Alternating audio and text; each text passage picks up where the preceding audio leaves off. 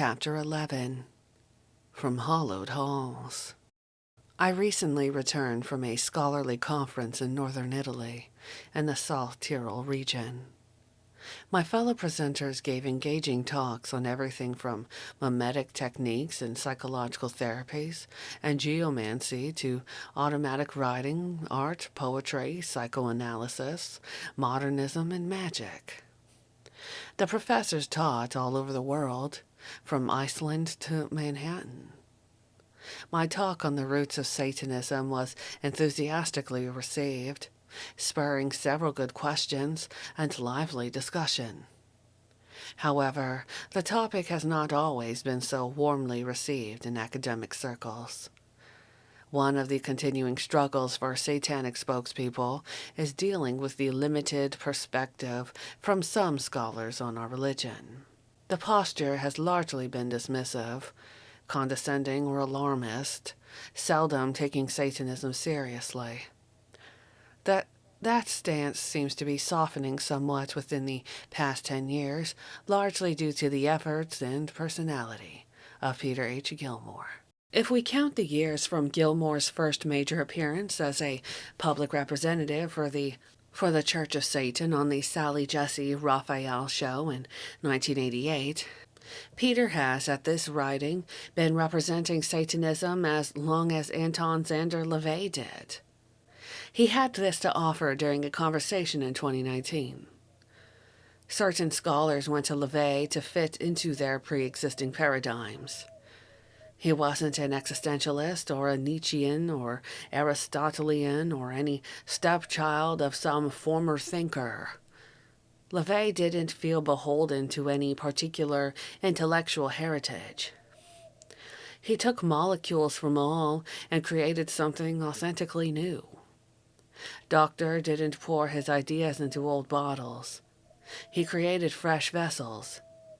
Academics can't understand that because they are not creative thinkers. They parse and dissect. They don't create. Magus Gilmore shared further thoughts in subsequent correspondence. I've come to know a Christian academic, Dr. James A. Beverly, who recently retired from teaching. He is known for accurately writing about non-Christian religions from a Christian perspective, and I assisted him in presenting us in his book, Nelson's Illustrated Guide to Religions. A comprehensive guide to the religions of the world, published by Thomas Nelson, Inc. in 2009. It is a nice hardcover volume with very clear explications of many religious perspectives. Until his recent retirement, he would regularly have me answer questions via Skype for his classes in comparative religion, taught at the Tyndale Seminary in Toronto. Those were always lively, respectful, and cordial experiences. I've met him several times, and his twin brother lives in Poughkeepsie, so when he comes to visit him, he likes to go out for a meal and conversation with me. We can easily discuss issues and perspectives, even though he is a theist and I a Satanist. We have earned each other's respect. Today's academics, with very few exceptions, are often, like so many contemporary journalists, writing for clickbait appeal. Thus,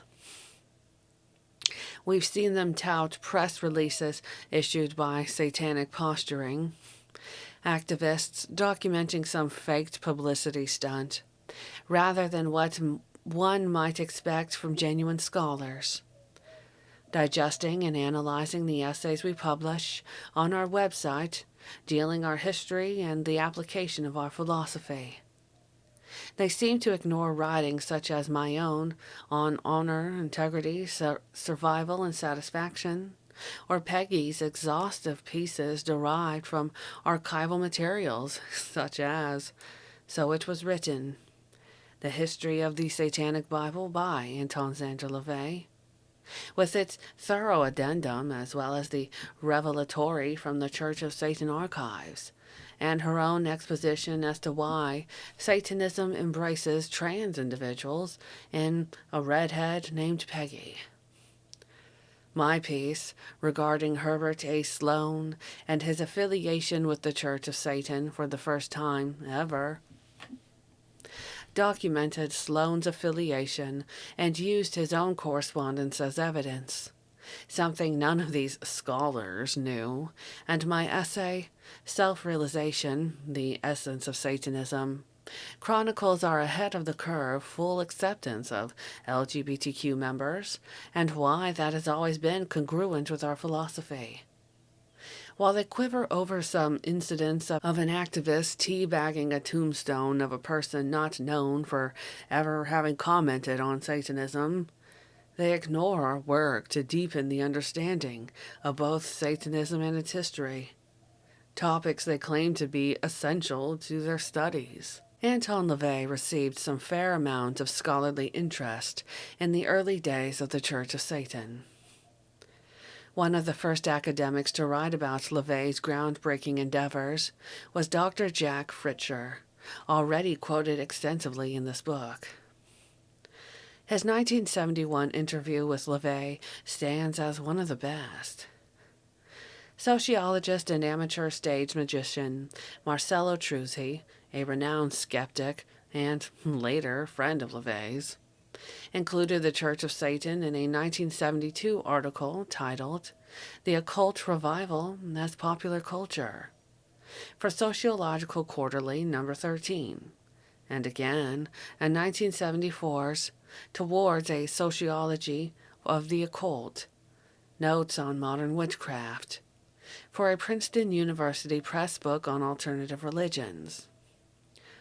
Psychologist Edward Moody published Magical Therapy, an anthropological investigation of contemporary Satanism, in that same collection. Anthropologist Michael Harner showed an early interest in the organization, as did sociologist Randall Alfred, astrophysicist Dr. Jacques Vallée. By 1981, Dr. LaVey was able to provide a list of experts in the field of occult and religion who have a good understanding of what the Church of Satan and I represent. In an affidavit for the Michelle Remembers case, covered in Chapter 6, Anton stated, such acknowledged experts as Marcello Truzzi, Michael Harner, Edward J. Moody, Randall Alfred, John A. Farrow, Clara Livesley, Father John Nicola, Ella Cow, Francis King, Colin Wilson, are known to practically anyone interested in the related subjects of religion, anthropology, sociology, psychology, and the occult. Yet, as we slid into the satanic panic of the mid-1980s and early 90s, few respected academics came forward to refute the wild accusations of child and animal sacrifices that were resounding from televisions, pulpits, and lecture halls throughout the U.S. and U.K. Eventually, scholars like Dr. Sean Carlson, Dr. Gerald LaRue, D. Hudson Frew, and Jerry O. Sullivan, the four who wrote the 1989 expose, Satanism in America, Richard Offshee, James Richardson, Joel Best, David Bromley, and Massimo Intravigna, among others, came forward to authoritatively debunk the hysteria. Sadly, other extensive professional damage, unfounded legal actions, and personal anguish had already occurred. Anton LaVey found many academics to be tedious, naive, humorless, and narrow-minded. He had scholarly friends, many who helped found the church, who would no doubt agree with him. While LaVey respected right scholars who reveled in their chosen fields, he realized most academic environments were becoming increasingly political and factionalized. When he looked for stimulating instruction in the arcane arts in the 1940s and 50s, as an eager budding magician, He found too many posturing Crowleyites and Nouveau Rosicrucians. He described the magical scene at the time as something of a circle jerk, with a handful of tiny personality-driven groups hosting infrequent Egyptian-based rituals and debates on various occult minutiae. All very esoteric and initiatory, but hardly practical or stimulating. LaVey felt disappointed that the rich magical traditions he was discovering weren't being more robustly explored and applied. Anton was forming a theory that such hermetic ruminations were valid when used as arcane soil to spur the dark imagination, all the Lovecraft and the Necronomicon. But otherwise, they become just so much crypto-Christian meandering and empty gobbledygook if taken seriously as ends in themselves. He, therefore, actively discouraged such elements within the Church of Satan. LaVey had little patience with those who he termed occultniks, and they, in turn, held little regard for him. Though LaVey would rightly be described as a scholar, his writing style is funny, confrontational, and clear, not cumbersome and opaque enough to be considered academically respectable. But times change, and Satanism has been around long enough now that scholars are examining it with greater seriousness and respect. Peter Gilmore has brought his own style to his leadership, as he noted in an interview for Rue Morgue's May-June 2017 issue. As the second high priest, I've developed my own, more scholarly and professorial approach, which has cultivated initially as a representative under LaVey's guidance. Like Dr. LaVey before me, I have refined my techniques over the course of decades of being in the spotlight and have made my own mark. Peter rolls up his sleeves, or more appropriately his pant legs, and wades into the sometimes murky depths of isolationist academia. Because Gilmore holds academic credentials himself, he can speak to scholars in their own language. And because he is willing to go nose to nose with various academics, Satanism has shifted into a valid avenue for earnest classroom discussions. Gilmore's take-no-prisoners attitude can be seen in an exchange he wrote for The Devil and Philosophy, the nature of his game. Published in 2014, this is number 83, an Open Court's Popular Culture and Philosophy series, edited by Robert Arp. As is often the case, the designated scholars seem more interested in nitpicking, attacking, and demeaning Satanism than in getting to any kernels of truth. In typical straw man argument fashion, Mr. Pitcairn and Dr. Jones attempt to define the parameters of what LaVey thought and what can be considered satanic, then knock down LaVey's philosophy as they have inaccurately defined it. Mr. Pitcairn described High Priest Gilmore as a denominational atheistic Satanist, a label so steeped in specific theological references that most readers would not know whether them's fightin' words or not. Gilmore carefully analyzes both essays and responds with clarity. Peter makes many points which are worth exploring. One aspect particularly pertinent to this chapter is Gilmore's comment on the fault of religious scholars who try to apply a survey approach to LaVey's philosophy, hungrily seeking other satanic groups to compare and contrast with the Church of Satan. Some scholars comb the internet for recent instances where Satanism has been appropriated, frequently by those seeking attention through association with LaVey's nearly half-century-long position in the center ring. Yet if it were not for the ease of access allowed by the World Wide Web, such examples would likely remain as obscure and ephemeral as have LaVey's few precursors. For those who study Satanism in the future, it will be interesting to note if any of these imitators have spawned perspectives that are actively embraced by individuals to serve as their means for engaging the world, or if they are merely fossils preserved in amber of academic papers. Innumerable academic books have been written on Satan or the devil since the founding of the Church of Satan. Jeffrey Burton Russell, for one, has managed to write several volumes with very little mention of Anton LaVey. Henry Kelly, Paul Karras, Neil Forsyth, Elaine Pagels, and Robert Muchumbold have done much the same thing. Examining Satan from a rather dry, historical, psychological, and anthropological perspective, completely isolated from the religion begun in his unholy name. Often the Church of Satan is saved until the final chapter, if mentioned at all. This quote from Gerald Messidy's 1993 book, A History of the Devil, translated into English in 1996, is typical of the condescending, dismissive attitude towards LaVey. In 1966, LaVey founded the Church of Satan.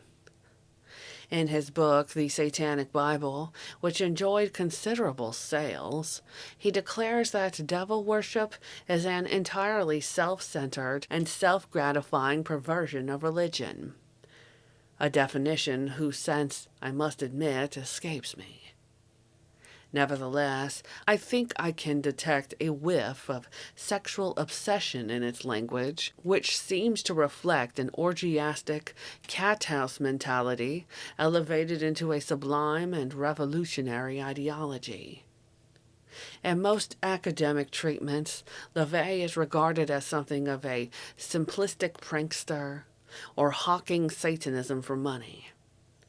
At most, some scholars will acknowledge that LaVey was aware of using Satanism as a forum for social outrage. Another criticism Gilmore has of academicians is that they diligently scour historical records for any previous incarnation of a satanic organization that predates LaVey's, thereby hoping to disqualify him as an original thinker. Peter spoke to this in 2019. There is no such thing as objective reporting anymore, and that has bled into academia. Many seem compelled to make a personal assertion that they are more qualified to define Satanism than we are.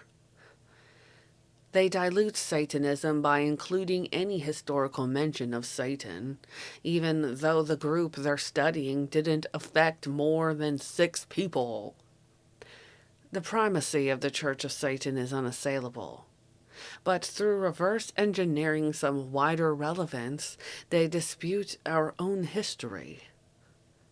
Actually, these people seem to have an emotional connection with Satanism, perhaps greater than they want to admit.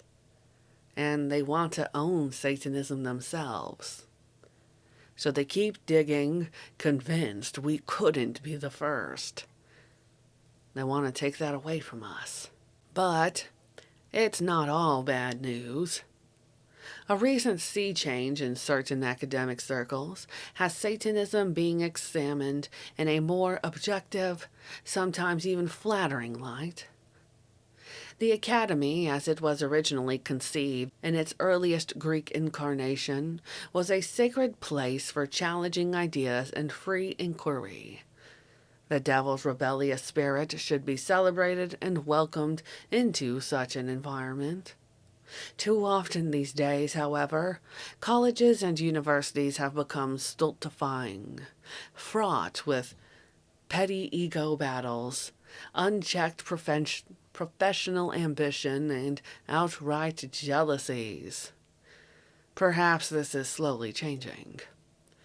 There is a bold new breed of scholar battling against overspecialization, isolationism, and irrelevance within all of academia.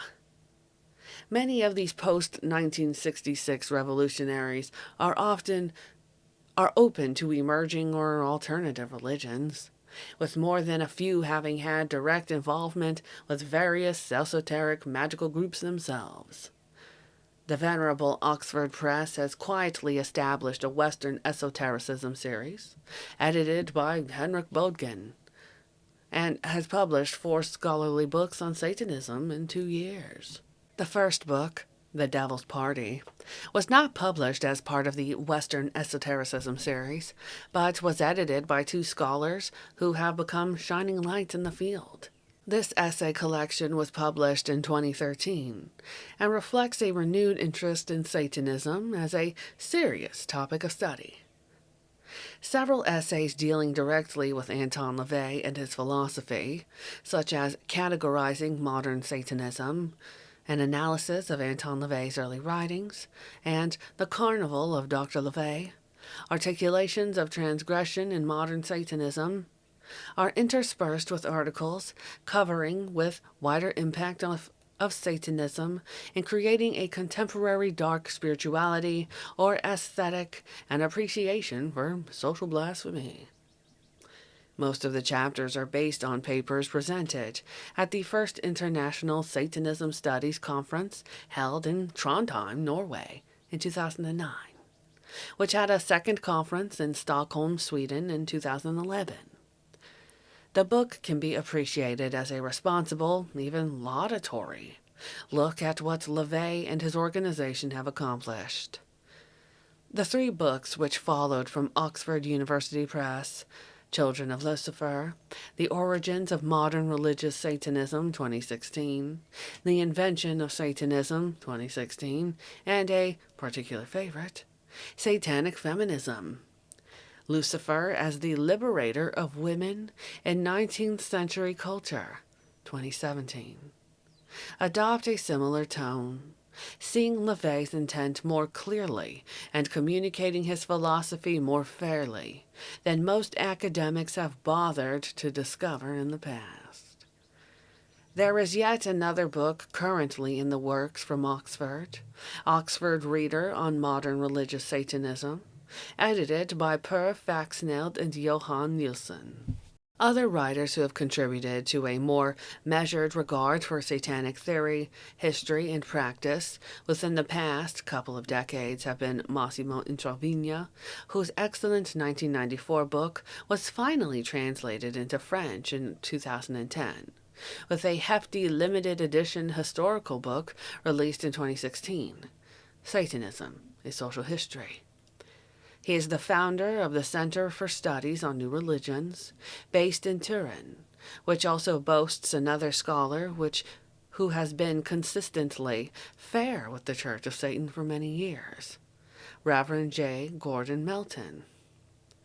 Melton would solicit updates from us on a regular basis for new editions of his Encyclopedia of American Religion and other publications.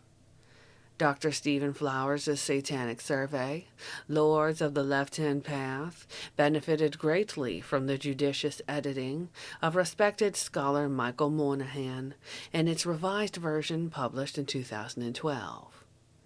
Gary Lockman's cheeky but overall positive depiction of LaVey in his early days can be appreciated in his book, Turn Off Your Mind, 2001. Which placed Anton squarely in a defining position within the mystic 60s and the dark side of the age of Aquarius. The book is a fine follow-up to Lockman's A Dark Muse, which, though published later, covers a great deal of writers and philosophers who shaped the 60s spiritual revolution. Here's to My Sweet Satan, 2016. While suffering from the typical misinformation and insulting dismissiveness about Anton LaVey and various events of his life put forth by his detractors, adequately communicates the veritable orgy of satanic music, books and movies, and popular culture influence that stemmed directly from the founding of the Church of Satan. John Stedman includes LaVey in his enchanting H.P. Lovecraft and the Black Magical Tradition, 2015, rightly crediting LaVey with a vision regarding Lovecraft's work that has shaped much of today's popular enthusiasm for the poet of Providence. I won't offer an in-depth analysis of these impressive tomes, as that would be somewhat beyond the scope of this book, and I don't want to bore the reader who may not be as drawn to arcane scholarship as I am, but these will surely please any Satanist longing for detailed esoteric discussions to read by the fire late into the night. There are, admittedly, more than a few challenges facing any tenure-track academician who wishes to study Satanism or diabolism within the rather staid traditional university context. I will cover three major problems as I see them.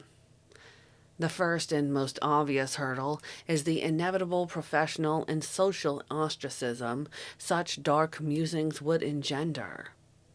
This is best demonstrated in this 2016 post from Simony Holt, Ph.D., ABD, soon to receive her doctorate of philosophy in Montreal, Canada, with the publication of her thesis titled A Cabal of Outsiders: Negotiating Identity, Community, and Authority Within the Virtual Boundaries of the Church of Satan.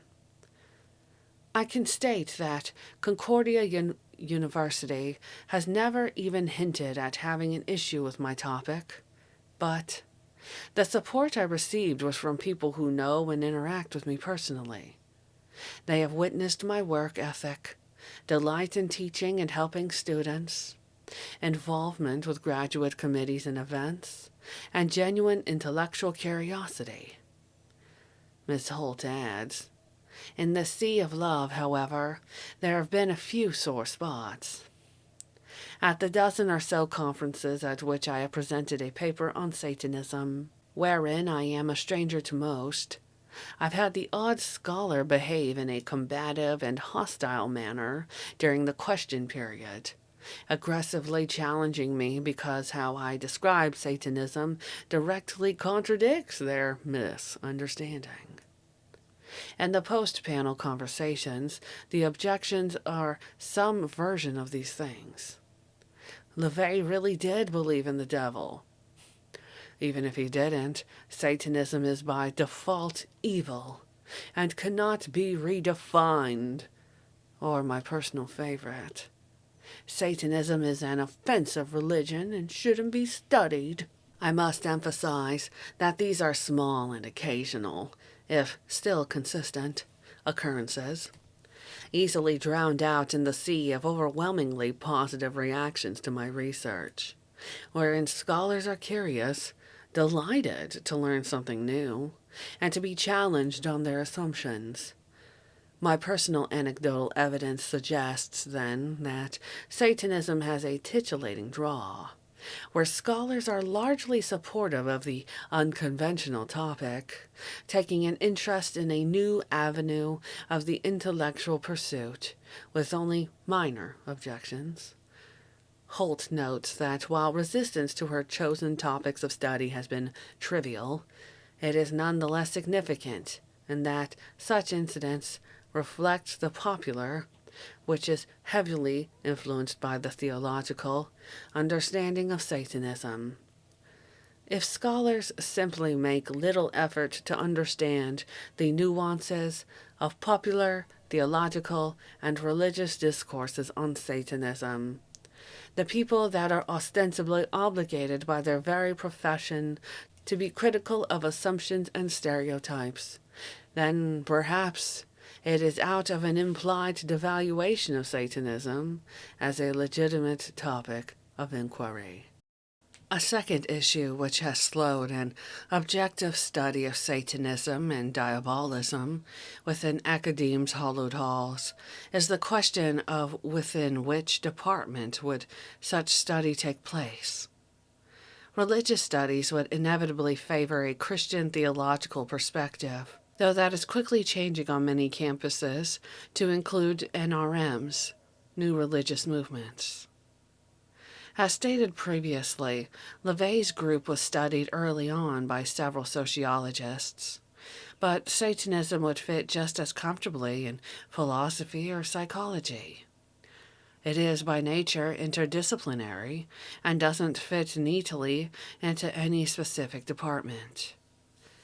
There is so much in Satanism to unpack: visual arts, popular culture, literature, philosophy, psychology, and psychiatry, Freud and Desage, the misuses of religion, music, languages, history, comparative religion, ethics, and applications of power in the real world, stage magic, theater arts, mythology and magic, rhetoric and classical languages, mass psychology and fascism, nutrition and health, animal rights, symbology, consciousness, emerging technology and scientific theory and psychic exploration, to create just a short, top-of-the-head list.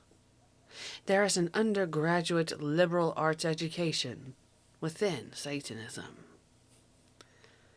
Dr. Bill Ellis, Professor Emeritus at Penn State University, sees an opportunity for Satanism to be framed not just as a product of the hippie era, but a genuine continuation of an American religious faith, drawing from Enlightenment roots as well as the writings of Ralph Waldo Emerson, especially as stated in his essay, Self-Reliance. Fortunately, some perspicacious academics found an answer that seemed to have worked: Western esotericism.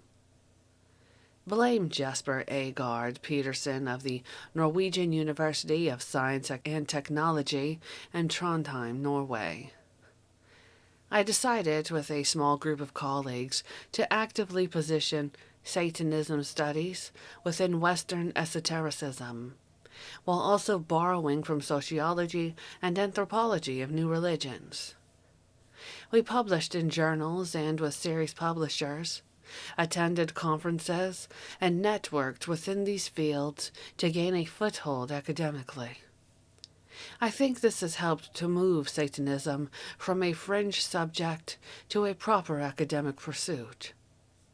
Dr. Peterson has published extensively on Satanism, including co-editing the aforementioned Devil's Party, as well as the encyclopedic sourcebook of Satanism and Contemporary Religious Satanism, a critical anthology. As Wouter Honegraaff explains in his excellent Western Esotericism, a guide for the perplexed, it is a term that has been preferred since the 1990s by many specialists studying a wide range of topics, from the Hermetic tradition, alchemy and inner traditions, to Gnosticism, Neoplatonism, Kabbalism, Mesmerism, spiritualism, ceremonial magic, and secret societies. Satanism, which certainly draws from many of these historical practices, fits nicely within this lineage. At the same time, Western esotericism benefits from the immediacy of popular culture and wider relevance that Satanism brings to this otherwise rather stuffy academic discipline. With this umbrella established, the floodgates have opened, with scholars including articles on contemporary and historical Satanism in books like Contemporary Esotericism and The Luminous Stone, Lucifer in Western Esotericism, 2016.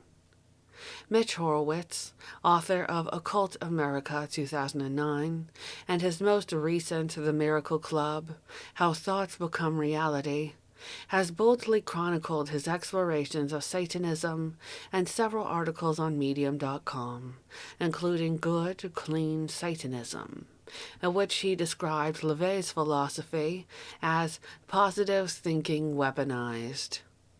Horowitz presented a dynamic talk posted on YouTube on June 5, 2019, titled Satanism, the dark alternative. In this, Horowitz makes some good points about contemporary Satanism, including asking the central question, what if you're praying to the wrong God? He goes on to ask, essentially, what if there's an incredible wellspring of creative energy that you could tap into simply by inverting the religious precept of "Thy will be done" to become the satanic precept, "My will be done"? Magician, scholar, and filmmaker Carl Abramson has written extensively about left-hand sorcery. The floodgates have opened, with scholars including articles on contemporary and historical Satanism in books like Contemporary Esotericism and The Luminous Stone, Lucifer in Western Esotericism, 2016. Mitch Horowitz, author of Occult America 2009, and his most recent The Miracle Club, How Thoughts Become Reality, has boldly chronicled his explorations of Satanism and several articles on Medium.com, including Good, Clean Satanism, in which he described LaVey's philosophy as positive thinking weaponized. Horowitz presented a dynamic talk posted on YouTube on June 5, 2019, titled Satanism, the Dark Alternative. In this, Horowitz makes some good points about contemporary Satanism, including asking the central question, what if you're praying to the wrong God? He goes on to ask, essentially, what if there's an incredible wellspring of creative energy that you could tap into simply by inverting the religious precept of "Thy will be done" to become the satanic precept, "My will be done"? Magician, scholar, and filmmaker Carl Abramson has written extensively about left-hand sorcery in his Fenris Wolf magazine over many years, and shook the academic world with his latest book, Occulture: The Unseen Forces That Drive Culture Forward, 2018. Abramson has also made a film about LaVey titled Anton LaVey, Into the Devil's Den, released in late 2019. Exploring Satanism within the larger established framework of Western esotericism has freed scholars to exchange with an exciting subject in a historically relevant way, communicating a valuable philosophy to students and readers in a fact-based rather than hysterical tone. A third reason academicians have had trouble handling satanic philosophy in the past is that many religious scholars and sociologists are used to compare and contrast kinds of studies. So they inevitably broaden their reach and twist the definition of Satanism to include several satanic wannabes or never-weres, simply for sake of adding to their statistics. As our high priest Peter Gilmore explains, academics do Satanism a disservice, and certainly make more work for us. If they continue to further confuse actual Satanism with the flash-in-the-pan coattail riders who weasel their way onto the public stage. Scholarly writers use them to fill out their papers, not understanding how ephemeral they are, and not caring that, by dignifying them, they are diluting actual Satanism, putting them on an equal footing and authority with the organization that is the only group carrying on actual Satanism, as conceived and defined by the religion's founder. Peggy Nadramia elaborates, religious scholars and sociologists are studying Satanism, but not giving proper weight to Anton LaVey. They regard him as progenitor, perhaps, but not of preeminent consequence. The expected pattern with such papers is to study all Satanists cross-culturally and compare/contrast how members of one group differ from another. This is what humanities students are trained to do. Send out a survey, solicit answers via the internet. That is the only template that they have had.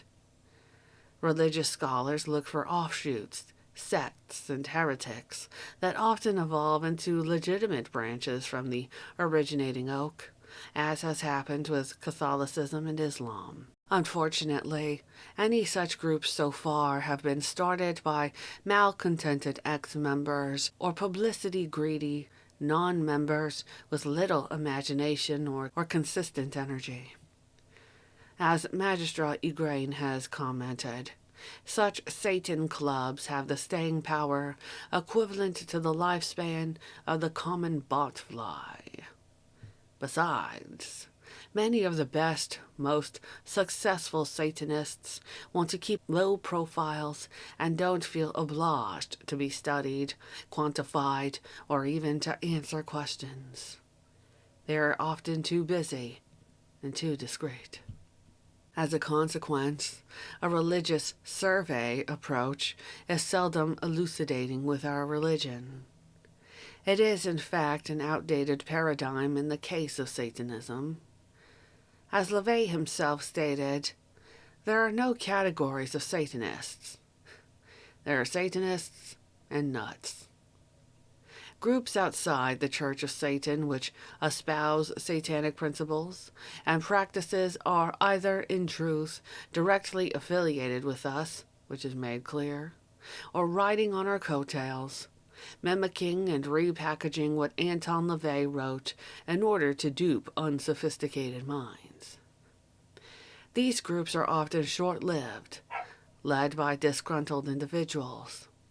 Their inclusion pollutes the study, rendering any conclusions based thereon obsolete by the time the piece is published, often long after the would-be satanic stars have imploded.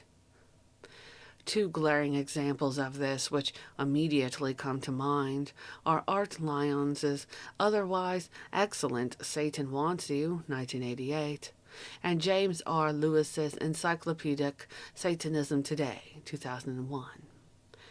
While Lyons' book is more mainstream overview than academic study, he suffered from the same obligation many scholarly authors do when trying to fill pages. Though Art was a great friend of LaVey's and did much to dispel the hysteria of the time, he covered names now lost to obscurity, which unfortunately dates the book. Lewis, in his completest zeal, includes every tiny group that might have held the faintest whiff of brimstone.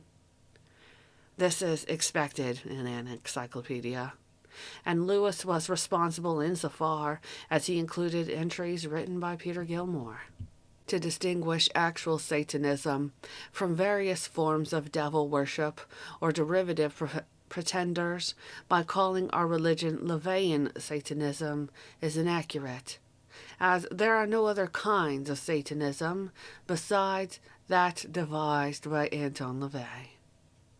To dignify those who became disenchanted with the Church of Satan, who may have attempted to redefine Satanism to suit their needs, by treating them as equal authorities, and Satanism is irresponsible. To be fair, academics no doubt see us as biased and unduly restrictive when we repeatedly insist that there are no varieties of Satanism.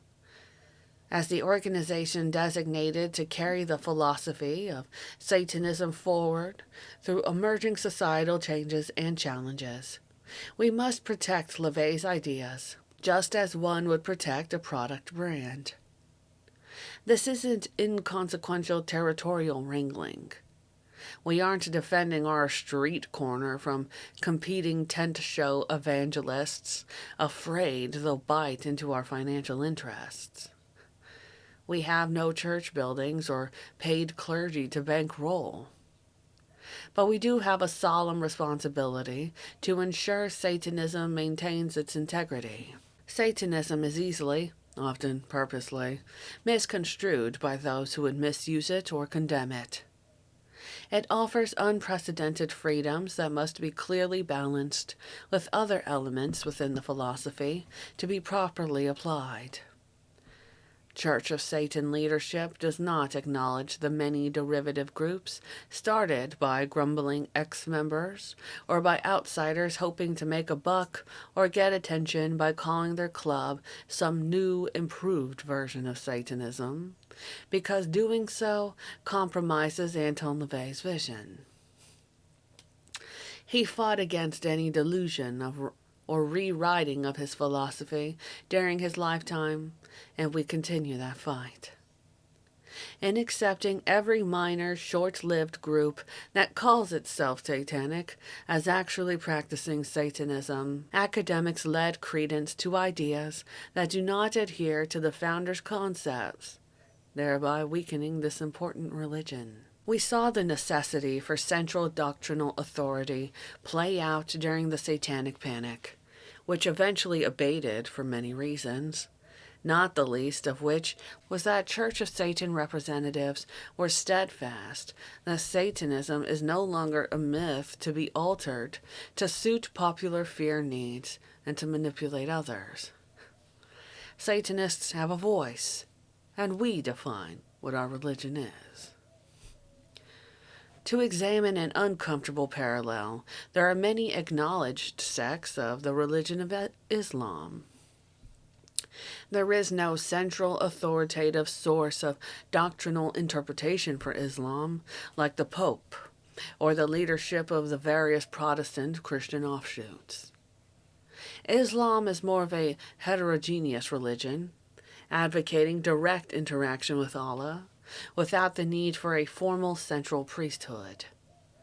This makes it easy for Muslim extremists to advocate their murderous views as just as valid, actually more pious and true, than the more conventional peaceful practices of the vast majority of Muslims. It also makes it difficult for this majority to speak out against the criminal misuse of the religion with a unified, centralized voice. Anton LaVey died before the true emergence of Islamic terrorism, but he saw previous religious groups fall apart because of infighting and the dilution of core ideas. He took pains to create a philosophy that was plainly stated, requiring minimal dogma or interpretation. And he protected the central authority of the Church of Satan as the only entity entitled to define Satanism. In that way, people who might emerge later, or even within LaVey's lifetime, to claim Satanism is really about ritually sacrificing alligators and dancing around a maypole every Saturday night could easily be condemned.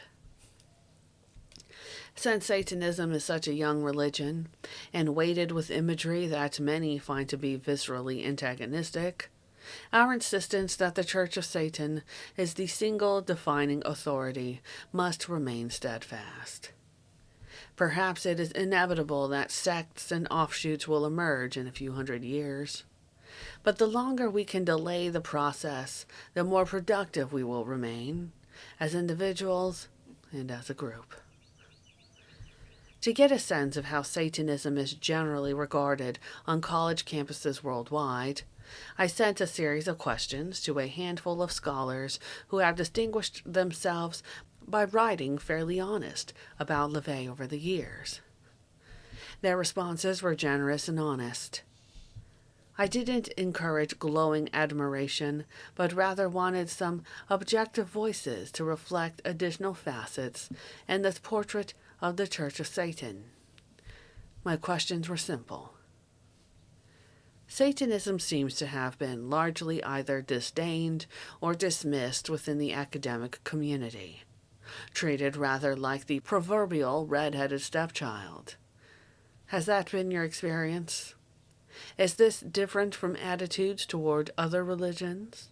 Michael Shermer, renowned skeptic and provocative Scientific American columnist, agreed. Yes, that has been my experience. It is not treated as a religion, nor as a new religious movement, NRM, the non-pejorative synonym for cult, by scholars. It doesn't seem to have the cachet of Wiccan. Instead, it seems to be treated as a non-starter for academics, something so fringe as to be unworthy of study, which is unfortunate as it is a legitimate social movement. Mr. Shermer was instrumental in dismantling the Satanic Panic by encouraging a reasoned approach to Satanism in his 1997 book, Why People Believe Weird Things. He continues to open pathways to third side perspectives in his recent Heavens on Earth and the Moral Arc. From Dr. John L. Crow, affiliated with Florida State University, who has spoken on Satanism with High Priest Gilmore and Magistra Ruth Waits on PBS Radio. For a variety of fields within academics, Satanism has significance. But what Satanism means, or the methodology applied to Satanism, differs. Do many people in academia study religious Satanism? No. Most scholars who focus on religious Satanism are located outside the United States, predominantly in Europe. Since religious Satanism in total has fewer adherents than other religions, scholars give it little attention. Other scholars simply have a bias against religious Satanism. While the field of religious studies tends to stress non-judgment about the religion studied, Satanism is often the exception. Even people who are dedicated to religious pluralism and equality fail to show respect and tolerance to Satanism when compared to other religions. Per Faxneld, who, as mentioned above, is at the forefront of changing attitudes in Europe, responded, "When I started out studying religion at Stockholm University back in 1997, Satanism was certainly not a mainstream topic. Yet, I would not say it was unacceptable in any way. Due to the secularist ideals permeating Swedish, and to almost the same degree also Danish and Norwegian society, there has been less resistance here to studying phenomena like Satanism in an objective manner. That said, the mid-1990s was, of course, the time of the Satanism scare, and its effects could even be seen in academia. We had one PhD student at Stockholm University who never finished his dissertation, claiming that the individualist philosophies of Crowley and LaVey prepared the ground for supposed Satanist pedophile networks. A full professor, a Norwegian emigre at Uppsala University, spread conspiracy theories about, again, Satanist pedophile networks, which she asserted had links to politicians and the police. By the early 2000s, such bizarre ideas had mostly been discredited. The generation of scholars that I myself belong to had now begun to make our mark and spread accurate information regarding Satanism and other minority religions. Jesper A. Peterson, also mentioned above as a scholar making significant headway in serious satanic examination, had this to say: "It seems to me I have to cover the same basic ground every time, as the topic of Satan and Satanists, not to mention satanic culture and communities, is entangled in stereotypes and judgments." Jesper A. Peterson, also mentioned above as a scholar making significant headway in serious satanic examination, had this to say: "It seems to me I have to cover the same basic ground every time, as the topic of Satan and Satanists, not to mention satanic culture and communities, is entangled in stereotypes and judgments. Specialists in other religions are not immune to this. The many manifestations of what I call the Satan Code, from popular culture to religious communities, works like a double-edged sword.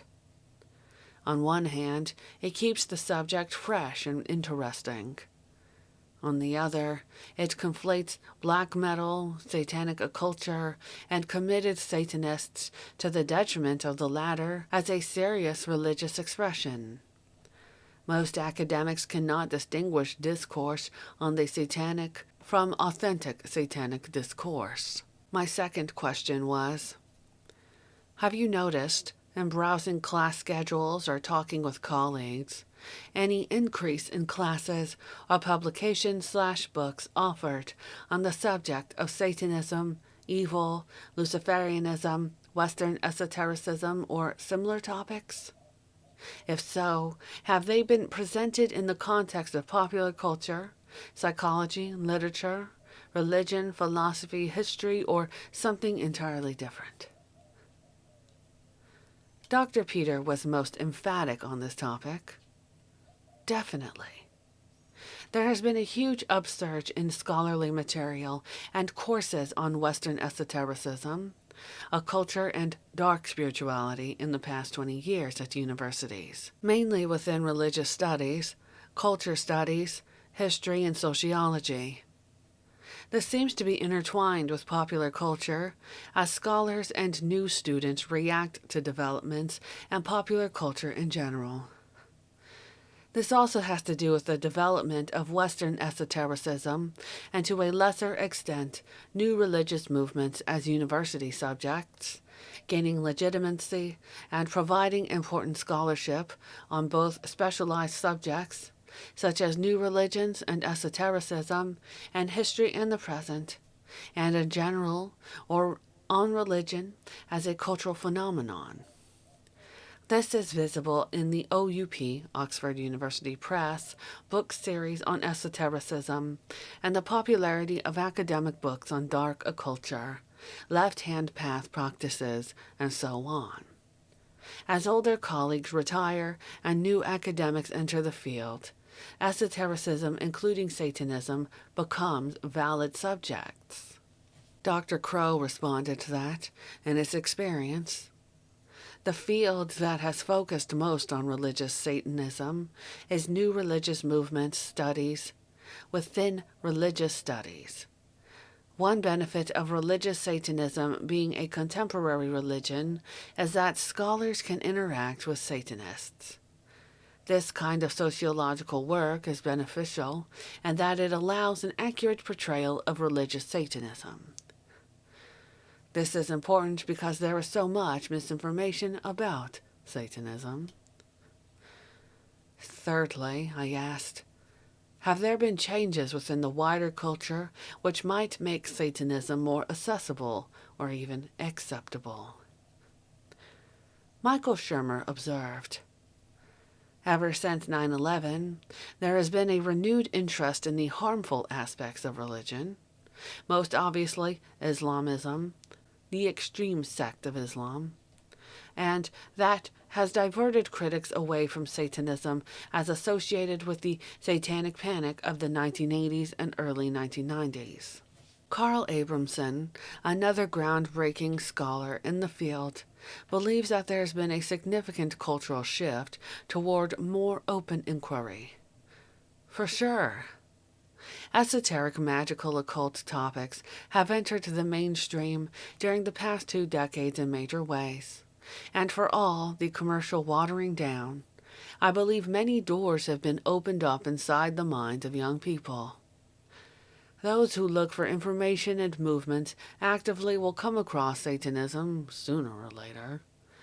The general exposure will trigger the genuinely interested and intelligent to look further and deeper. One of our members, who is a respected academician in Austria, but who must keep his affiliation secret, responded that this acceptance is by no means related to anything near a real acceptance. It is more or less a sort of indifference owed to a general insensibility and lack of interest, not only within academia, but also with the general public. Frankly speaking, this is not so bad from my point of view, as it means Satanists will be more or less left alone. Yet it might be dangerous as they might develop a false sense of security. Real acceptance, or at least tolerance, should never be expected lightheartedly, as there might be a rude awakening one day. The satanic sin of solipsism comes into mind. Both Dr. Crow and Per Faxneld see significant social and pop culture changes that have opened avenues for satanic discussions. As Dr. Crow wrote, there are many changes in Western culture that have made religious Satanism less controversial. The view is time and familiarity. When the Church of Satan was new, it was unexpected, unknown, and potentially dangerous. When the Church of Satan was founded, it was avant-garde. But religious Satanism has existed for over 50 years. While most people are not familiar with it in any detail, a fair number of people know of the Church of Satan and that religious Satanism exists, even if vaguely. Media has contributed to the familiarity of Satanism, as have Satanists themselves. Fighting for their religious protections in the United States, Satanists have been vocal over the last half-century, standing up for their religious rights. Additionally, Satanism has been part of a larger movement of occultism becoming commonplace, appearing in media and commercial products such as video games, movies, television, streaming media, books, magazines, comic books, clothing, etc. Scholars have coined the term occulture to describe the mainstream adoption of occultism in modern culture.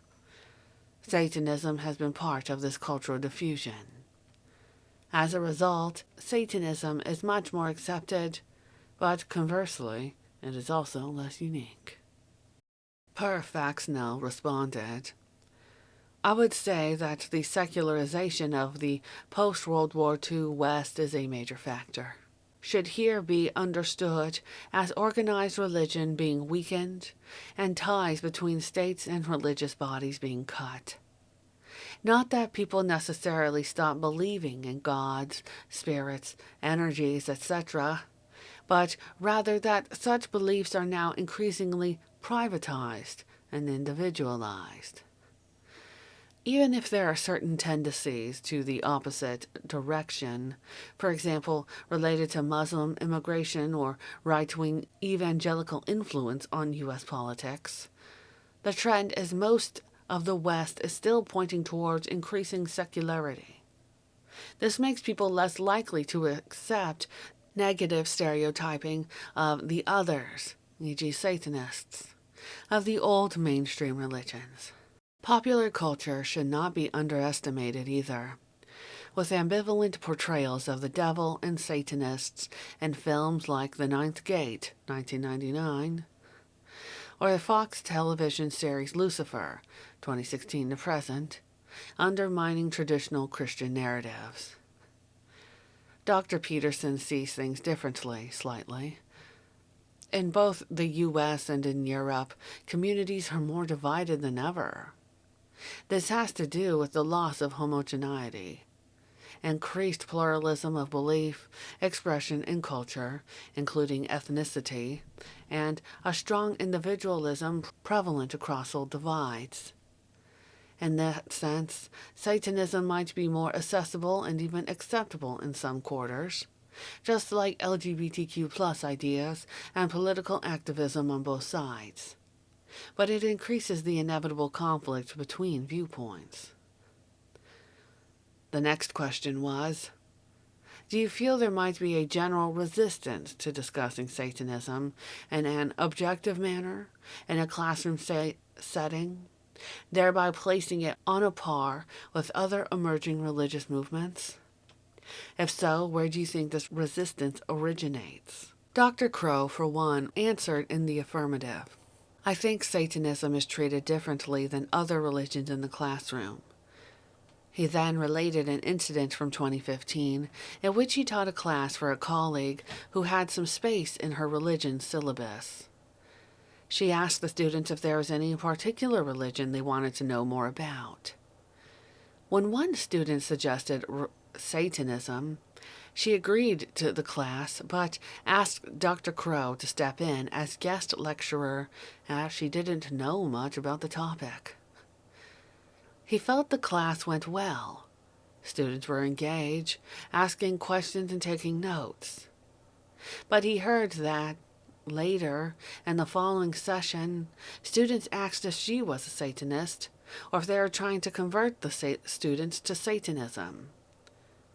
This was a class that introduced students to over half a dozen different religions, such as Hinduism, Buddhism, Sikhism, and so on. At no point did students ever ask if the instructor was trying to convert them to Hinduism or Sikhism. But a single lecture about Satanism? This was suspicious in the eyes of many students. Dr. Crow continued, I think this kind of response from students results from Satanism existing in a liminal space, which makes it suspect. Simultaneously, Satanism is both a tradition known to be in theological opposition to Christianity, while also being an independent tradition emerging out of the 1960s, founded by Anton LaVey. Both traditions having the same name keeps a definition of religious Satanism perpetually in a state of limbo. Choosing the name of Satanism in the 1960s might have been a clever marketing move by LaVey, garnering notoriety and exposure, but it also has had long-term implications, as one of the largest being a perpetual conflation of two types of Satanism as one. Editorial note: see above regarding types of Satanism, and several previous chapters regarding LaVey's clever marketing move. Dr. Peterson weighed in with this response. At universities, it should not be a problem. But I could see easily how discussing challenging subjects like Satanism, destructive cults, alternative religions, fascism, or gender relations quickly devolves into normative judgment, especially in present times. But it shouldn't be so. It is imperative to study these subjects, some of which are genuinely dangerous, fascism, cults, and some of which are misrepresented, like Satanism, alternative religions, and gender issues, in a fair and informed manner. Heck, some topics might even change when viewed objectively, like many cults that are actually just small religious movements. To elaborate, Dr. Peterson added, any resistance towards Satanism might stem from issues of authenticity. Is Satanism a hoax, a prank, a simple transgression? As well as issues of representation. Who represents Satanism? A lot of students or colleagues might accept studying and discussing LaVey or historical Satanism, but not the plurality of satanic expressions out there. This is also the one issue I have ever had with Church of Satan members, the issue of exclusion. I certainly understand and even endorse the claim of exclusive representation to a certain degree in my writings. But scholars should be able to study the breadth of Satanism without automatically being charged with ignorance. Another intrusive author's note. Fair point, and one addressed to some level of satisfaction in the discussion above, I hope, regarding the problem with inclusive academics.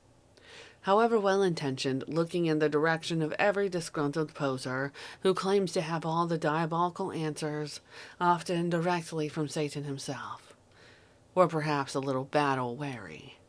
Carl Abramson shined a harsh light on the structures of scholarship in his response.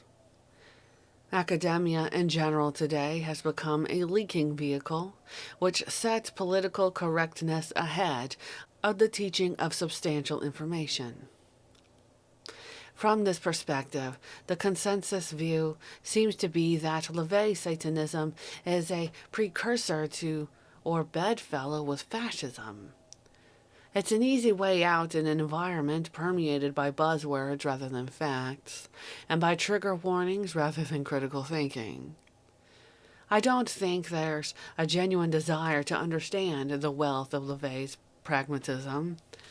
Instead, a super trooper is gladly shown on some stern attitudes and sources of inspiration, while the whoopee cushions and musical ad-libbing are discarded as irrelevant.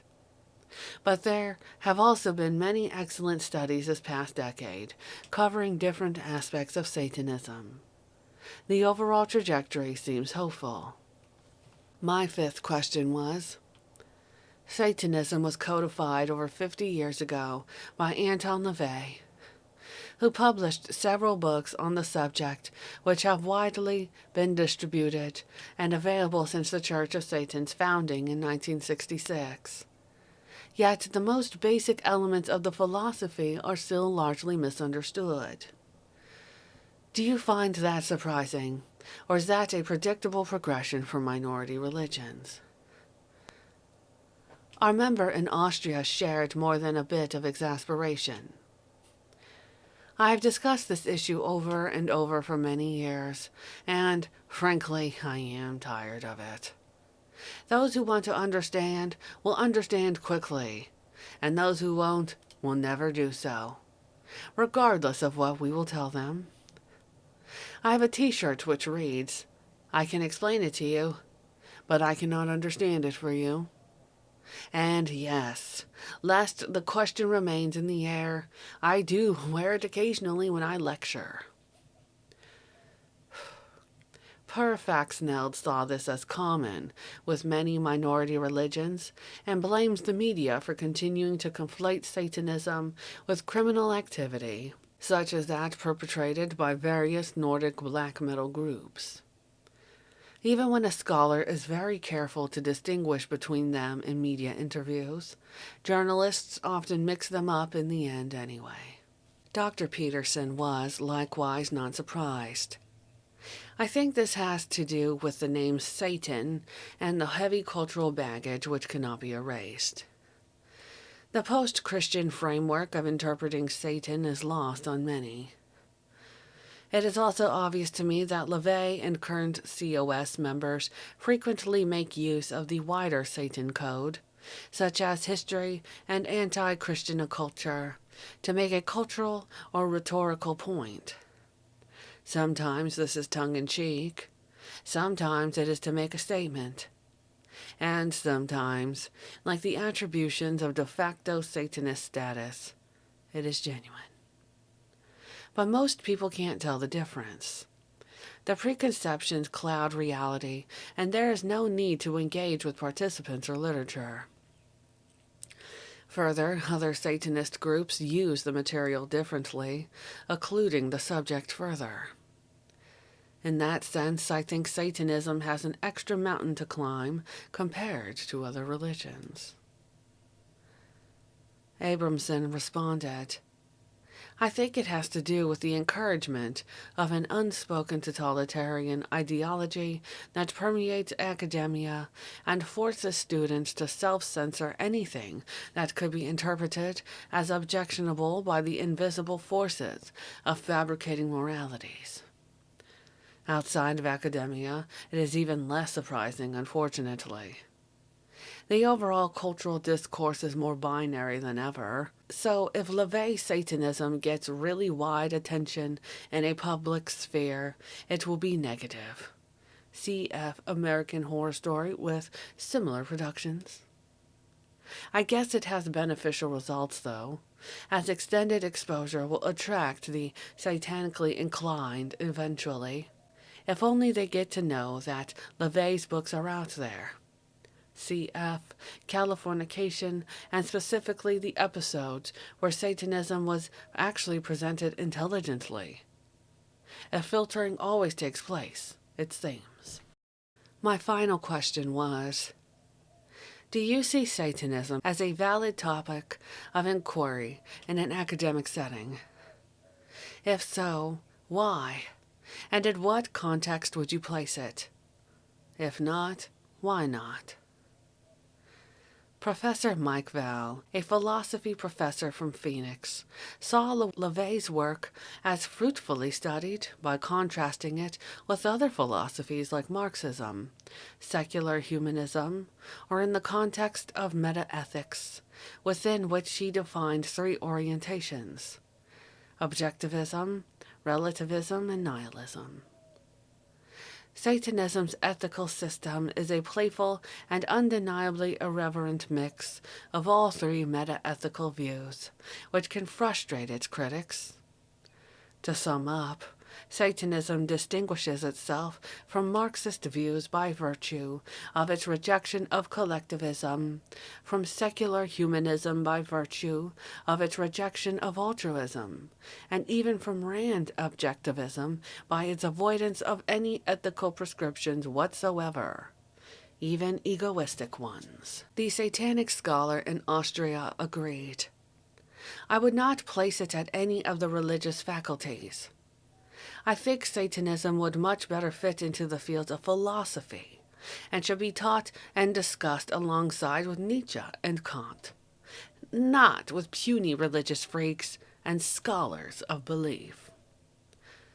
My respondents recognized the range of topics available for study under the wide umbrella of Satanism.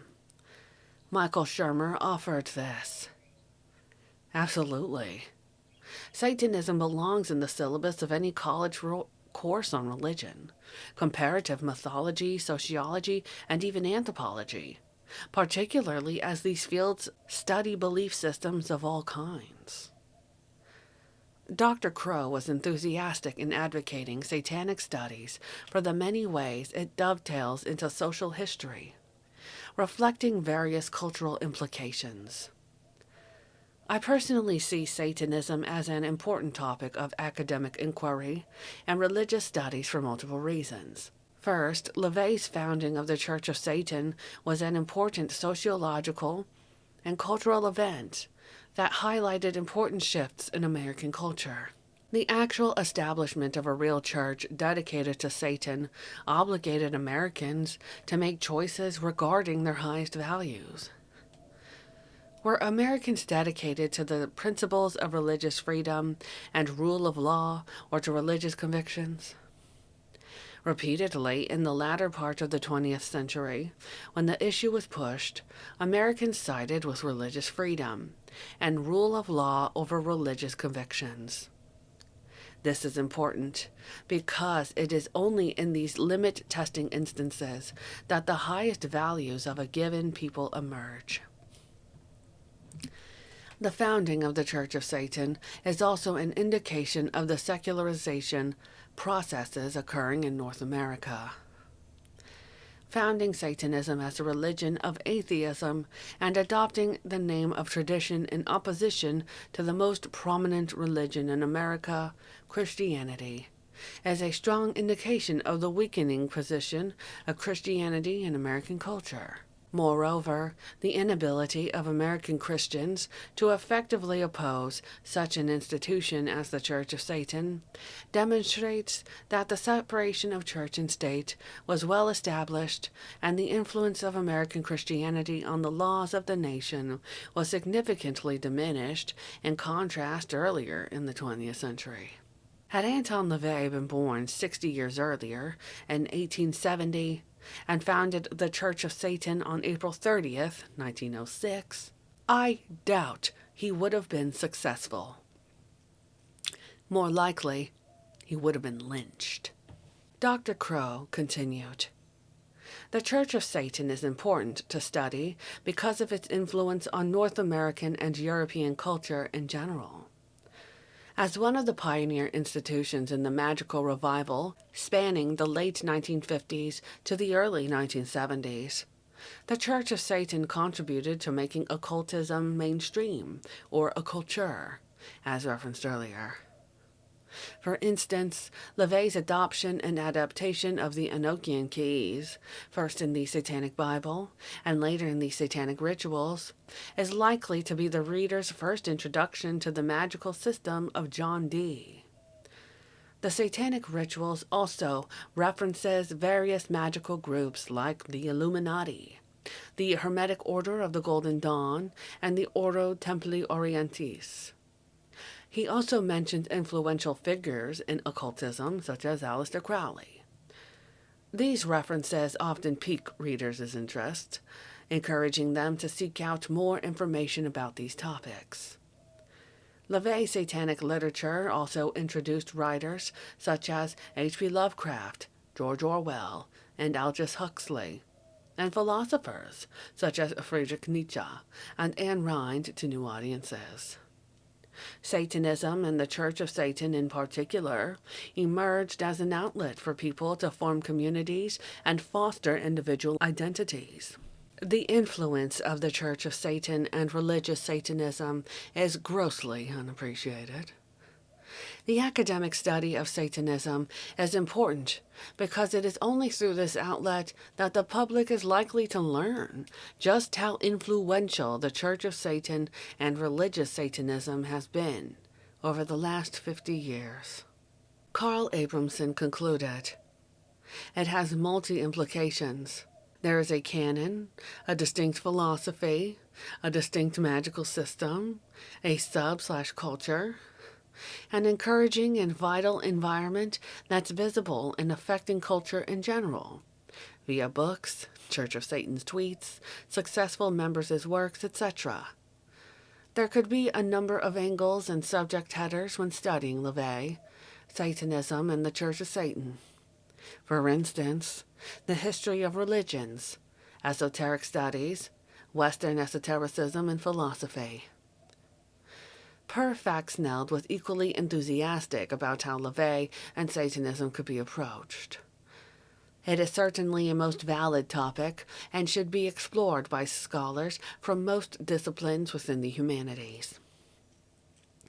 The devil and those who have taken his side, from the English Romantics to early anarchists to a pioneer of experimental filmmaking like Kenneth Anger, constitute a central part of the cultural traditions of the West. Studying them can therefore tell us incredibly interesting things about our history and our present. A colorful topic like Satanism is also a great starting point to make abstract theorizing concerning secularity, modernity, and other such things more engaging for readers and students. Besides, it is also great fun to study, and enjoying yourself while refining your intellect and spreading knowledge to others should always be the goal in the humanities." To conclude, Dr. Jesper Peterson answered this way, "I hope my career as a scholar of religions proves that Satanism is a valid, important, and fruitful topic of inquiry. Studying Satanism enables us to talk about marginalization and empowerment, transgression as not just provocation, but also building new cultures and identities, the reinterpretation of tradition, minority religions before and after the internet, the relations between popular and fringe culture, negotiations of legitimacy, science and religion, and so on. And these are just general academic arguments.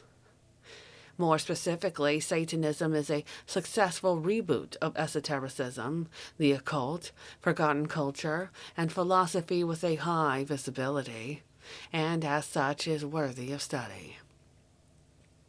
Also, the many anti-satanic and anti-Satanist discourses out there necessitate the study of Satanism, to study how attribution and identification differ and relate to each other. In that sense, Satanism can and should be studied sociologically, anthropologically, historically, as a genuine religious expression. While all the responses I received from this small sampling of scholars in the admittedly tiny field of satanic studies were delightfully positive and perceptive, the vast majority of professors do not share their clarity or enthusiasm. Though certain discerning individualists, especially these freethinkers quoted above, are making academe safe for Satanism, there are still many in the wider, supposedly intellectually progressive world still ignoring our most basic concepts.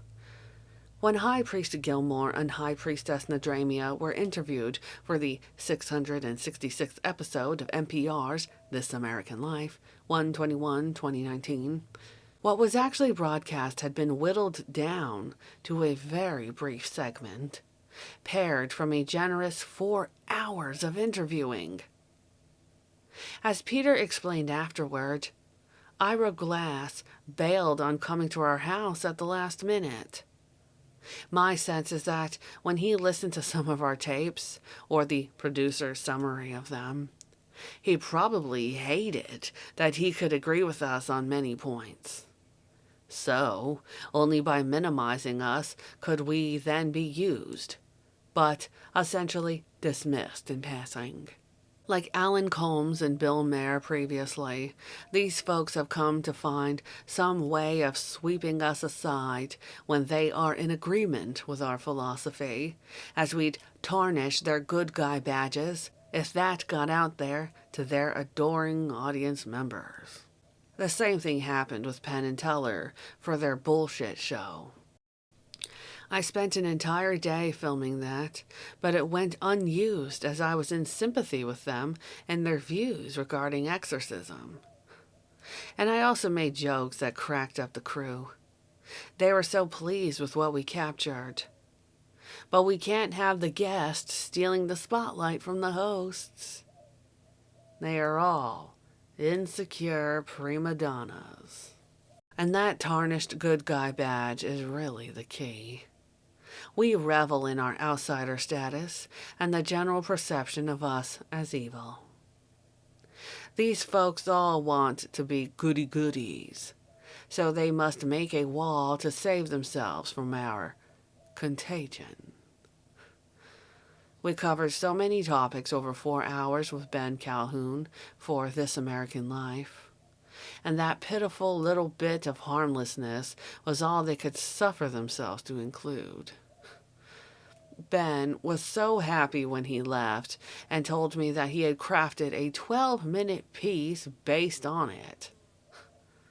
But clearly Ira couldn't deal with how we came across and had to tame our conversation for his own comfort, and to steal Peggy's Mr. Rogers joke. Dealing with liberal and atheist intellectuals is often worse than dealing with those who oppose us, as the ones who hate us are happy to present what we believe, as they find it appalling and think their audiences will agree with that assessment. The liberal intellectuals can't bear having their followers discover any congruency with us. They want us to be something they can easily dismiss. We make them uncomfortable. I respect Christopher Hitchens, Richard Dawkins, Michael Shermer, and others who have spurred a renewed enthusiasm for atheism and skepticism in America. Recently, I ran across a book called The Four Horsemen, which contains a transcript of a roundtable discussion that took place in 2007 between Hitchens, Dawkins, Daniel Dennett, and Sam Harris. It was inspiring to read these four men's thoughtful reasoning and their plea for rationality in our age of increasing danger from social, religious, and political fundamentalism worldwide. They put forth atheism as a remedy for minds corrupted by ignorance and prejudice fostered by various religions. Yet they theorized that, in truth, the ideal is for humans to find a path beyond atheism, a way to maintain our rational minds, but include the poetic as well. At one point, Hitchens says, if we could find a way of enforcing distinction between the numinous and the superstitious, we would be doing something culturally quite important. Daniel Dennett speculates, but you're sure you want to see the churches empty? You can't imagine a variety of churches, made by their light and extremely denatured church, a church which has rituals and loyalty and purpose and music. And they sing the songs, and they do the rituals, but where the irrationality has simply been laundered out. I was left despairing and somewhat resentful that these intelligent, well-read, forward-thinking men were struggling to reinvent the wheel that Anton LaVey created over 50 years ago. If you told them that what they are reaching for is called Satanism, how would they react? Academics are gatekeepers for what is intellectually interesting, valid, and worthy of study and attention. By ignoring or holding the modern philosophy of Satanism in blatant contempt, scholars are blinkering students who might otherwise find the religion sustaining and inspiring. Judging from Amazon book standings and other indicators of satanic themes in popular culture, interest in Satanism is on the rise. This might cause a resistant backlash from those who are suspicious or fearful of Satanism. As Dr. Peterson pointed out, I think the 90s and aughts were good times for Satanism and esotericism. However, current political developments and reactions remind me of the 80s, and I wouldn't be surprised if we witnessed another satanic panic in the U.S. All the structures are still there. When someone asks me if it would be possible for us to face another panic in the future, I respond that we must all, including leading scholars, remain vigilant and informed in order for such ignorance to remain at bay. My conviction is that Satanism has the potential to have a significant positive influence on our global survival, not through numbers of adherents, but through reaching, inspiring, and strengthening key individuals. We are on the forefront of pivotal scientific, cultural, and artistic changes happening today. But certain academicians and other social arbiters have been asking the wrong questions, leading many to remain dismissive and condescending towards LaVey's ideas. Hopefully the clouds are slowly parting, and Satanism will continue to be examined and communicated in a compelling way that will reach those capable of embracing and applying it. Chapter 12. Voices of the Damned. Why would anyone choose to be a Satanist? Why would someone elect to align himself with a name that is abhorrent to most people, synonymous with all that is vile and reprehensible, unless he or she simply wants to royally alienate anyone who comes in contact with? In this chapter, I turn the stage over to my fellow heretics, inviting them to tell you why they chose this philosophy, how they have applied it, and how they expect to amuse themselves while spending eternal eons consumed in the fiery furnace. I hope you've seen from the preceding chapters that we find that Satanism most accurately and comprehensively reflects the truth about the world we see around us. Admittedly, my life would be easier if I weren't a Satanist. I wouldn't have to hide aspects of myself from my friends as Christian family members. I wouldn't have gotten fired from a job I dearly loved. I wouldn't have to go horns down or tuck my Baphomet in certain situations, like when looking for apartments. But to be true to myself, I can't, and shouldn't have to, hide the very philosophy that makes me who I am. And yet many of us do, habitually. Christians say to me, "Just believe in Christ and you'll be saved."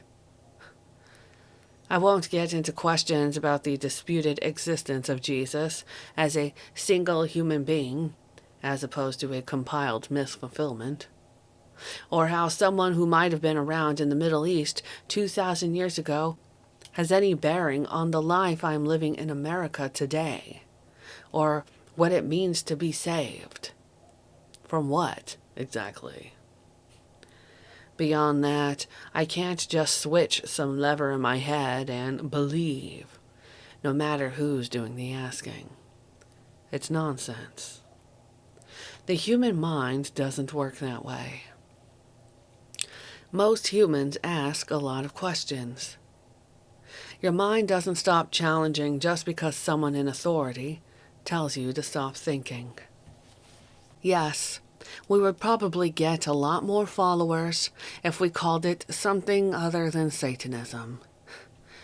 If that were the goal, and we were truly in it for the money, as Anton LaVey and now Peter Gilmore have been accused of, we sure would change the name.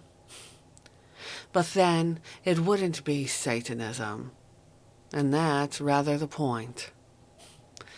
Getting past the S word means asking if you are so knee-jerk hateful toward that one word because you have been mesmerized through lifelong conditioning to respond negatively to that word. And if so, what else have you been conditioned to hate or support?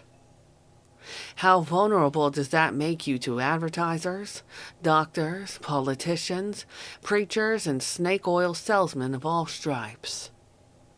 Satanism says, wake up. Don't be used. Think for yourself. At this point, some wiseacre in the audience inevitably asks, well, you're just taking one god and replacing it with another god. You still call it a religion. You have a Bible. What's the difference? Since we are the Church of Satan and we have a satanic Bible, one could be forgiven for expecting that we essentially unplug one god and insert the other. Do we have special dietary needs, required orgies, or interesting holy underwear? The issue points out one major religions between our philosophy and most other religions. We don't advocate blind worship of anyone or anything. We don't believe there's some guy in a shoddy red suit somewhere poking us with a pitchfork, to whom we must genuflect and make unholy offerings. No one threatens us with eternal hell if we don't do good works or pay off the right gatekeepers. There is no eternity to bribe us with, good or bad. Here and now is the life we have, and that is the reward and delight we make of it. Our founder never claimed to have received direct revealed word from the devil. He never claimed our sacred texts came from some hidden tablets, and he never claimed he was initiated into some dark, sinister order, or was guided by the Illuminati. He said he developed some good ideas through a lifetime of acute observation, wide reading, and an artistic mind. LaVey felt Satan best reflected and advocated for the human spirit. Ours was a shared fall from grace because of our persistent curiosity and pride.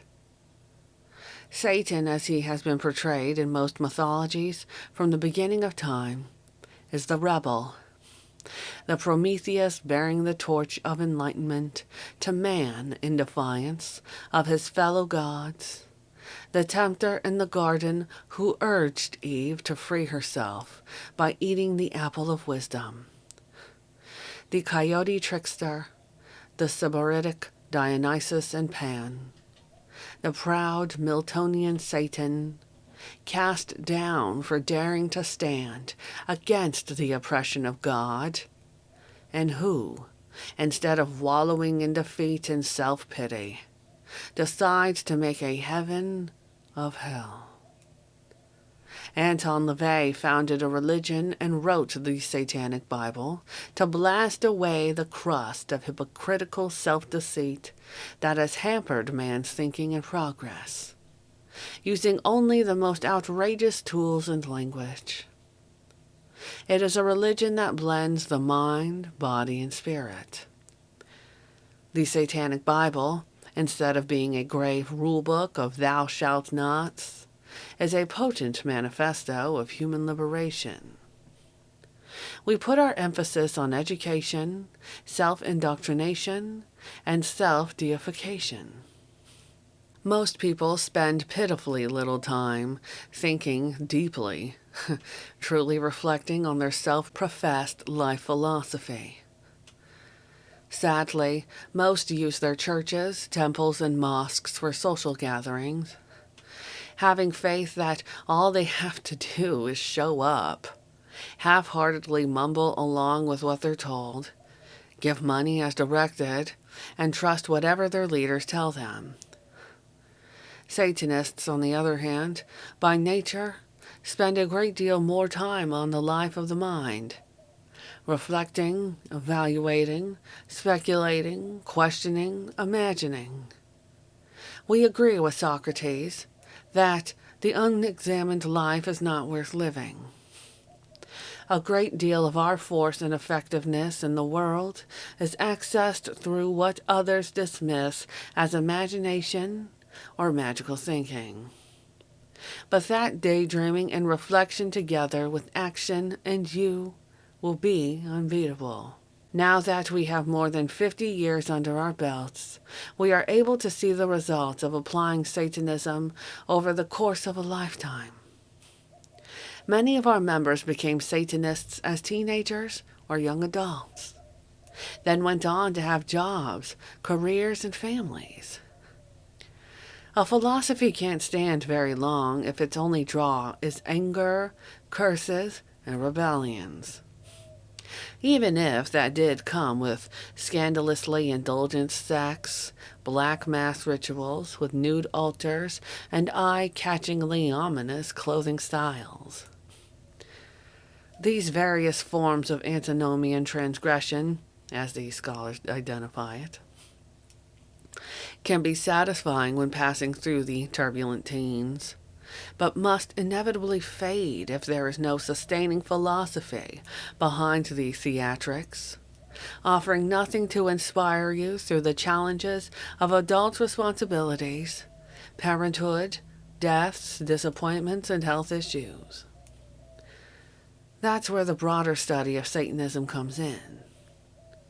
If we see Satan as representing undefiled wisdom, standing in opposition to moldering lies and superstitious intolerance, acting instead as the prime mover of artistic inspiration, as we do, that opens wider fields of unfettered exploration to us, where other scientists or artists fear to tread. As LaVey wrote in the Satanic Rituals, one of the most important commandments of Satanism is, Satanism demands study, not worship. Through these explorations, we find strength to face our constant interpersonal struggles, as well as forging new paths within and without, provoking revolutions of consciousness and involving ourselves with emerging technology and experimentation.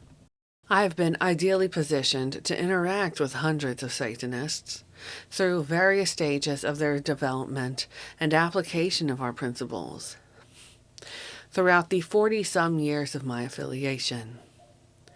And as a special treat to you, my diligent and receptive reader, I have devised a way for many of those Satanists to speak to you through this book. First, grant me the indulgence of sharing some of my own broad observations. We are very much in the mold of our maker, and Anton LaVey has literally been our maker in many ways. As he has touched many of us early enough in our lives, leading us to the writers, philosophers, painters, composers, and movies that have deeply influenced and shaped us. Our invaluable high priestess, and now chief archivist, Peggy Nadramia, recently forwarded a scan of a letter sent to me in 1989 from sociologist Marcello Truzzi, written when I had just finished LaVey's biography.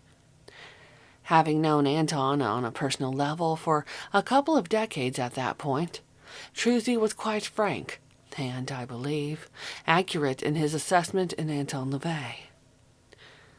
Anton is a very complex person, I think, and is broadly talented, widely experienced, highly intelligent, and a very special and unique personality.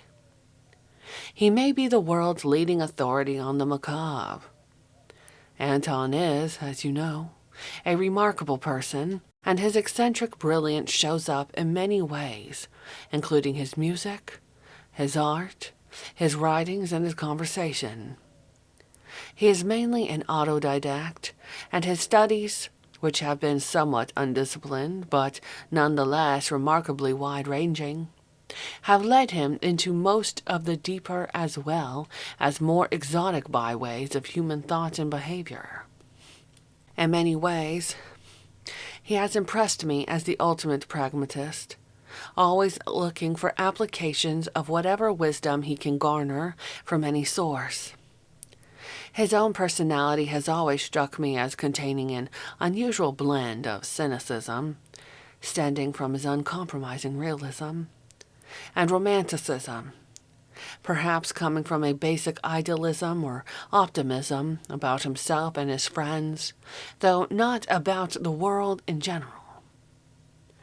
This is well reflected in things like his love of animals, children, and music, and his well-developed sense of humor. It is this kindly side of his nature, I think, that so disarms some people who expect the leader of the Satanists to be some sort of sinister and Karloffian stereotype. People expect some sort of maniacal guy and are taken aback by Anton's general demeanor of reasonableness and good humor. I think they often expect someone who hates life and finds that he actually delights in it. This not only sums up LaVey's individual personality, but also Satanists as I have experienced them. Most are of recognized high IQ on standardized tests, unless they were such troublemakers in schools their teachers never bothered to initiate testing. Most are highly creative, drawn to expressing themselves through visual arts, music, and writing, as well as original scientific and mathematical thinking, always enthusiastically seeking new information. We are notably nonconformist in our observations, preferred modes of dress, interests, and habits. We are generally suspicious of and resistant to authority for its own sake, though we acquiesce to the necessity to live cooperatively among other humans, with laws and conventions we all agree to live by. I have observed we are a race of deep feelers, no matter how hard we may try to hide it. We are highly imaginative, extraordinarily moved by fictional worlds and depictions, myths, mystical compositions, lines of art, architecture, or scientific elegance. This makes us vulnerable, but also powerful in the ritual chamber, or on film sets, on the stage or in art studios, or in software development or science labs. Just about anywhere, creative thinking is required. Coworkers and teachers don't perceive us as worryingly non-standard because, through the use of lesser magic, we find ways to navigate through given parameters and fit in fairly well, while often expressing our unconventionally and socially sassy but still acceptable ways. We are determined, tenacious, and driven to see tasks through to completion, or at least to some level of satisfaction. If we find appropriate outlets and channel our prodigious energy and obsessions, we can be impressively productive. Many of my kind would resist the term idealist, thinking it is only an opposite of realist, which we also are. These two postures needn't be mutually exclusive. I offer that Satanism is quite idealistic by nature, otherwise we'd be humanists or atheists. romantic idealism, striving against the worst oppressive corporate, governmental, religious, and societal constraints, knowing how damnably cruel and unthinking some humans can be, yet admiring and championing the best of which we are capable, in spite of our very realistic assessment of the creatures, satisfies the definition of idealist. We are governed by standards of ethics, loyalty, and pragmatism, rather than by what we see as arbitrary and artificial morality imposed by sometimes officially sanctioned and revered bullies. We are willing to do grievous harm to other adult humans in the interests of justice, as in the cases of war or necessary police actions, to prevent further harm, and are willing to pay society's price in these exceptional cases. James Lewis attempted a comprehensive Satanist survey for his book, Satanism Today. While many of his conclusions are somewhat off the mark, he did arrive at some truth here. One becomes a Satanist for much of the same reasons as one joins any religion: to achieve a sense of meaning, a supportive community, personal empowerment, and so forth. Sometimes these choices are impulsive or ill-considered, and many converts disaffiliate soon after joining.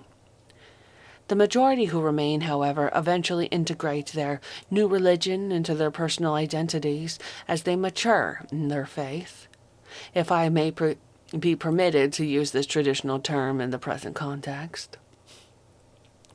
Satanism, it turns out, is no exception to this general rule. Far from being confined to adolescent rebels, the data examined in this study indicates that many Satanists are reflective individuals who, despite the fact that youthful rebellion was often a factor in the beginning, have come to appropriate Satanism as a mature religious option.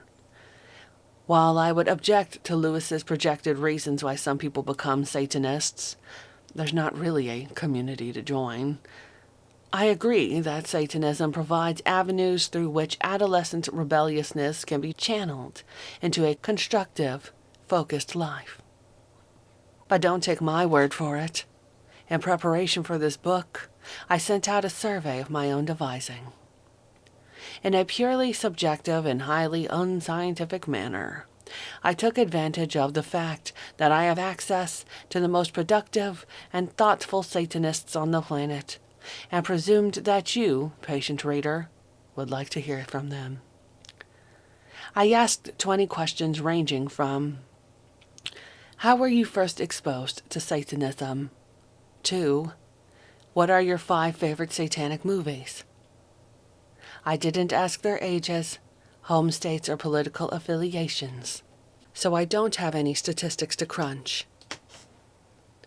But I think their answers are impressively honest and revealing. I will hereby gracefully retreat into the shadows, turning the microphone over to them. Some of these contributors were kind enough to supply their own introductions. Warlock 9 von Zeev. My background is in technology, entrepreneurship, and project management. I now specifically work with space technology and now play a key role in shaping Australia's space industry, being considered one of the industry's top entrepreneurs and emerging space leaders. An introduction from another member. Hello. My name is Miss Scarlet Black, and I am the Siren of Sin. I strive to change the world by living by example, producing art, and consulting with people on how to live a full life. I use the 7 deadly sins as my guide and inspiration, and hope that I can inspire and guide others to live fuller lives. I have been published as a temptress in Old Nick magazine twice, June 2015 Volume 5, Issue 1, and January 2014 Volume 3, Issue 4. I also contributed a few articles to the magazine regarding the 7 deadly sins. I have danced on several large stages in the burlesque community, including Hubba Hubba Review in San Francisco.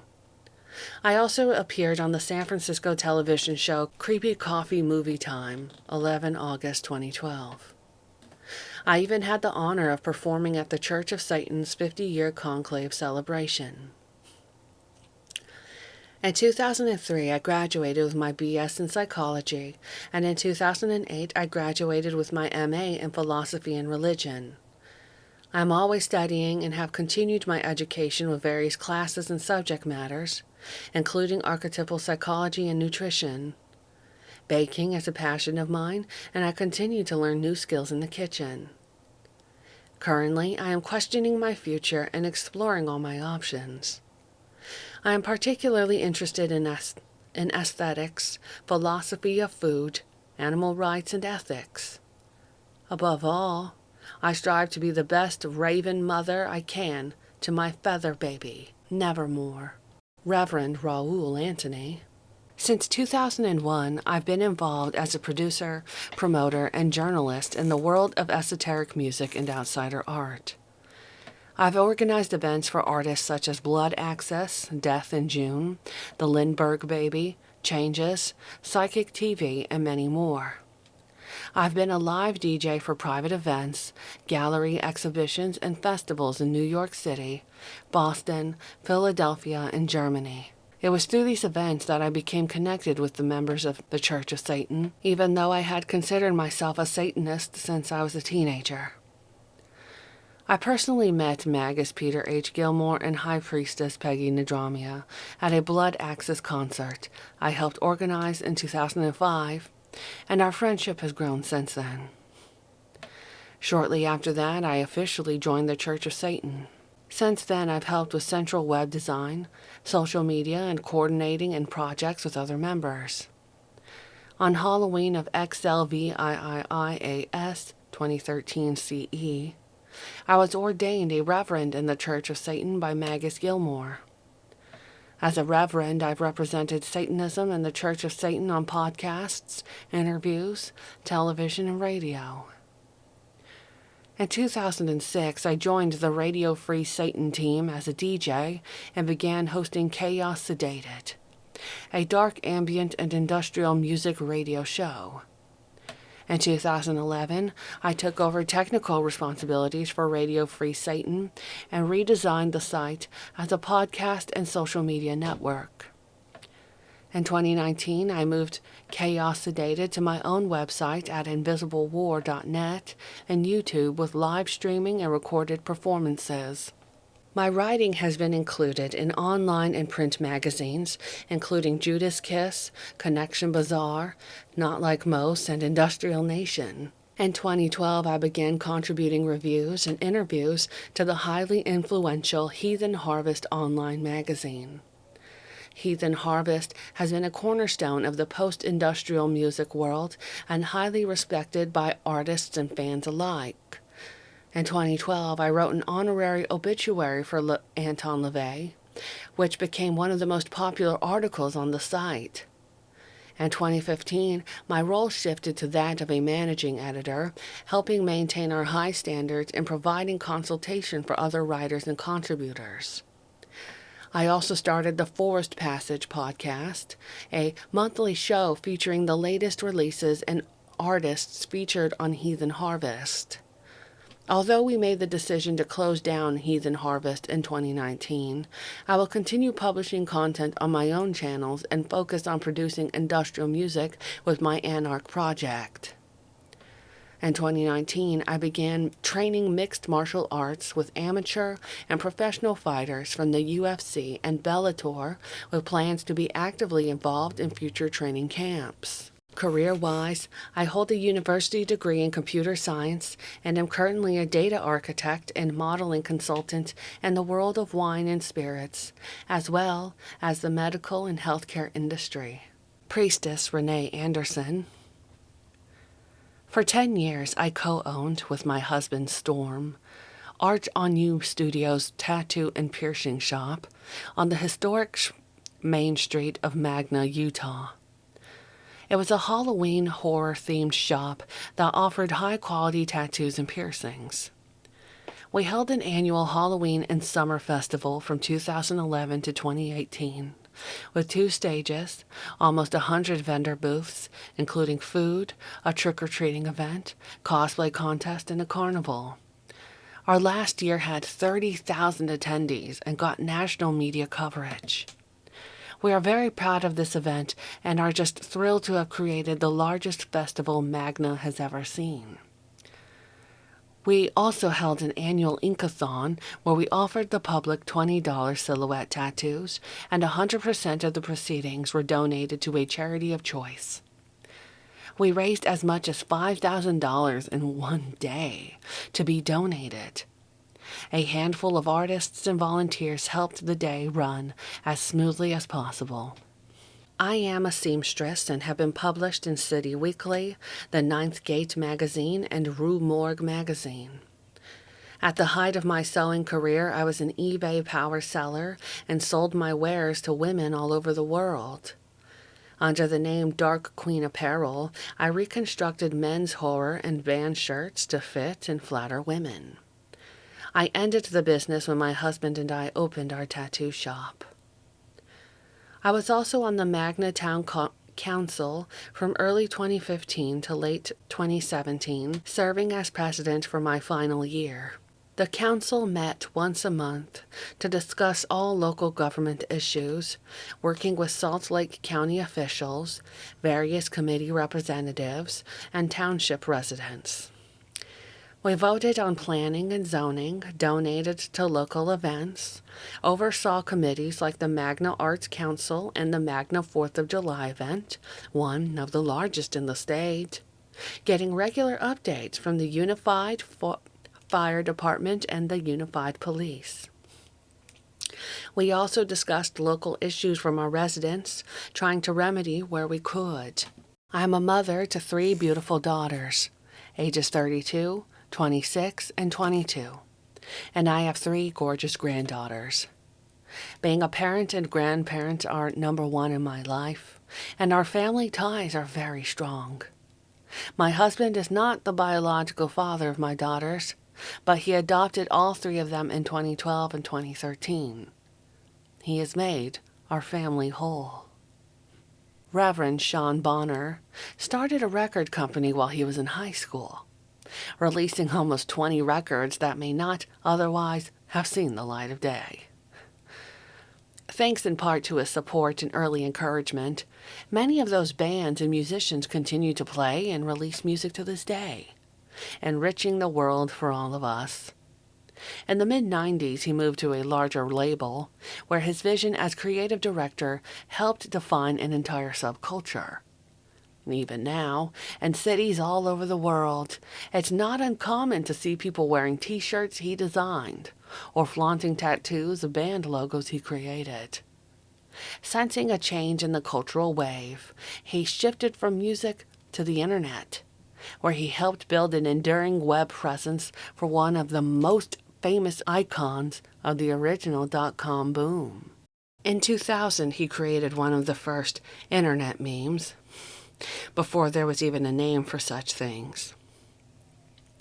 His humorous flash video poking fun at the absurdity of a hot-button political situation in real time received millions of views, unheard of at that time, and led to a landmark legal battle that helped solidify fair use on the internet.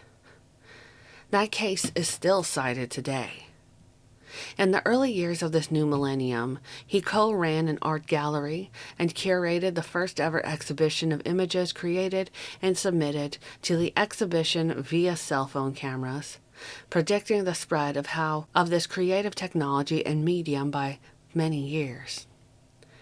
The gallery showed and represented emerging and contemporary artists across wide disciplines, several of whom have since achieved blue-chip status. He started the internet's first locally focused group blogging site, growing it into one of the world's largest blogging networks. His sites were directly responsible for the shift in public perception of blogs from personal journals to independent news sources. He also spearheaded the opening of one of the first hacker spaces in the United States, a central hub that helped usher in the Maker Revolution, as documented by Make magazine and at Maker fairs the world over. In the following years, his reputation in this area led to advisory positions and the opening of many other spaces globally. After the Fukushima earthquake and nuclear meltdown, he was instrumental in assembling a team that would revolutionize the field of radiation monitoring. The data they collected and published forced the hands of governments and industry to reconsider how radiation data should be collected and published, and what the public expected.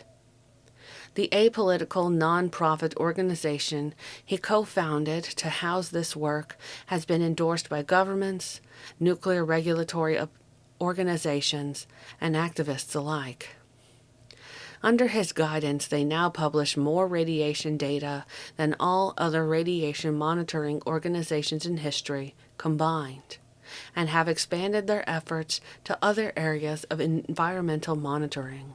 He's been a Shuttleworth Fellow, an Associate Researcher at MIT Media Lab's Center for Civic Media, and an Associate Professor at Japan's Keio University. He sits on the board of several companies and foundations and acts as advisor to others, both officially and unofficially. Bands he has been in have released albums, and books and exhibitions have showcased his photography.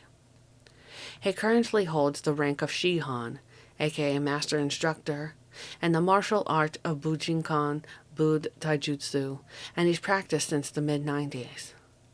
In 2017, he relocated with his family to Tokyo, the fulfillment of a childhood dream. From Magistra Ruth Waits, here are some highlights. I lectured about Satanism for a University of Philosophy class. I emceed the 50th anniversary celebration in Poughkeepsie. I'm a member of the Council of Nine and am always honored to have my opinions sought and heard by our High Priest and High Priestess. I discussed Satanism on NPR with Magus Gilmore. I was featured in Carl Abramson's Anton LaVey bio 2019 and An American Satan 2020.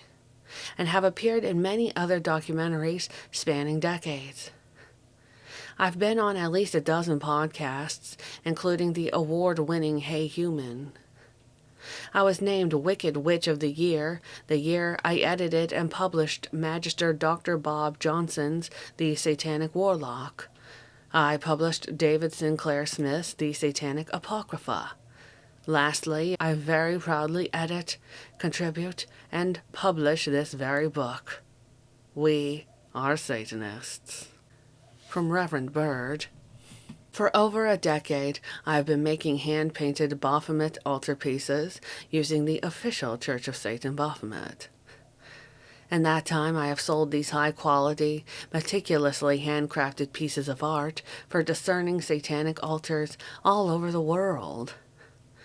In the last several years, I have been involved with the Complete Witch Illustrated Bibliography Project, spearheaded by Magister Slaughter, where I have detailed many of the books found in the Satanic Witches Bibliography. The project's blog has dozens of titles posted, but still has a very long way to go before completion. I currently own 167 of the 170 titles, and I am in the process of studying and shining light on these wonderful books. The project's blog, which is soon to also be a book, and will serve as a primer for advanced Satanism, the study of de facto satanic sources that might otherwise go unnoticed. For those Satanists who want to dig deeper for their understanding of the philosophy. Otherwise, I indulge in my personal art, which has been used for CD/DVD covers, book illustrations, which has been featured in art shows, and has won several awards. From Warlock Yankee. I am an artist by hobby, and a software engineer by career. I'm not a writer, well, at least not a good one, as you may soon discover. Since I was a child, I was curious about the world we lived in and how everything worked. This curiosity has served me well in life. It has helped me to discover how things worked, why they worked, and how to open my mind to new experiences and possibilities. Eventually, my curiosity led me to Satanism, where I would discover a label to describe my life philosophy. I like to keep myself busy and tend to take up a lot of hobbies and interests. I guess you can say I'm a jack of all trades. The love of creating is my drive for my work, hobbies, and interests. This is where my alias Enki comes from. Enki is a god in Sumerian mythology that is associated with crafts, water, my astrological sign is Cancer, intelligence, and creation. It's short and commonly used and easy to remember. It was either that or Adamata Mortis Anthraxoliticious, creator of things and widgets. Now you know why I picked Enki. So what have I done, and what do I do? In art, I have made masks using the Venetian method, and have sold them across the world. My masks have won an award, have been on exhibit in a public gallery, used in rituals, and have even been crafted for a satanic wedding. I've modeled and sold collectibles to commemorate the Victorian Black House of Anton Zander LaVey, the birthplace of the Church of Satan. I created the Black House virtual reality project, which is still currently being worked on. I've written poems that were published, composed music, non-published, created many paintings and sketches, and crafted/modeled trinkets and cufflinks for purchase. Professionally, I started out writing games and software for mobile devices. Now I'm doing mixed reality research and development for a company in the enterprise virtual reality space for training. My work there is applicable to Satanism, especially involving total environments. This concept is explained as point 5 of LaVey's essay on pentagonal revisionism, included in this book's Appendix 1. The virtual in VR means that what you see is not real. That means we are not subject to real-world restrictions. Our imagination is the limit. In a virtual world, you make the rules, and they cannot normally be broken by others unless we allow them to be. This is perfect for creating total environments in which we want to keep a specific aesthetic and atmosphere. The cost of creating such an environment is far cheaper to do in VR than it is in reality. Additionally, you can create environments that are impossible to create in the real world. Fantastic and mythological worlds, if you please. Also, we can reconstruct anything which was lost to time, which is the basis of the Black House VR project. As far as personal life goals go, I've nearly accomplished all the ones that I dreamed of as a child. This doesn't mean I'm done with accomplishments in my life. Life has a lot to offer, and there are always new things to want, experience, and achieve. Ever onwards, and hail Satan. Warlock John G. Craig. For close to 20 years, as of 2020, I have utilized Satanism as a tool to complement the extensive experience and knowledge that I have in IT as a computer technician. It is a passion of mine to be in this field and work with residential and business clients. I find there is a certain element of magic in restoring their computers when clients believe their systems are dead or beyond repair. It provides me with a great sense of personal satisfaction to allay their fears, and then see the look of happiness on clients' faces when I have done a task they felt could not be completed, especially if another tech cannot solve their issues. In my leisure time, for over a decade, I have administered the unofficial Church of Satan group on Facebook. During this time period, I have helped to do my part to define what Satanism and the Church of Satan is to the general public. Part of those group administrative roles are clearing up misconceptions about Satanism, directing group members to pertinent websites or links with regard to the Church of Satan, as well explaining the answers to educated questions that might not readily be found in books or links to our Facebook group members. At the beginning of our year, L.A.S. High Priestess Magus Gilmore appointed the group of an unofficial group for the Church of Satan and placed it as an authorized presence on the official website, which was a proud moment for not only myself, but also the other administrators who volunteer their time in the group. Also, it has been nice to hear from Facebook group members who have made the decision to register for the official Church of Satan because of their experiences in our group. One personal defining accomplishment that sticks out the most for me is procuring sole custody of my son. Legally representing myself, I felt that no one was going to fight harder than I would to make sure my son had a loving, caring home where he would be able to thrive in a healthy environment and have all of his milestones met. Gaining the final rights order for my son that I studied and worked hard to get was quite rewarding. This is more than a special proud moment for me, because I know there are a majority of males who experience trepidation with family court while using a professional lawyer, with regard for asking for joint custody for their children. Since the time I was awarded full custody nearly 15 years ago, my son has lived a happy life with me. We traveled to Europe together and lived there for a few years. There, he experienced a different culture and European diversity, with the inclusion of exploring new sights to see and experience. He also graduated from an international school, and now we've returned to our home country, where he is completing his school. About Reverend Dr. Robert Ing. Dubbed the modern-day Sherlock Holmes by Warner Brothers Entertainment and local news media, Dr. Ing has had a career spanning 3 decades in public safety and private security as a forensic investigator, instructor, and science professor. He has appeared on nationally syndicated media networks like A&E, BBC, CBC, CNN, Discovery, NPR, and PBS, to name a few, along with being the author of syndicated articles and books. In 1990, he developed a counter-surveillance program. In 1995, he alerted the world to an instructive code computer virus. He developed an anti-terrorism training program in 1998, and in 1999 created and coordinated a public accessible international stolen property database.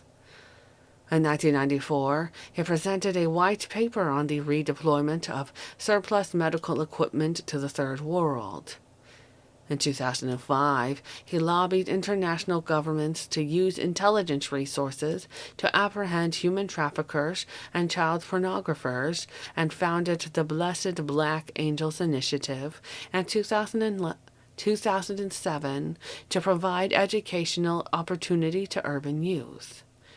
In 2010, he assisted in NGO projects to rescue sexually exploited children in the Third World. In 2015, he created the ESLAN Polytechnic Portal, which delivers STEM educational programs to 54 remote communities in Canada's north. An avid collector of curiosities and artifacts of the 19th century and prior, he formed the East York Museum of Curiosities, a North American traveling museum exhibit from 1998 to 2017, to share a selection of his over 300-piece collection with the public. His second profession is that of a mind reader, mentalist, and he has performed for decades as a magician of the mind in both North America and Europe on stage and television. He is also an amateur radio operator, pilot, skydiver, adventurer, and business owner. For further information, visit his website, drroberting.co.uk. Magister David Harris. I joined the Church of Satan in June of 2000, was acknowledged as a warlock in 2002, ordained into the priesthood of Mendes in 2004, and was consecrated as a magister in 2008. I got into radio at the age of 18 and had my first job in commercial radio when I was 20. After a stint doing afternoon drive at a small market radio station in upstate New York, I realized that my beloved profession was going to be moving towards the internet, but that it wasn't quite there yet. So I left commercial radio and moved home to Long Island. Shortly thereafter, in 2001, I was asked by High Priest Gilmore if I would be interested in hosting a weekly internet radio show about Satanism on a station called freethoughtradio.com. I said, of course. And Satanism Today was born. I did Satanism Today from 2001 to 2006 as a weekly show on Free Thought Radio, as well as Radio Free Satan, and made the episodes available for download as a podcast. It was the #1 podcast in the religion/spirituality category on our host platform for just about its entire run. I put the show on hiatus in 2007, but did 2 extended specials, one in 2007 and one in 2008. Around that time, the firing of my longtime hero, radio's Don Imus, was a huge news story. In response to that, I created Hate Speech Radio, a weekly comedy talk show featuring myself, comedian Heather Height, and several other musicians who would play the 3rd and 4th mics throughout the show's run. We were very popular and were acknowledged by Talkers magazine, the largest talk radio trade magazine in the world, as one of the Frontier 50 pioneering internet radio shows/podcasts in 2009, 2010, and 2012. I also began to produce stand-up comedy shows in 2009 as a means to develop inroads into the stand-up world for myself and Heather Height, with whom I had become romantically involved. We married in 2010. In the summer of 2009, I opened the Jokers Wild Comedy Club within a conference room of the Four Points by Sheraton Hotel in Plainview, New York. The club was short-lived. We closed in April 2010. Around 2010, I began doing Satanism Today again on a weekly basis until about 2013, while still producing independent comedy shows around Long Island and New York City. Through podcasting, I made a few inroads into the pornography world. I began working as a cameraman for several local adult content creators, and the filmmaking bug bit me even harder than the radio bug did. I was told I had some natural ability behind the camera and shown a few things about movie production. I began producing my own short BDSM films in early 2014, selling them on clipsforsale.com. We have since launched our own independent adult film label, Dave's Custom Media. In 2018, our video Nadia and the Therapist won Favorite Full-Length Feature at the Fetish Awards. In 2019, we were again nominated for Favorite Short Video for our title, Creepy Bastard. In mid-2014, Heather and I began writing Vagina Time, our first non-adult film effort. Based on a real-life incident that occurred one night while Heather was on stage, Vagina Time was meant to lampoon how easily the public is swept up by catchphrases and buzzwords. We completed production on the 25-minute film, and so far, people seem to like it. I prefer to think of it as a good first effort. It's funny, but it's flawed. I immediately ran into producing and directing another short called Dan. Priestess Heather Height. I have had significant accomplishments as a fetish model, writer, stand-up comedian, and massage therapist. As a massage therapist, I started the first, and for a while the only corporate massage business in northern eastern Pennsylvania. Within the first year of becoming a comedian, I was running my own open mic in the local comedy club and had 3 write-ups in local papers. Through comedy, I was introduced to podcasting when I met a New Jersey comic at a nearby show and decided to start my own. About 6 months later, I was second mic on Hate Speech Radio with Magister David Harris, and had several appearances on the Opie and Anthony Show, the Ron and Fez Show, and Weird Medicine with Dr. Steve, all on XM/Sirius satellite radio. I decided to become a writer and landed a gig with Spin Magazine reviewing comedy albums. Around the time that we stopped doing Hate Speech Radio, I started doing reviewing comedy albums. Around the time that we stopped doing Hate Speech Radio, I started doing a sex advice podcast called Heather Height's Naughty Bits. Warlock Aidan Ardens was my co-host. Somewhere during all of this, I encouraged my now husband, Magister David Harris, to pursue his dream of producing porn, and helped him by being his model and the face of HN Productions, Heidi Nights. I starred in the first fetish film I was in. It was a full length with Julie Simone and was nominated for an XBiz award. I started writing for Penthouse Forum and have had 4 cover stories. David and I started writing, producing, and acting in comedy, short films, finishing 2, Vagina Time and Dan. I am now pursuing my master's in acupuncture and traditional Chinese medicine. I'm hoping to be Dr. Heather before I turn 60. From another notorious Satanist. My pseudonym is Darren Deicide. I am a professional musician, dancer, and brewer. I host the segment Agent Provocateur on 9 Cents and hold a BA in political science from Rutgers College, Rutgers University. Agent Provocateur was formerly a column I contributed to the Aquarian Weekly, a music-based journal distributed in the New York, New Jersey, and Connecticut tri-state area. I'm a former teacher and real estate agent.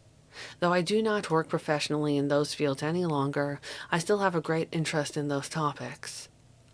I grew up in training in classical and jazz piano and am a multi-instrumentalist. Music collecting is a passion, and I have a large music archive. History is also a field I'm deeply interested in, and I minored in it while in college. In particular, music and American history are endlessly fascinating to me.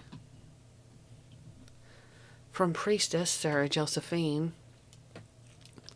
I work in healthcare, as I have in one way or another most of my adult life.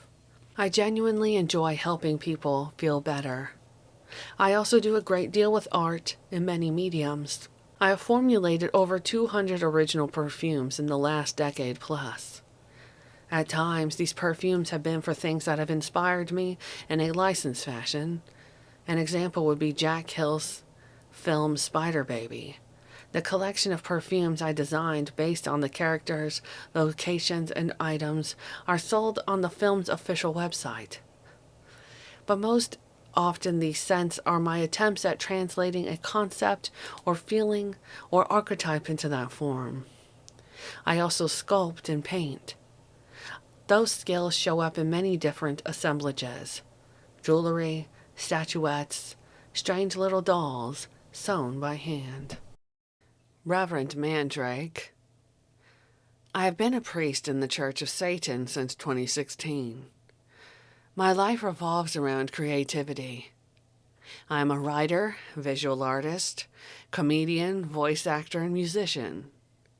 My work has, since childhood, usually blended humor with the grim and grotesque. I studied fine art at the Cooper Union on a full scholarship, graduating in 2008. In 2013, I began to study and practice the art of stand-up comedy.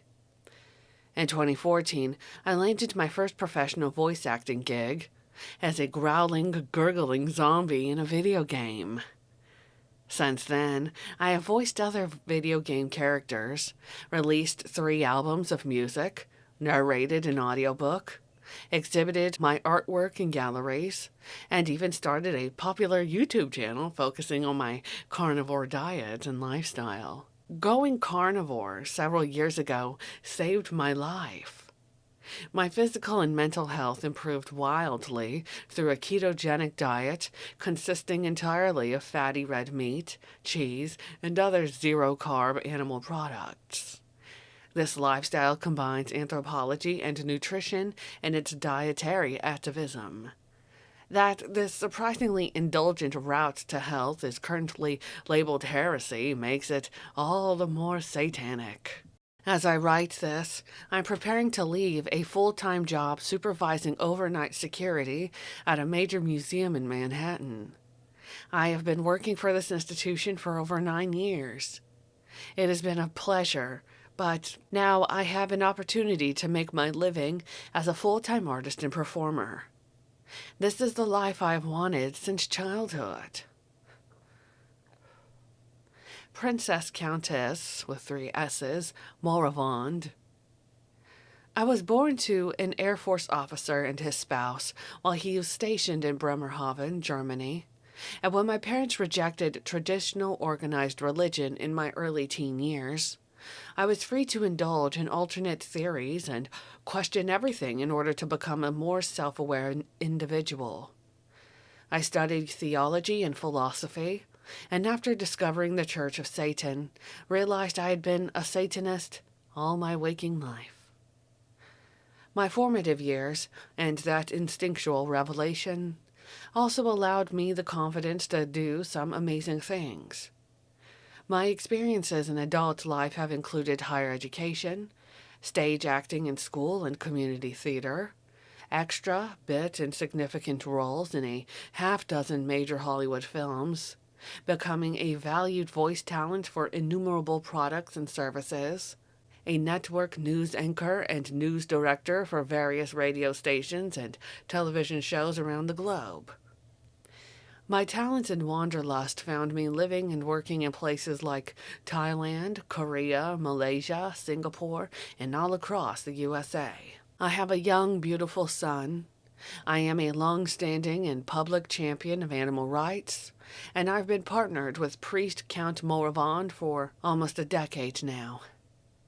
The Count is a published writer, poet, and lyricist. I've been gainfully employed by the second largest federal agency in the nation for the past 20 years, affecting change for military heroes of this nation, and garnered a prestigious position and salary in the upper ranks of the federal organization's elite. I recently won an Oscar award for a film documentary that I collaborated on with that agency.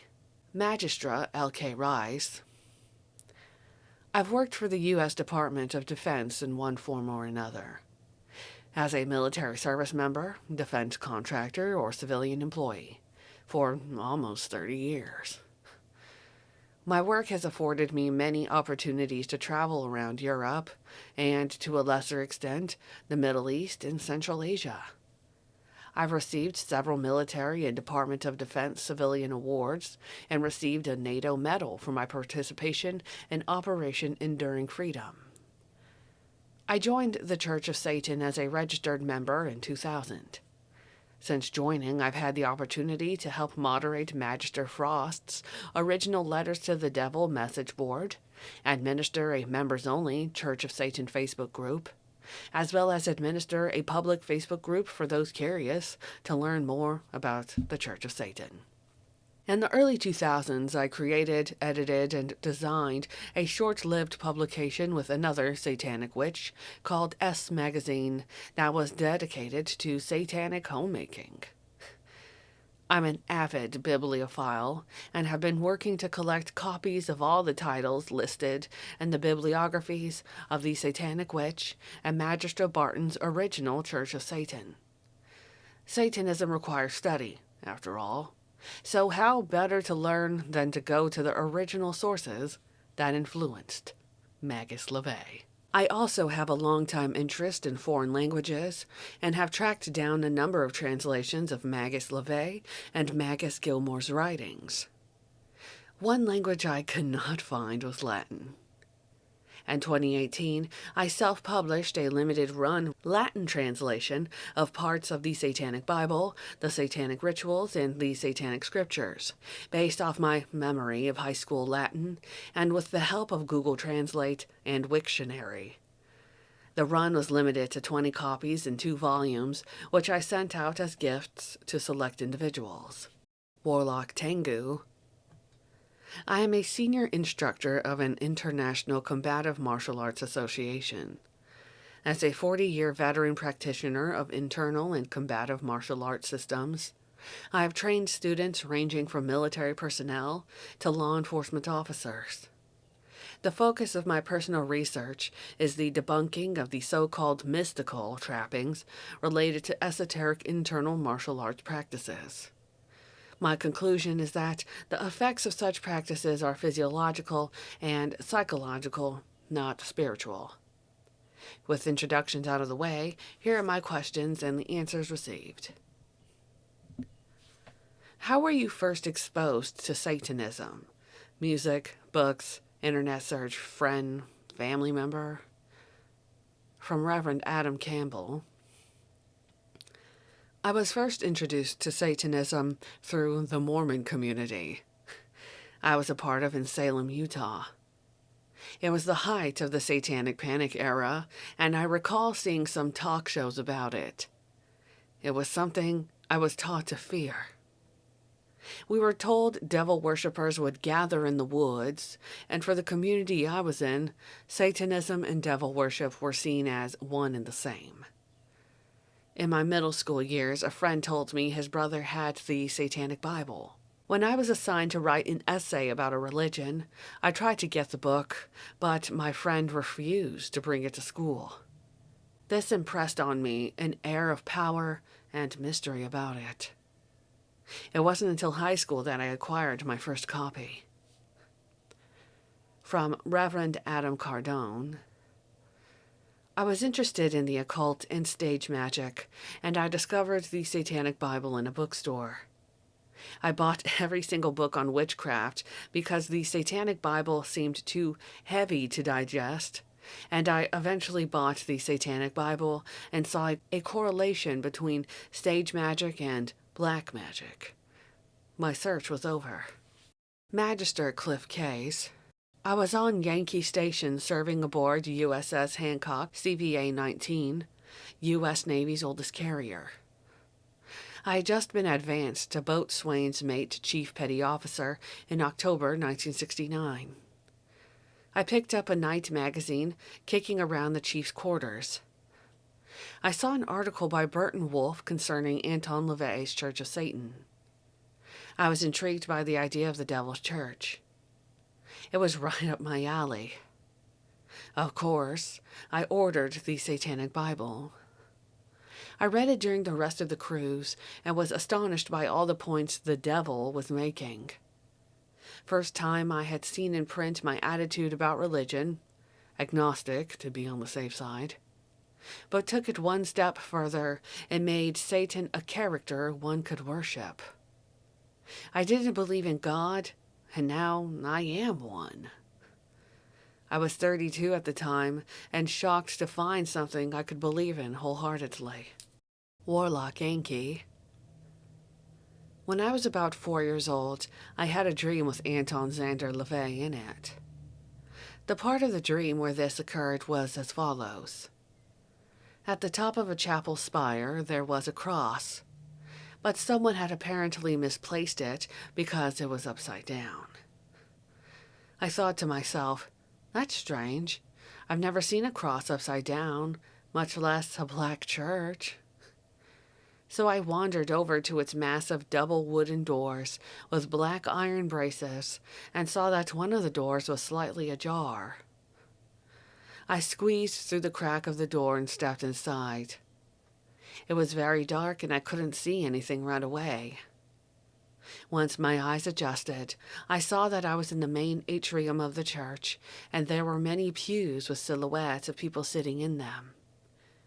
There was a long, deep red carpet that led to the front pulpit, where a shadowy figure stood facing the audience. This figure piqued my interest, and I headed down the aisle until I was at the base of the pulpit and could see the figure clearly. Before me stood a man with a Mephistophelian beard, dressed in black and wearing a horned cowl. He looked down at me, grinning, and said as he pointed at the audience, "See the people? They are empty." I turned and looked at the silhouettes and saw that what I thought were people were actually cardboard cutouts of people in the pews. I have no idea to this day where my mind picked up the image of him. Maybe TV.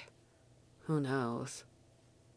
The point is that this dream fueled my curiosity later in life. It wouldn't be until later, when I was attending a religious private academy, that I would come across Satanism again.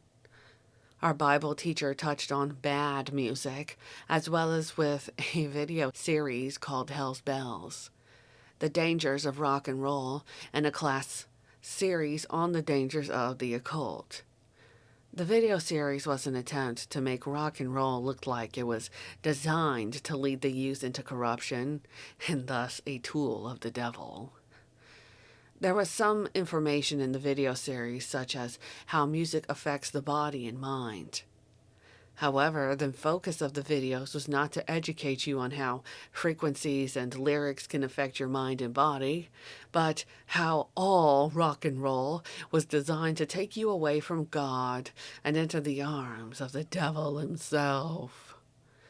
Like a spin doctor, the Christians once again used this information to scare youth into seeking the shelter of Christianity.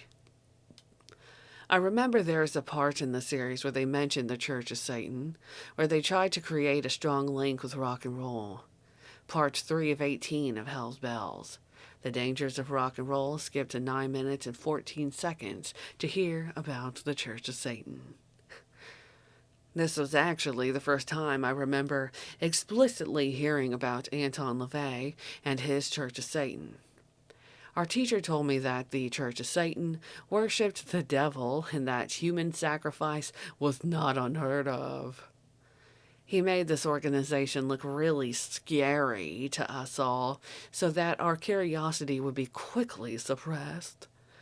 A lot of elements of the satanic panic leaked into that classroom, filling young students with misinformation.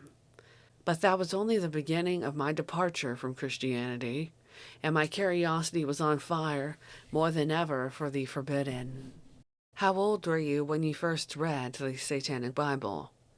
How did it affect you? From Enigma. I think I must have been 17 or 18 when I first actually read the Satanic Bible. My initial impression was that the book was interesting, but I did not really feel a kinship with the Book of Satan, for instance. It was the first part of the Satanic Bible. My emotional response to that did color my perception of the book as a whole, and I kept the copy. But the content was drowned out a little in the mass of other occult perspectives I was also reading at the time. It did not jump out at me as terribly important or inherently more intriguing than other occult books. The lack of a deity to be worshipped in Satanism did appeal to me, though, and I later found that many concepts from the Satanic Bible did stick with me, even though I was not consciously aware of it. It was only a little bit later in life, when I moved to Dublin, Ireland for my first job, that I drove deeper into Satanism and the Church of Satan. I was outgrowing the heavy metal scene and had read quite a number of books on religion and mythology and various cult and fringe movements. My musical tastes started gradually moving towards classical music. My sexuality was blossoming into alternative expressions, and I was fascinated by the mind-body connection and how both influence each other. Specifically, I developed an interest in body modification and so-called modern primitives, though I only had, and still have, one piercing. Incidentally, I was pleasantly surprised to find that Dr. LeVay and Fakir Musafar had been acquainted. While living in Dublin, Tower Records was a regular stop on my Saturday walk through the city centre, as it was a good place to find books on alternative subjects and cultures. I found that they also sold every book published by Dr. LeVay, as well as his biography, The Secret Life of a Satanist. It was at this time of my life that I delved deeper into the subject of Satanism specifically, the history of the Church of Satan, and the ideas and life of the man behind it all. Since then, though, the fascination has stuck, and it was only during this phase of rediscovery that I eventually decided to apply for membership. Reading about Dr. LeVay's background and personal interests was an important influence in deciding I would like to try to join his organization. I have always held, and still do, that people who are interested in learning about Satanism should not just read the Satanic Bible, but all the other books as well, specifically The Devil's Notebook and The Secret Life of a Satanist, as those books paint a clearer picture of what Satanism in action is like, rather than just the theoretical philosophy. So it was the second dive into the Satanic Bible that left the strongest impression. Perhaps influenced by the fact that I was a little older, had dismissed other occult writings, and had seen other occult groups come and go, and also perhaps influenced by the fact that I was removed from my familiar surroundings and growing out of some of my teenage interests, and so was maybe looking for something else to identify with. Satanism struck a stronger chord then than it did a few years before, and this time it stuck more clearly. Arden Ardennes. I was 13 the first time I read it for magical purposes, and 16 when I read it more seriously. I was happy I found a book that articulated my feelings on philosophy and the occult in a far more masterful way than I had hoped. The Satanic Bible weaved together the philosophies I was studying at the time and agreed that I didn't need deities to perform witchcraft. I found the book empowering, striking me as an ideal suit, enough form to fit, with enough give to move comfortably. From Magistra Ruth Waits. Unlike probably most of our group, I never bothered to read the Satanic Bible. Not because I didn't consider myself a Satanist. I certainly did and certainly do. I just didn't think it was necessary, and I really didn't want to hate it. As a student of human nature, I'm fascinated by mythology and religions. But I never believed in God and have nothing but contempt for all forms of worship and religion. I didn't want to read this book and have it be more stuff I would roll my eyes at or ignore, so I simply avoided it. As a student of human nature, I'm fascinated by mythology and religions. But I never believed in God and have nothing but contempt for all forms of worship and religion. I didn't want to read this book and have it be more stuff I would roll my eyes at or ignore, so I simply avoided it. I'm grateful for whatever impulse finally made me pick the thing up and read it, but just to read the Enochian Keys business where I stopped. Long after I'd met Dr. LeVay, became his friend, and Ben jumped into the COS as a priestess by him. So I was happy the next time we met, and very excited to be able to tell him, by the way, I finally read the Satanic Bible. I was relieved, really. It was nothing I couldn't have written myself. In fact, I kind of have written a lot of it on my own. Of course, he was pleased. but hardly surprised. How did it affect me? I'd say the most valuable thing I got was the reinforcement of all my existing ideas and philosophies. I liked Doctor's writing style, so there was a lot of, yeah, that's what I've been saying all along. From Reverend Zossomog. I was 13 years old when I first read the Satanic Bible. Up until then, I had only heard rumors about the book from friends who'd told me I could summon demons from hell with this tome. Once I began reading it, I was surprised to find out that the book was less of a spell book and more a book on philosophy. Even more surprisingly, the philosophy presented was one that I agreed wholeheartedly with, even at that young age. My parents divorced when I was 5 years old. After their separation, I lived with my mother. So I often referred back to the Satanic Bible as the voice of reason whenever I had to make decisions that needed a man's point of view. During my teen years, I considered Anton LaVey a sort of literary father figure who guided me along the left-hand path with his inspiring words. I even kept a framed photo of LaVey on my dresser as a reminder of the philosophy I was now utilizing. Did you voice your enthusiasm right away? If so, how did your friends/family act? From M.K. Silva. I voiced my enthusiasm right away, the very next day to be exact. Unfortunately, my mom wasn't too happy about finding the Satanic Bible when I brought it home, and she made me throw it away, not even in our own garbage can. She drove me to a public school, and I had to throw the book into one of the large garbage bins. I was more disappointed than I was mad, but I had read the whole book and remembered everything it said, and it stuck. Despite having to throw away the book, I still declared that I was a Satanist, and though it frightened my mom, she didn't say anything more about it. I think she and my family thought it was just a phase, so we never talked about the book or my beliefs.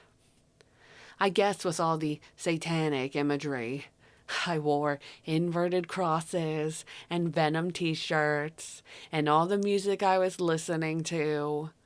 She probably thought it was a passing thing. As for friends, most thought it was a phase. But I lost one or two friends because I was a Satanist. They said they couldn't be friends with someone who believed in the devil. It didn't hurt to lose them. I felt that if they weren't going to accept me for who I was, then they probably weren't good friends in the first place, and not worth having. From Warlock, Hell on Wheels. Unfortunately, being young and sheltered due to being disabled, on top of living in the Bible Belt, was a recipe for disaster. My parents were, and still are, deeply entrenched in their Catholicism, and gave me an ultimatum. Get rid of the book or leave the house. At that age, with the next to no life experience, I chose survival and got rid of my copy of the Satanic Bible, though it wasn't the last copy I'd own. Many of my family members didn't, and still don't, quite understand what I do. All that matters to them is that I am happy. From Reverend David Ingram. After my satanic epiphany, I kept the initial excitement to myself. I only told the closest of friends about it and asked them what they thought about the philosophy itself in an innocent and disarming manner. The majority of them had read the Satanic Bible, but hadn't absorbed it or understood it fully, so they dismissed the question. I would leave it there and study further myself. I was cautious to mention it at all at first, due to the derogative feelings in Scandinavia following the criminal acts made by black metal musicians, burning of churches, and committing murder. Over time and among friends, I became more confident talking about it. Over the last decade, Denmark has had its fair share of religious-related troubles. So as a nation now, it's more tolerant to differing philosophies. In my musical endeavors, I have never brought it up, simply due to not wanting to have to fend off a plethora of questions or be accused of simply using Satanism as a shock tactic to further my career. That being said, if anyone asks me if I am a member of the COS, then I will tell them I am. I've nothing particular to hide, nor have I anything to particularly shout about. My wife was another matter. When we were married, I knew she was a Christian. Over the years, it hadn't been a problem that I didn't share her or any faith. But now that I had experienced my satanic epiphany, she was not happy. For some months, it caused many strained moments in our relationship, but I persevered. These days, we agree to disagree philosophically. She keeps her death-worshipping idols around as long as I display my life-embracing Baphomet. We have spoken that neither of us will talk to our son on religion, except to say that he is free to find out about them all by himself and make his own choice. Comrade Wolf. I mostly kept it to myself, though I lent out the book here and there to people that I found intelligent and insightful, hoping I could find another Satanist somewhere, but it never stuck with any of them. My friends couldn't care less, though it would be many years until I found the Church of Satan and affiliated, as we were all a bunch of street kids, some gay, some transgender, before it was okay to be either, mind you. Punks, goths, etc. Satanism was not a big deal. My family reacted in the way one would think, hence the street kid thing. However, being a street kid gave me more life lessons than my entire time in school, and I got to experience more and more what the real world was. An uncaring thing that you neither succeeded in or that ate you alive. Not that I believed in God, but if I did, the things I saw would have wiped that thought away quite fast. Instead, it just solidified the philosophy for me, as well as my feelings about the rabble and human nature in general. What did you find most valuable about the philosophy when you first discovered it? Has that changed over time? Magister Carl Abramson. The most valuable thing in the philosophy has remained the same. Individualism with a magical context. The possibility to change the outer world through inner processes, through one's own method and aesthetic, and to nurture kinks and neuroses as creative fuel or fodder in a life that is one's own and no one else's. That has stuck with me and not really changed over time. From Magister Charles Fort Worth. I found LaVey's vision of the world based on carnival life to be astute, correct, and brilliant. The world understood as a cruel place where intelligent people dominate over the weak or foolish resonates with me. The rejection of the idea of a greater being beyond nature made perfect sense to me. It places the responsibility of success or failure on each individual. It is both celebratory and damning. None of this has changed. Reverend Canas Fallon. What I found most valuable at first, and most infuriating, was the fact that everything LaVey wrote seemed to be simple common sense. Others might have felt cheated. How dare he present such obvious truths as magic? For me, it was a bracing but uncomfortable slap in the face. From then on, every time I was tempted towards fluffiness and wish fulfillment magic, I would see Anton LaVey scowling at me. Generally, this was troublesome enough to make me put the book down, especially if I was reading on the can. That's just embarrassing. As I have grown older, I find it intriguing that many people don't get LaVey's work. There's nothing in the Satanic Bible that a smart 12-year-old couldn't understand. I did. But then I realized that much of what I thought common sense wasn't that common at all. And that was a great enlightenment in itself. Magister Dr. Robert Johnson. What was and is the core of the philosophy to me is the tenet of the responsibility to the responsible and how one must produce in society to be recognized and to prosper. No egalitarian nonsense. Thus, along with the development and gratification of one's ego is paramount. Also, love to those who deserve it, and wrath to those who would harm me are also key. As I have grown older, I find it intriguing that many people don't get LaVey's work. There's nothing in the Satanic Bible that a smart 12-year-old couldn't understand. I did. But then I realized that much of what I thought common sense wasn't that common at all. And that was a great enlightenment in itself. Magister Dr. Robert Johnson. What was and is the core of the philosophy to me is the tenet of the responsibility to the responsible and how one must produce in society to be recognized and to prosper. No egalitarian nonsense.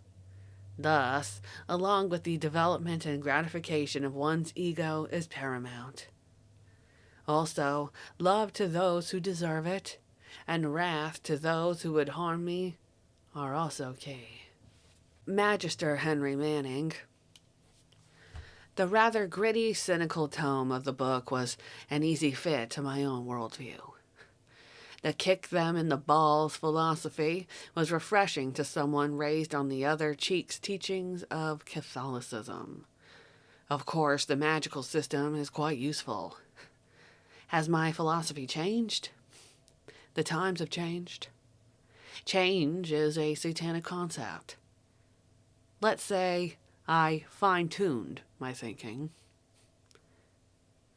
With so many religious/spiritual options available to people these days, pagan paths, Wicca, humanism, atheism, along with various conventional religions, what does Satanism offer that's different? Magister Bill M.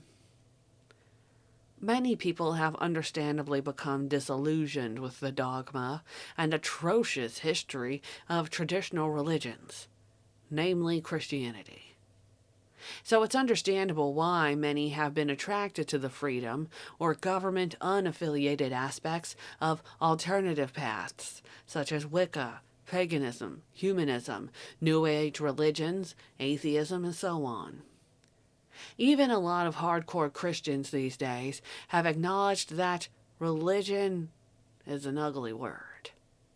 And in an attempt to rationalize their choice of religion, will now ridiculously try to argue that their religion is not really a religion, but rather a relationship with Jesus, or other such euphemistic nonsense.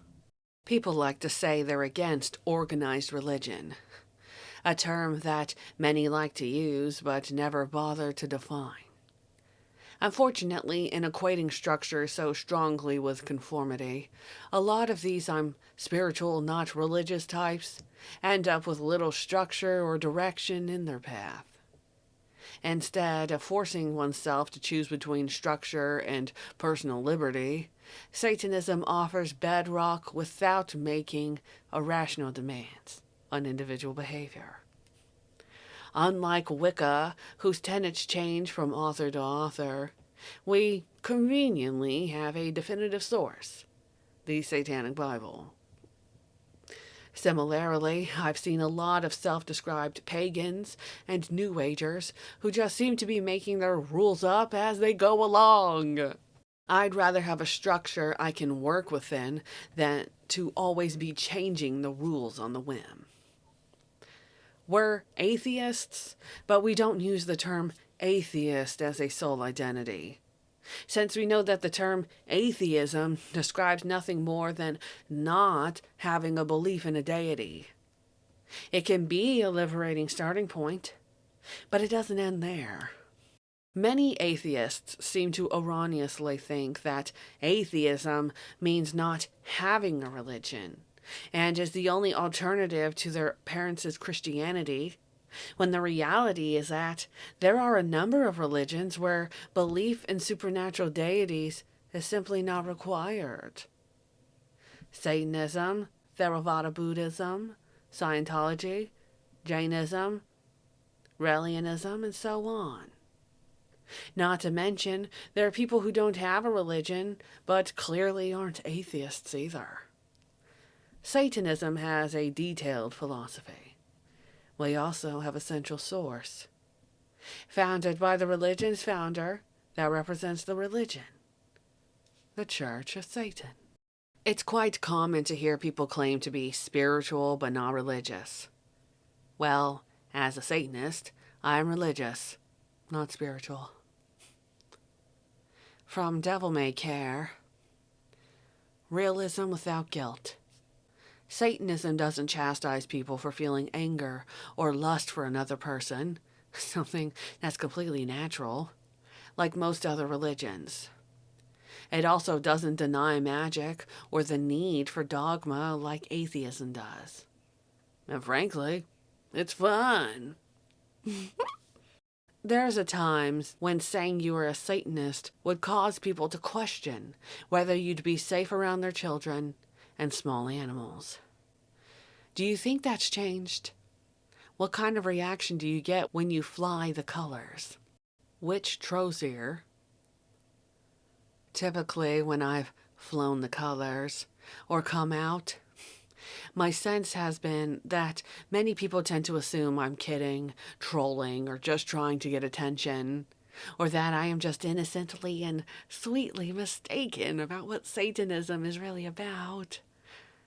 I've noticed that many people with a negative or cynical view of organized religion in general tend not to get particularly bent out of shape about Satanism, and even tend to know a thing or two about it.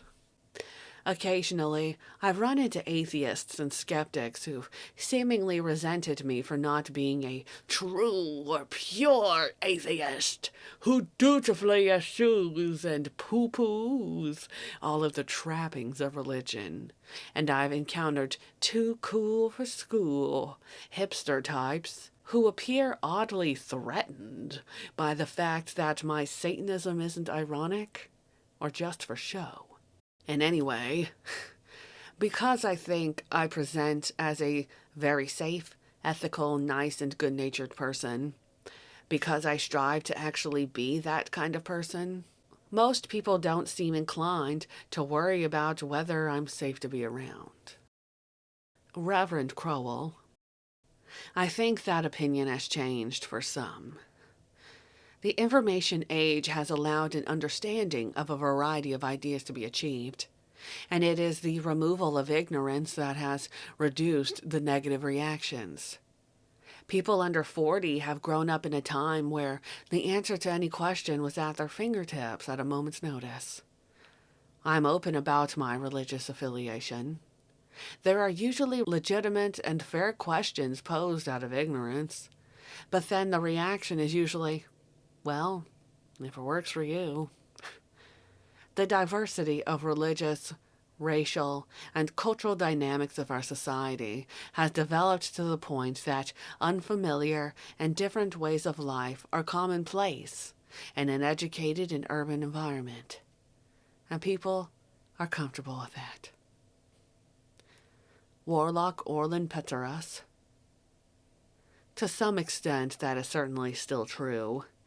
Even in areas where there is a large amount of non-religious pluralism, the very word Satan and the ism, which often follows, is something that can still evoke a palpable sense of unease in the minds of those who hear it.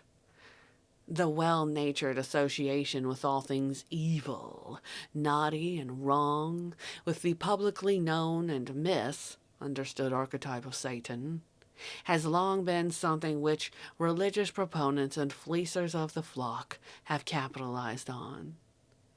Through decades of repetitive vilification, and due in no small part to widely sourced cinema and literature, Satanism continues to be portrayed as the scapegoat for all the world's problems, and those who align themselves with such a figure should be well aware of that fact.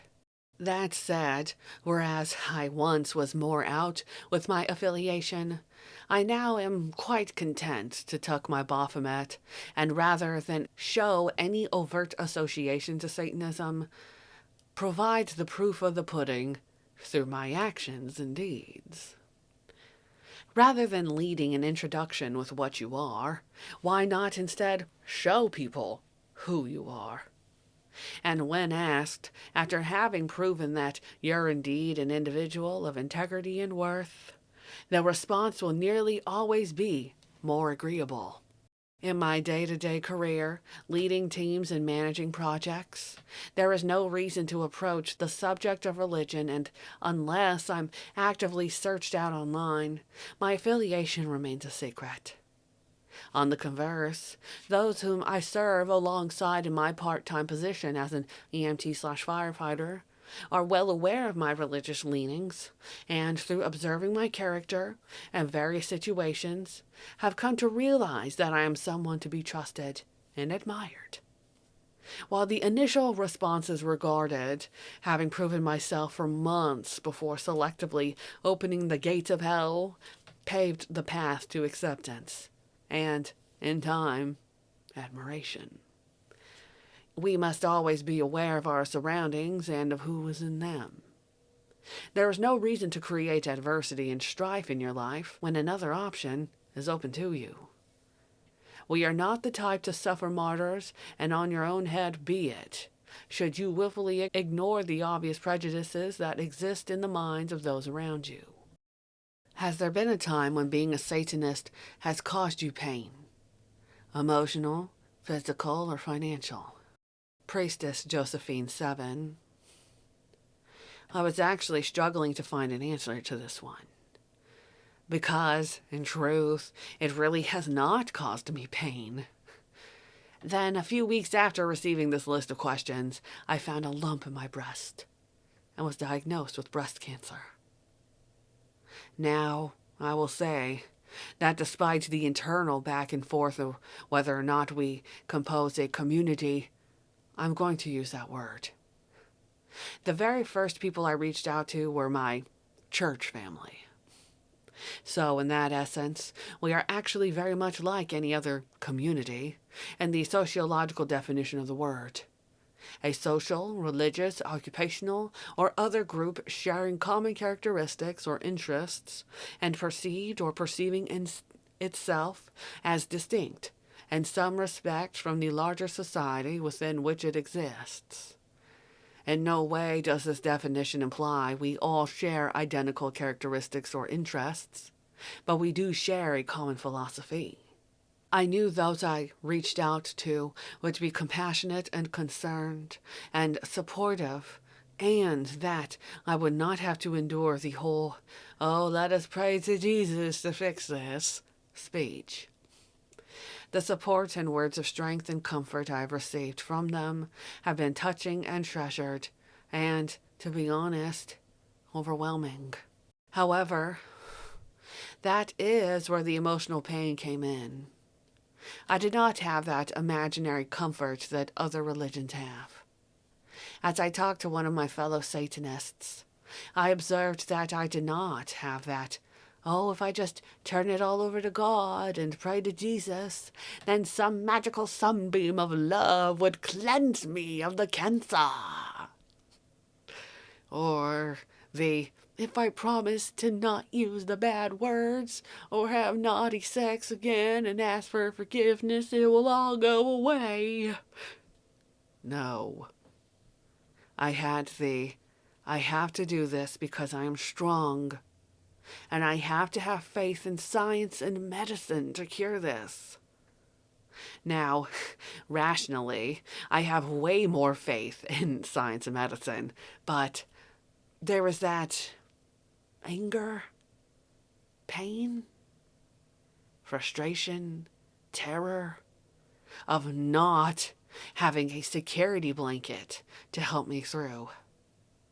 I have said in the past that one of the most frustrating parts of being a Satanist is when you encounter those speed bumps in life. Instead of being able to curl up with a mug of tea and a needlepoint pillow and let go and let God, we can't. While those of that kind of religion can curl up on the couch and let go of the fear and worry and concern and trust they have been good, so God will take care of it, I don't have that luxury.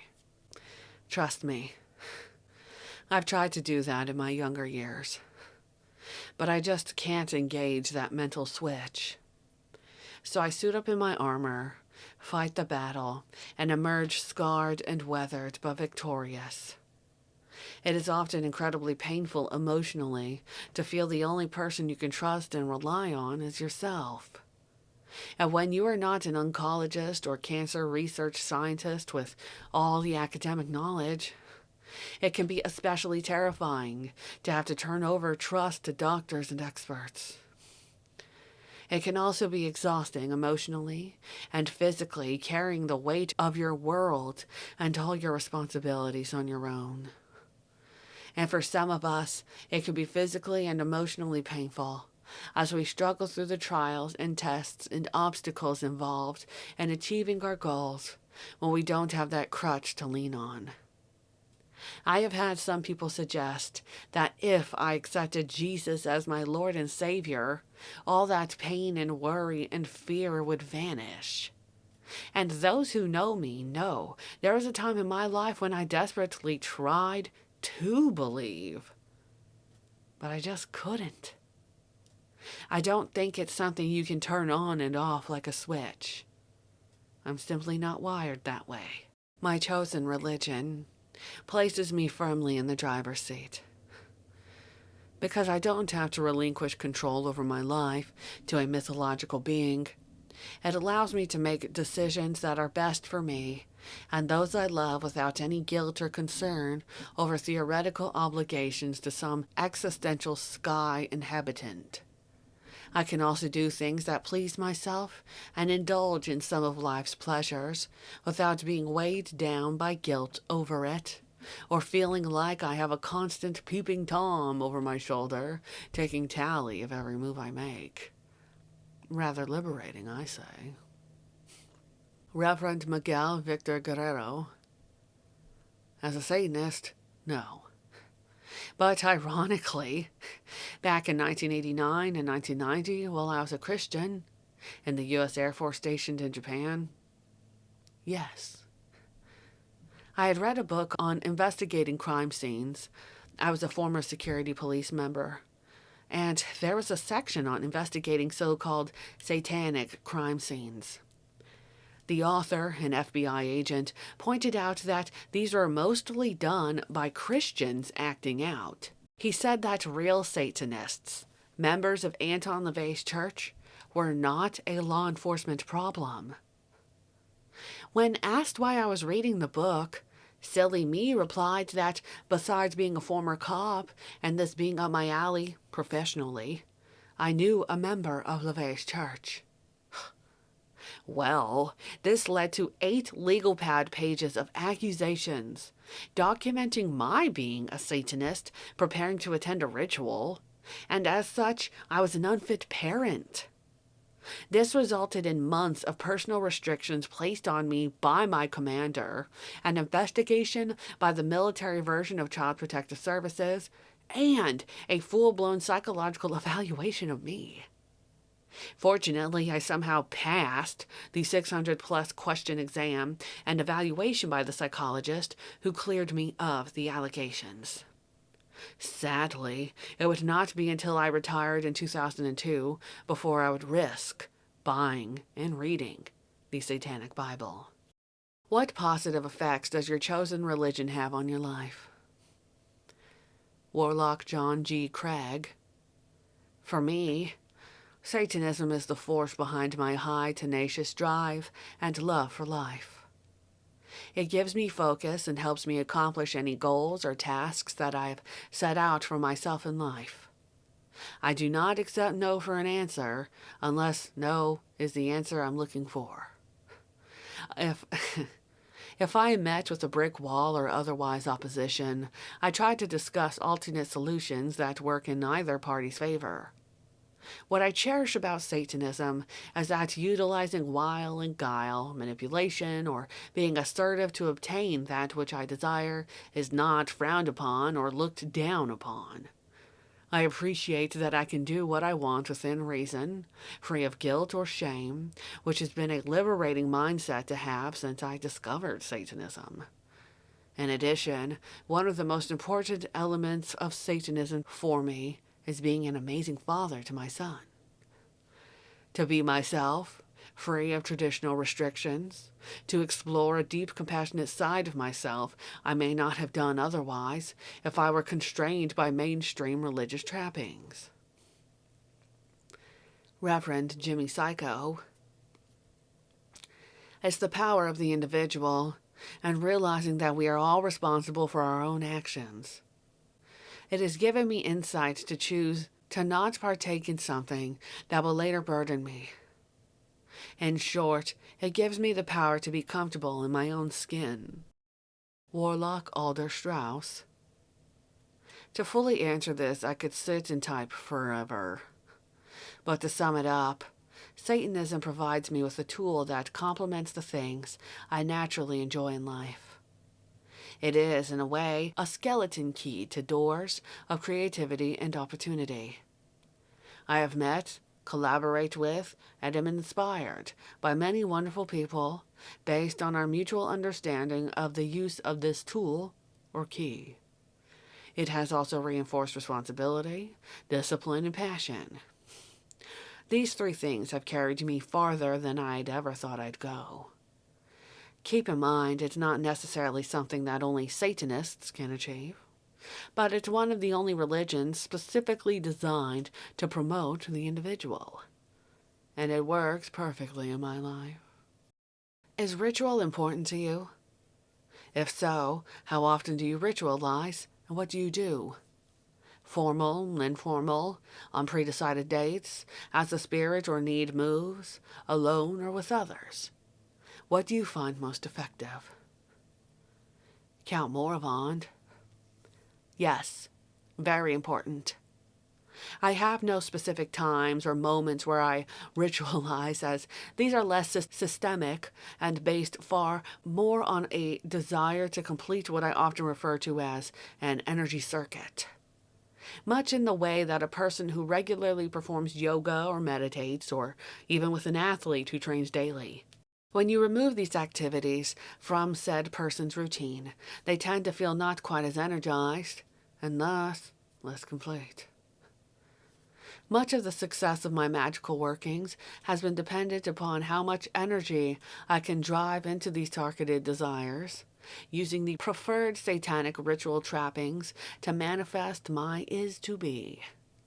Energy through emotion is readily at one's disposal, and it is why those of love/compassion, hate/destruction, and of course lust are so effective.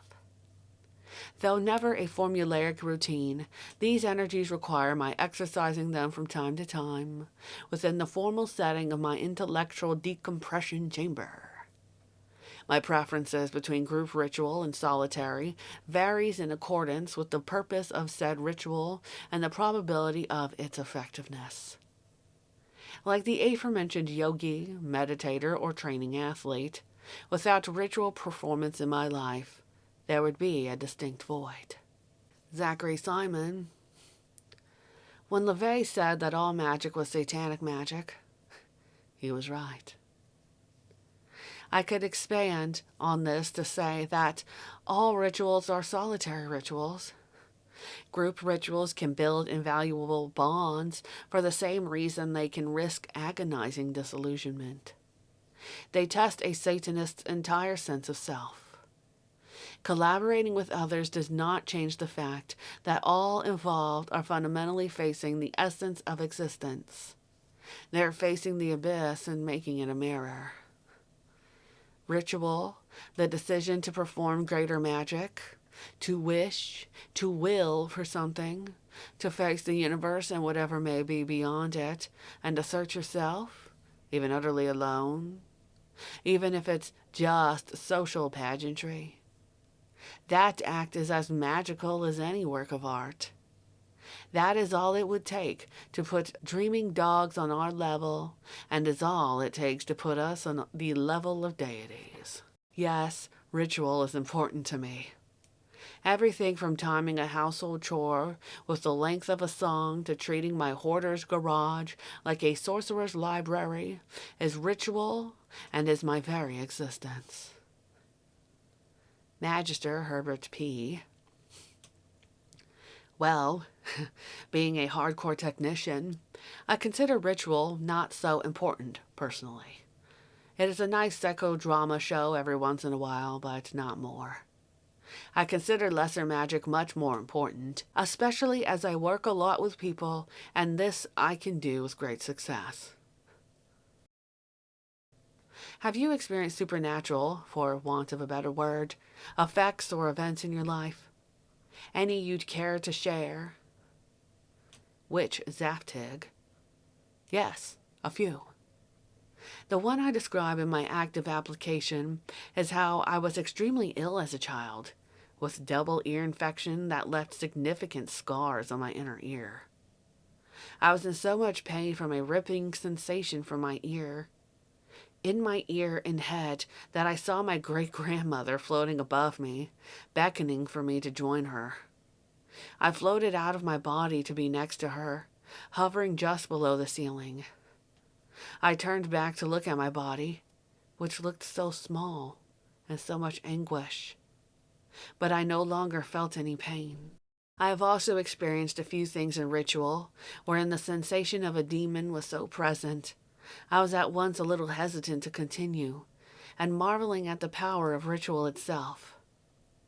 The dual sensation is something I will retain with me when I want to conjure up some satanic will in everyday moments. Magister Neil Smith. I don't believe in what the common definition of supernatural implies. The better word I would select would be supernormal, since supernatural suggests something involving a type of spiritual realm or aspect of reality. We believe that this earthly life is the only one there is. We don't believe in gods, demons, angels, or ghosts. We also realize, however, that there are more and more things we are discovering that show the wonderful complexities and of our human brain. There could very easily be legitimate experiences with things we call premonitions, intuitions, perhaps even what we call ESP in ourselves and other animals, e.g. Rupert Sheldrake's research into dogs, having a sense of when their owners are coming home. But they are not part of a mystical, spiritual dimension. We humans probably possess abilities and faculties we have yet to discover or explore, for which we may not yet have the necessary tools or abilities, but these would be part of our natural carnal abilities. I have not had any dramatic experiences of the supernormal, although I often do get a text or phone call from someone about whom I had just recently thought, within minutes or seconds of having thought about them. I believe there is likely some kind of conscious web we share among our brains, strongest perhaps among those with whom we have developed a strong emotional bond, and Sheldrake's work seems to indicate that may be true.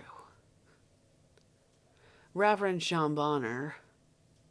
I'm a big believer in willing things into existence. I've seen negative people wallow in their negativity, and that only brings more down on them. I try to trust that things will work out, and they often do. Even traditionally considered negative things. I've had business partners screw me over and been through a divorce. I've tried to look at those as potential positive changes, and then use that energy and motivation to do things I wouldn't have been able to do before. When I want something to happen, I throw it out into the world, and more often than not, it ends up happening. I think a lot of people would consider that somehow supernatural. I see it as influencing the world around me, willing it to meet my desires.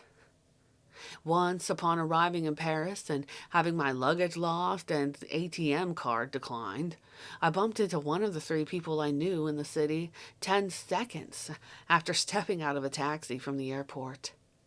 He invited me into the limo he had just called, and I joined him for a 5-star dinner an hour later with a small group of billionaires, genuine rock stars, and world-famous authors. The next day, another friend told me they used to burn people with your kind of luck at the stake, which I considered a high compliment, though I don't think he intended it as such. What purpose does the Church of Satan serve? Reverend Draconis Blackthorne. The dissemination of factual information on the religion of Satanism as a philosophy, lifestyle, and religion. For me, it was like a sensation of coming home, to find others of one's tribe, of what Magus Gilmore appropriately calls the Adams Clan. Warlock Lucien DeVille. Simple. What purpose does it not serve to those of us of clear sight, those of us not wearing the convenient blinders which cause the herds to exist within life rather than living life in existing? Satanism has been around now as an organized religion for over 50 years. What effects do you see in the world stemming from Anton LaVey and his philosophy? Magister George Sprague. Primarily, more people willing to explore the other side of things. And while it's not necessarily that they identify these subjects as satanic, those in the know realize it and can use this to their advantage. While the devil and Satanism can now be discussed in public a bit more, there still is an underlying current of mystery and unspoken truths that still carry the same fascination and fear that the devil has always elicited. People are still scared, and I like that. Reverend Dr. Robert Ing. Many of the things Anton LaVey discussed with regard to the satanic philosophy and worldview have been accepted and openly discussed in our modern-day society. The greater acceptance of individual sexuality, intelligent discussion, and research into the creation of artificial life forms, the evolution of public views on the separation of church and state, as well as the questioning of organized religion, and the concept and widespread use of the term psychic vampire, to touch on only a few. Here we have the integration of satanic thought and concepts, albeit subtly, as even in today's modern world, people may still be damned if they call it satanic.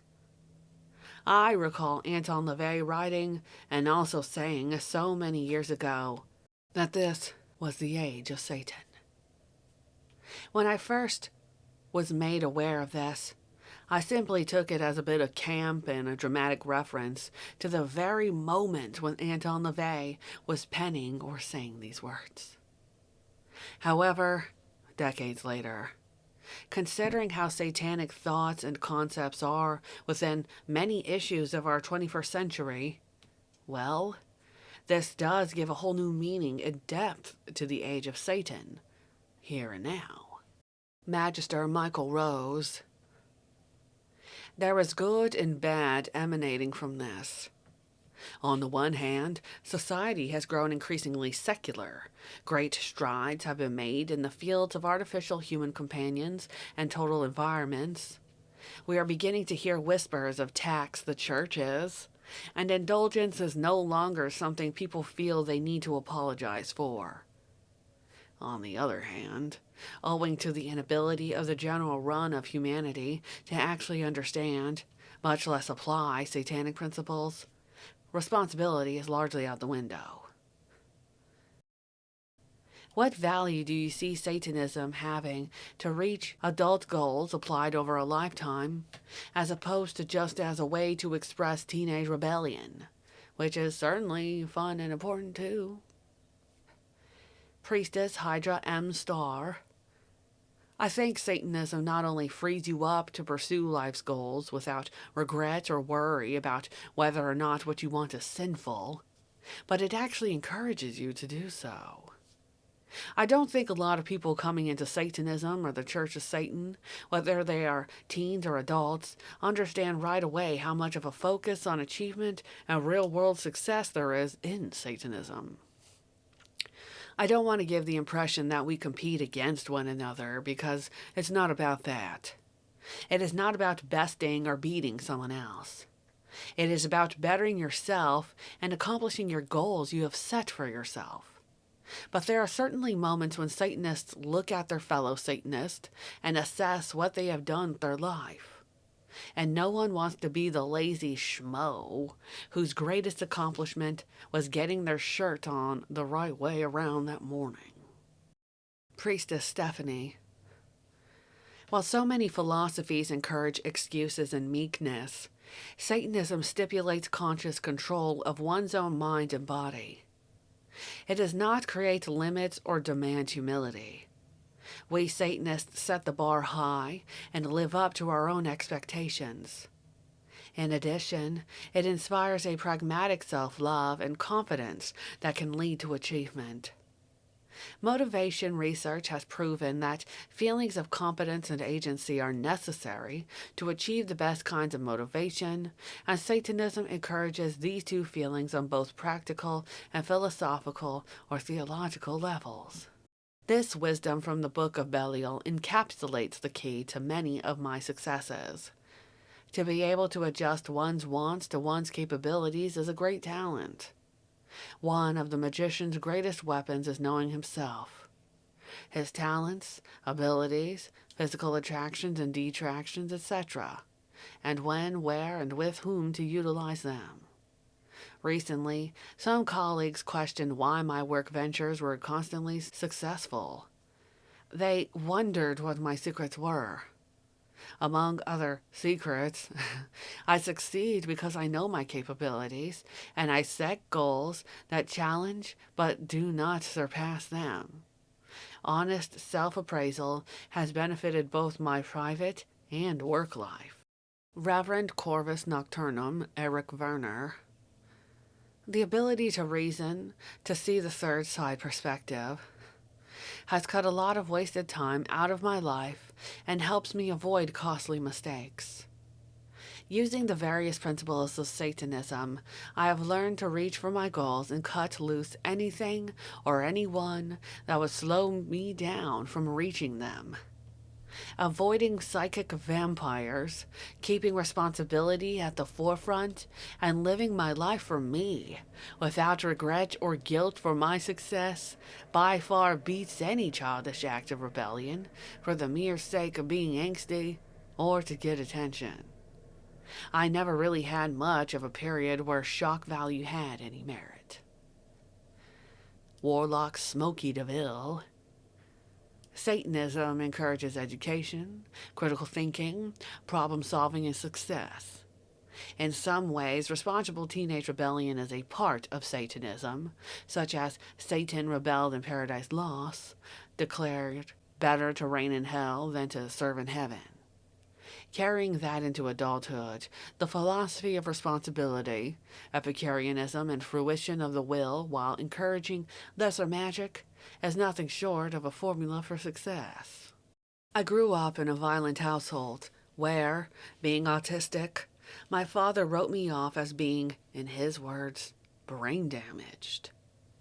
I carried that with me through grade school.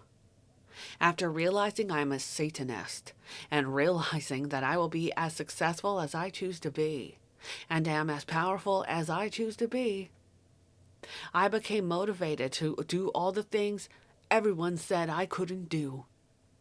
I began painting and showing my art. I began producing music and selling my music in several countries, and I became an entertainer. achieving a small yet satisfying degree of local celebrity. Now, I'm currently earning my degree in nuclear medicine technology, working to enjoy a career in positron emitting tomography. There are many archetypes and arenas to explore within the satanic realms. What archetypal or aspects are you most attracted to? Fiction, politics, vampires, werewolves, computers, business, media, psychology, military, poetry, automobiles? How do you express them / commune with them? In your dress, home decor, job, private life? Which Jesse? I tend towards the more intellectual aspects of Satanism. Psychology is far and away my chief area for diving deep to see what I can find. I realize the importance of getting out of my head, though. So when not thinking philosophically, I try to focus on the senses, taking my cues from movie scenes that draw me in, meals I've had that delight me, scents that move me, textures that draw me out of my head and into the present, and sounds that impact my current state. Priestess Shiva Rodriguez. I tend to play the villain. Because my job as a special effects artist often entails recreating scenes of death and murder, I've created a public image for myself that is likened to a serial killer with a very dark sense of humor. It is not uncommon for me to make posts on social media along the lines of, "I'm going to put an axe in someone's face tomorrow," or "My living room looks like a morgue right now," and have fans of my work cheer me on. Every year I post my annual body count. There's nothing terribly remarkable about the way I dress when I am out on a job, save for my signature hoodie jacket. When I put the hood up, it's a signal to everyone that the blood is about to start flying. Just the fact that I am a woman in my profession makes me stand out in that respect. It is more than the mannerisms that come into play, and I keep my victims smiling and comfortable with lots of gallows humor while preparing them for a glorious death on camera. I found that by adopting this unusual character image, I've become quite popular within the local filmmaker networks and have recently learned that my reputation has expanded me even further. I often joke that I am indeed a successful serial killer because people readily volunteer to be my victims, and there's even a waiting list. These responses barely scratch the surface of the excellent insights these survey participants offered. It would take another 100 pages to fully explore their answers. As High Priest Gilmore has made clear, these individuals, our members, comprise the edifice and legacy of the Church of Satan. We do not build the houses of worship. We invest our time, guidance, resources, and magical energy in our diabolical comrades who wisely use these tools to better themselves and those they choose to love and support. This is as Anton LaVey intended. The results speak volumes. I leave these reflections with the final word from one of our founding members who wrote this essay, published in the Cloven Hoof many years ago. It clearly reflects that indulging in all that humans find most sensual and pleasurable, building a citadel, however small, or even within your own mind, dedicated to such uncompromising gratification, is its own reward. The Delights of Decadence by Magister John A. Farrow, a.k.a. Reverend Anatole, a.k.a. Gregorio Jonofrio. The Cloven Hoof. November-December X 1975. What follows is no learned essay, and it aims neither to exhort nor to teach. It has no purpose beyond the pleasure of the telling, save perhaps the wish to share. The content is unabashedly personal, a view of my world, the world of a decadent. If this appears pretentious and self-conscious, it troubles me not at all. For decadence is nothing if not studied and self-conscious. Mine is a world of my own making, with attention to each detail.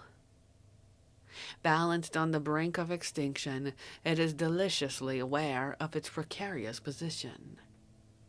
The sense of the ephemeral permeates its every aspect, and though nothing is forbidden, not a single aberrant indulgence may be taken for granted.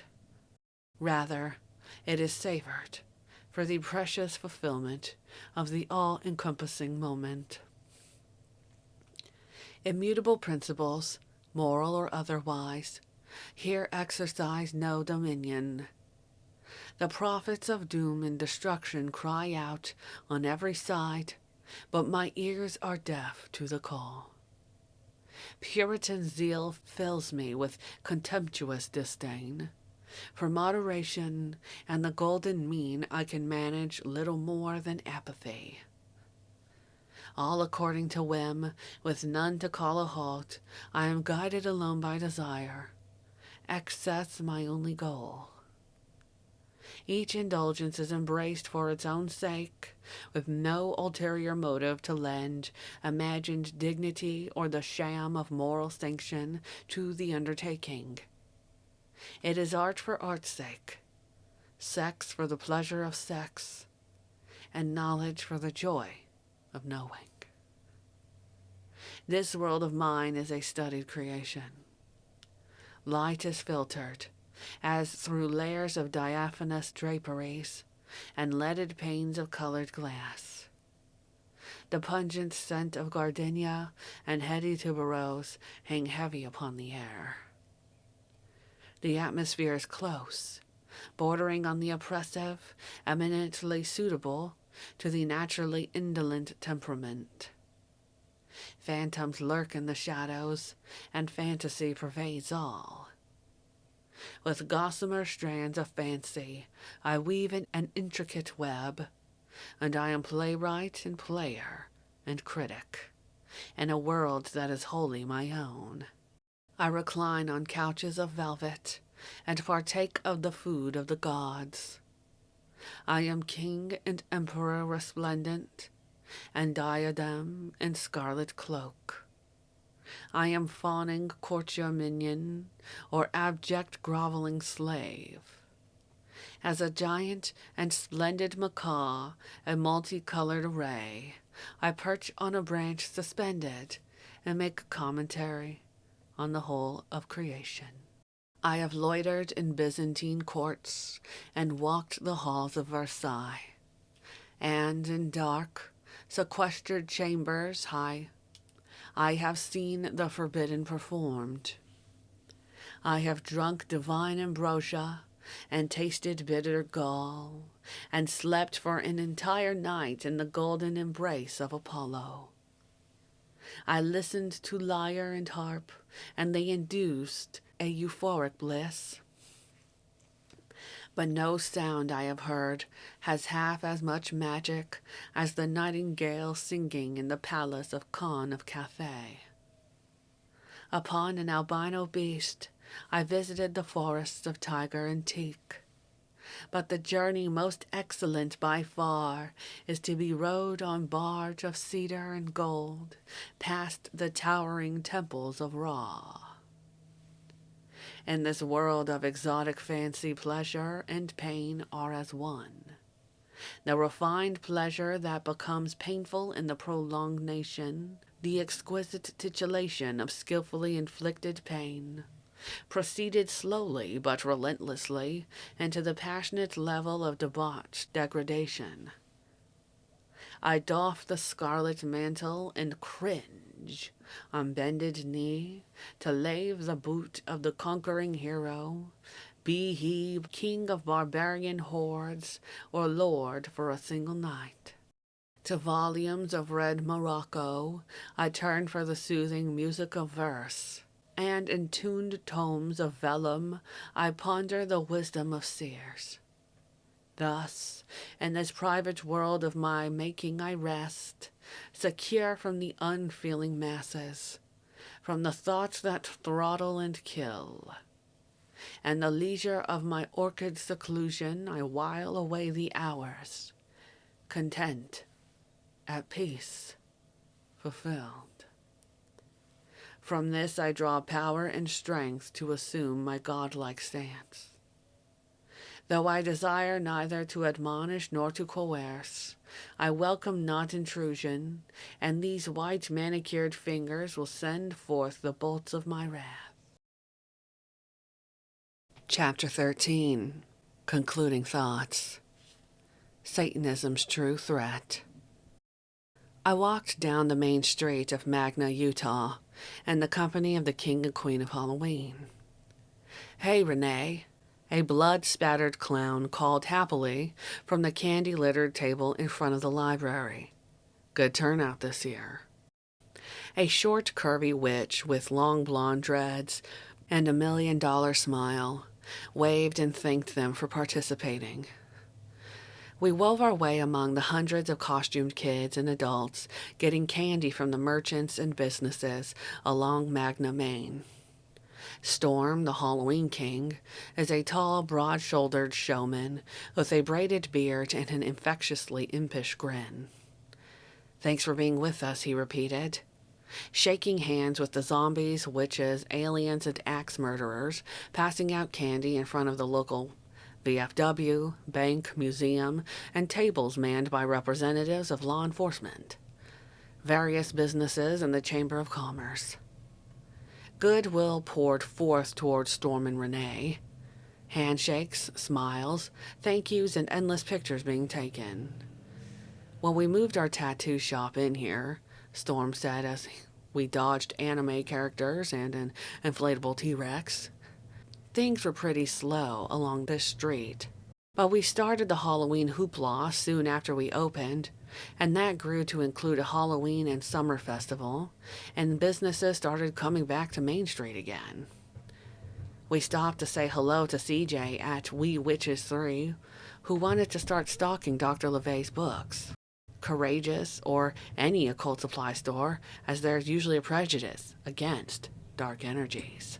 Later that night, at the 10th annual birthday bash for the Andersons horror/Halloween-themed tattoo shop, Art on You Studios, not everyone was a Satanist, but no one batted an eye, and there were a fair number of responses, when Storm let out with more than one hearty, "Hail Satan." That's just the way Storm and Renee are.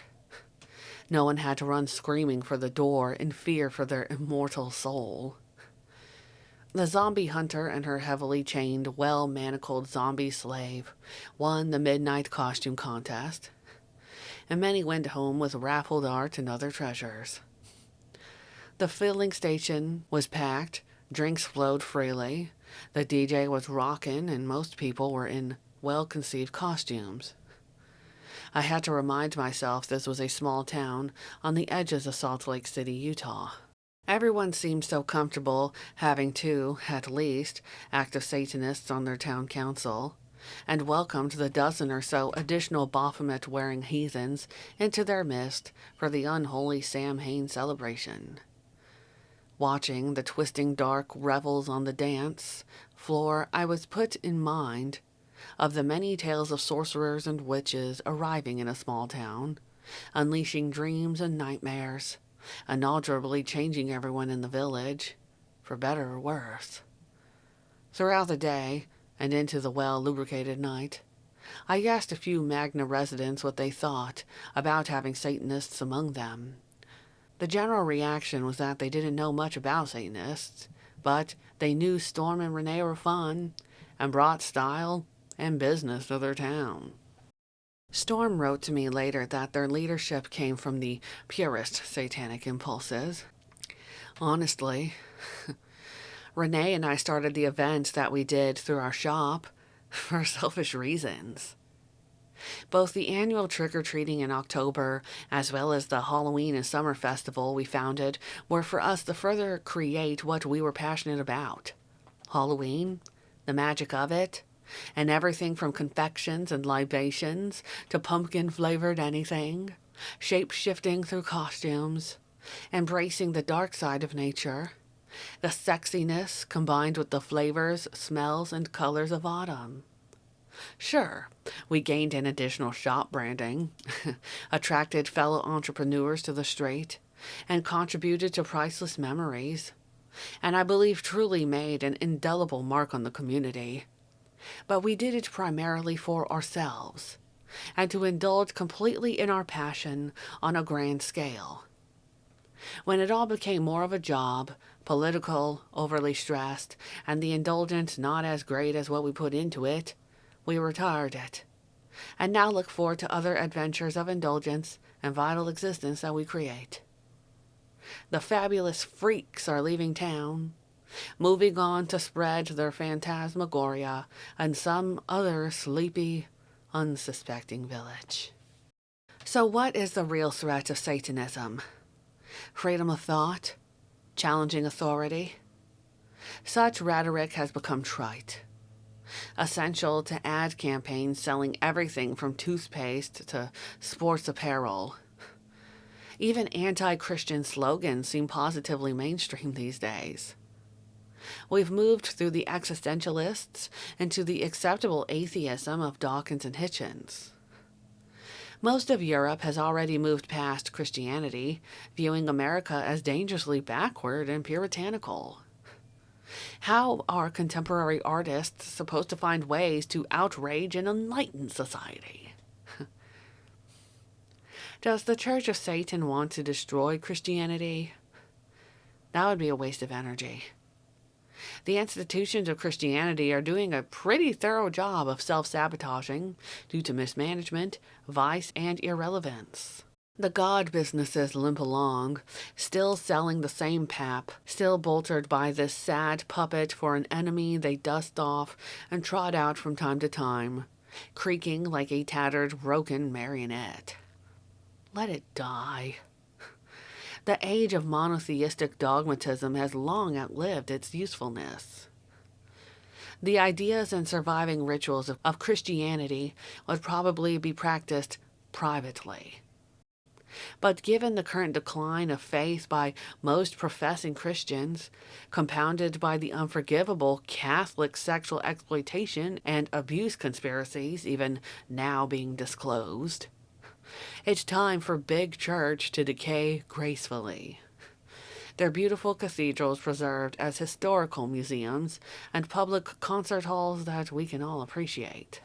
Anton LaVey wrote in the section of the Satanic Bible titled Some Evidence of a New Satanic Age that it has become necessary for a new religion, based on man's natural instincts, to come forth. They named it. It's called Satanism. Instead of Christian bashing, Satanists are moving forward at an impressive pace, personally and organizationally. At this writing, there are two newly released films about the Church of Satan and Anton LaVey. An American Satan by Aram Garriga premiered at Sitges Film Festival in October 2019. Warlock Adam Cardone did 6 hours of interviews and photos afterward with an enthusiastic crowd. Carl Abramson's Anton LaVey, Into the Devil's Den, was released in December 2019, an intimate and affectionate portrait of the Black Pope. A quick search of our website, Facebook pages, or Twitter feed will reveal a number of books, musical projects, excellent merchandise, and other creative endeavors our members are producing. Longtime member and Satanic Panic warrior, Magister Lex Frost, and his formidable partner Zoe, rebooted his Satan Me brand in 2019, offering a wide array of highest quality jewelry, clothing, decor, and lifestyle items to warm the hearts of every discerning devil. Magister Gene will release his much anticipated The Gay Satanic Warlock soon. To celebrate the 50th anniversary of the publication of the Satanic Bible, Howl Gallery's Florida Festival was as wild and well-attended as the previous Gilmore-curated art shows, featuring historical items involving the dreaded book on display and a rollicking burlesque show. We were treated to screenings of both of the above-mentioned documentaries on LaVey and Satanism, shared with an eager and appreciative audience. The true highlight was the presentation by our High Priestess Nadramia of the comprehensive and absorbing Satanic Bible history she had written, full of insight and humor. This document, with delicious addenda added Walpurgisnacht 2020, can now be found on the Church of Satan website. Warlock Jeff Bowling is hard at work helping our military members, establishing the Infernal Legion in 2017 as a non-profit veteran service organization composed of veterans and retirees, as well as active duty National Guard and reservists who are Satanists. Their goal is to provide support and assistance to America's veterans by offering assistance with housing, counseling, employment, transition to the civilian world, promoting veterans' personal projects, artwork, businesses, music, etc., and, most importantly, navigating the all-too-difficult maze of the U.S. Department of Veteran Affairs. Our High Priest and High Priestess enjoy their individual writing projects and creative pursuits. Rumor has it, Magus Gilmore is gathering essays for a new collection. He continues to share his musical knowledge on podcasts, has lectured locally on Hudson Valley composers, while continuing to create his own musical compositions. Gilmore's essays and opinion pieces emerge on the website as the spirit moves or necessity demands. The High Priestess makes time for writing among her other pursuits, sifting through the archives with plans to gather impressive presentations on Anton LaVey's subsequent books in the coming years. In addition, the Magistra enjoys time working in the garden and creating unusual jewelry pieces. For the 2018 art show curated by her husband, Peggy wrote the introduction to the accompanying book, All of Them Witches. I've met very few women who, no matter what their own beliefs or background, will shy away from being called a witch. Even when the appellation is used as a euphemism for the dreaded B word, her eyes will usually twinkle and a satisfied little smile will cross her lips. That's right, she'll say. I'm a real witch, so watch out. Witches have always been associated with feminine power, even when it assumes the shape of death and destruction. The witch is the archetype of every kind of female force: sexual, protective, vengeful, creative, magical. Nature will answer to her. The stars will listen to her call. Her familiars, both hideous and beautiful, will hasten to her side. That's why her image, her archetype, her name is so compelling, like a crack of thunder across the landscape of your heart. Witch. She's a witch. Magistra Nadramia spends many happy hours cataloging and organizing endless letters, documents, newsletters, and photos in order to present a coherent documentary history of the organization she holds dear. That organization needs constant tending, guidance, and pruning to remain true to the principles upon which it was founded. This is where Gilmore and Nadramia have shown as leaders, utilizing emerging platforms and technologies to ensure Satanism remains relevant and accessible. They both give generously of their time and creativity for select media interviews and advice and encouragement for members. In the 18 years since I passed the torch to Peter and Peggy, I have not had one regret about my decision. There has never been a sour note or necessary compromise among the three of us. We find we are in concert with each other, and with Dr. LaVey's original direction, in all, we and the Council of Nine have orchestrated. I asked Magistra Nadramia if she had had any second thoughts in 2001. about taking on the personal attacks and complications which would inevitably result from becoming world leaders of the Church of Satan. Peggy replied, I had fears about our personal welfare, but no doubts that we were capable of handling whatever our leadership brought. Once I'd stuck my neck out on the internet in 1993, we both began receiving the usual insults, disparagements, and disputes regarding who we were and what we were saying. It had already happened. The horse had already left the barn. While it continues to this day from an ever-evolving group of spoil sports who would rather things had gone a different way and provided them with more reassurance and entertainment, we've held the tiller firmly and kept this ship on course. When Dr. LaVey passed away, there were those who didn't believe this church could be held together by anyone. I'm happy to have had the chance to watch my husband prove them wrong. No one else could have achieved what Peter Gilmore has, with conviction, nobility, and honor. It has long been our policy to decline providing actual membership numbers, as our cultural influence far exceeds that. One is not required to join the Church of Satan to be a real Satanist. However, our presence on social media speaks for itself. Through Magus Gilmore's careful husbandry and some committed help from our outstanding members, our website has steadily grown into a grand library of articles, interviews, and resources, whereas conventional social media is where we place our most topical comments and news. At the time of this writing, we have 322,000 followers on Twitter, which can easily swell to 500,000 people and then to millions, depending on how long these platforms last. Our public Facebook page has 202,000 followers, with lively discussions on several private groups. On Instagram, we created a bit of an experiment.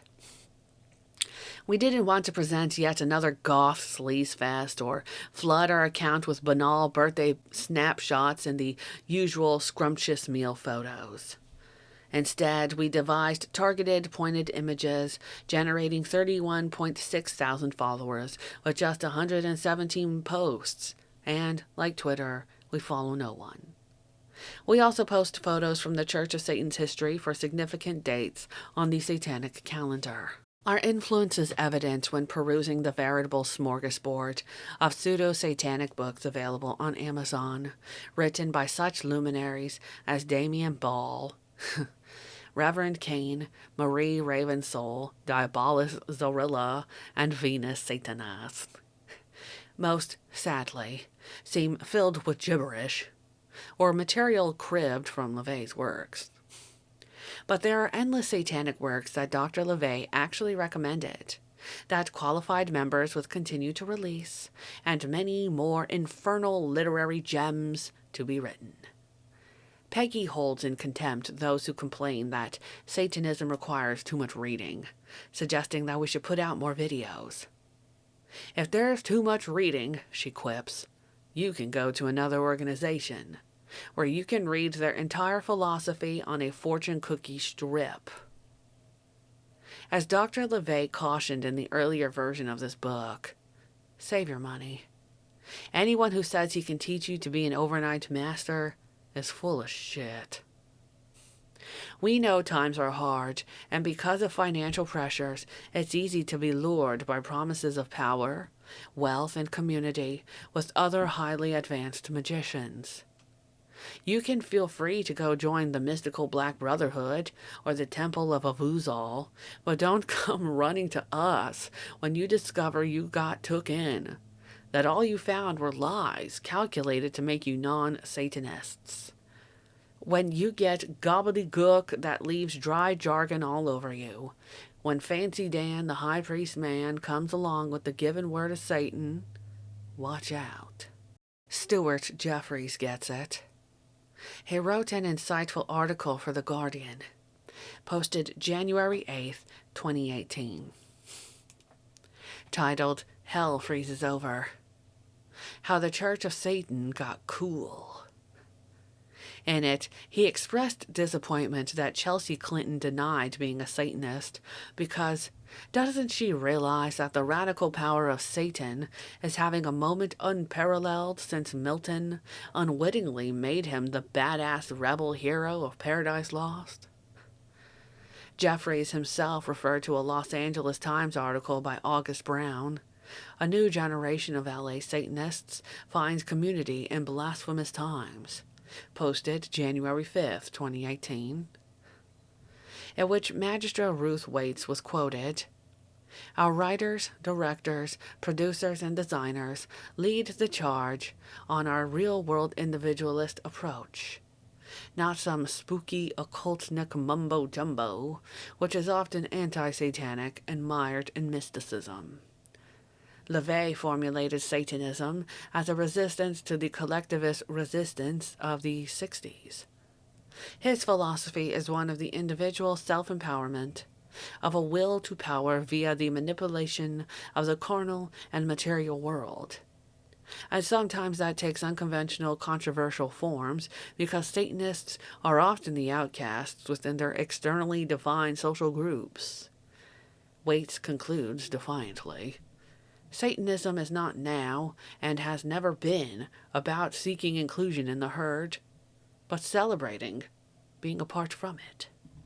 Since the Church of Satan's business model is not dependent on evangelizing or gaining more followers, those who enter our social media sites for the purpose of trolling and agitation, or those members who become disenchanted or counterproductive, are encouraged to retreat and resign.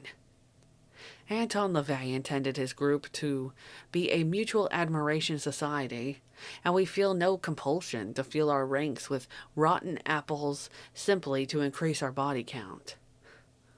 As High Priest Gilmore emphasized in a recent article, the Isle of the Disgruntled, posted 10/17/19, over the course of the history of this organization, there have always been people who decide that the administrators of the Church of Satan haven't given them everything they want, despite what may have been years of support for their varied endeavors, which now, via our news feeds, reach hundreds of thousands of interested individuals. They've essentially placed us in the parental role, and when they think they should be receiving more from us than we are willing to give, it is tantrum time. False accusations are made to justify what is essentially spoiled brat narcissism. Some might have joined with less than a clear grasp of the philosophy, and when they can't twist it to their own ends, they get huffy and claim they know LaVey's true intentions. And then they might even found their own Church of LaVeyan misinterpretation. And they claim that Dr. LaVey's published works and interviews mean something entirely other than what is clearly contained in them. We are delighted when they depart. They are welcome to find others who share their points of view. As always, we who participate in our productive cabal are off doing our best, cultivating our creative efforts, and enjoying our lives to the fullest. Those relegated to the Isle of the Disgruntled can now struggle to prove that they are greater experts regarding the philosophy crafted by Dr. LaVey than those of us who knew him personally and served at his behest as representatives of his works. They can embrace in their mutual hatred of all of you who find meaning and pleasure in your affiliation with the only authentic Church of Satan. You'll be too busy enjoying your participation in our infernal philharmonic as the melodies you're playing of triumphant satisfaction drown out the faint murmurs of these distant malcontents. Because Dr. LaVey set this tone of uncompromising discrimination and discernment for those he chose to include in his diabolical cabal, and that mandate is held sacred by the current administration, we have developed a finely polished, productive, and powerful assemblage of sorcerers and witches, which truly honors the Dark Lord. Since a sinister Congress has never existed cohesively this long on the earth before, we are an experiment. Those we proudly count among our ranks are remarkable individuals. Productive, self-aware, driven, with that palpable sulphurous aspect which betrays a devil's blend of skepticism and fancy. Over the course of 50 years of ritual and collaboration, our villainous web has evolved into a potent energy battery we all have created, refined, and share at will. Our members are by no means perfect. We stumble, retreat, grieve, heal, gain wisdom, redefine ourselves, savoring the many joys and challenges that any bold life provides. But we have the tools and have generated the resources to regain ourselves when we become lost, to forge an ever more innovative, distinctive path forward. Satanists understand that the entirety of existence does not occur within the confines of social media. As with ritual activity, online participation is purely optional. Some Satanists enjoy creating and maintaining a presence, interacting with other Satanists on our various forums. People find others in their school or town through social media and get together for movies, discussion groups, dinners, live music events, and sometimes rituals. Some also find it stimulating and productive to join others for holidays. Halloween, Walpurgisnacht, solstices, or equinoxes. Satanism encourages creative thought, magic, and fanciful notions, tempered with rational judgment. Fantasy and magical thinking, creative visualization and ritualizing, formally or informally, may well be essential to the human psyche, like dreaming. There are usually opportunities for such interactions on an annual basis. But we are not here to provide anyone with friends, ritual entertainment, and activities. Nor does such voluntary participation make you more of a Satanist. You won't prove yourself a stronger Satanist by waving a sword better, donning extra fancy ritual duds, or doing battle with online trolls. I would caution that ritual is an intimacy that you should only reserve for those you have spent actual time with and trust. This is intended as an augmentation to your real-world endeavors, not as an addictive substitute, draining your focus and life force. Some of our most productive members, many highly placed representatives, choose not to participate in either social media or group rituals. Neither is a requirement.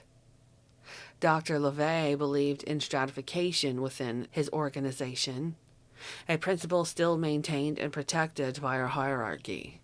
Though Dr. LaVey died just as the internet was encroaching more and more on our lives, he saw its precursor, like television, as exerting vast and efficient methods for manipulation of masses, of people from advertisers and political groups, the chief vehicle for what he called the invisible war.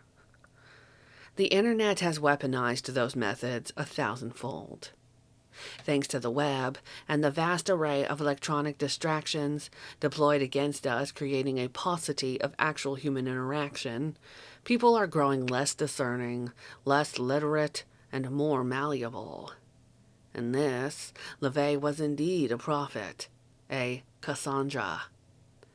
Anton felt there was an apocalyptic battle raging around us, not between good and evil in the conventional sense, but he conveyed a strong sense of urgency in his writings against lethargy, stupidity, short-sightedness, and herd mentality. So in truth, yes, there are real dangers to practicing satanic magic. You may conjure forth more than you are prepared to face. We are not nice people, and we don't suffer fools gladly. But, as the meme adds, we do gladly make fools suffer. Satanists don't need what LaVey termed good guy badges, which is now being called virtue signaling. There are no judgments for the devil.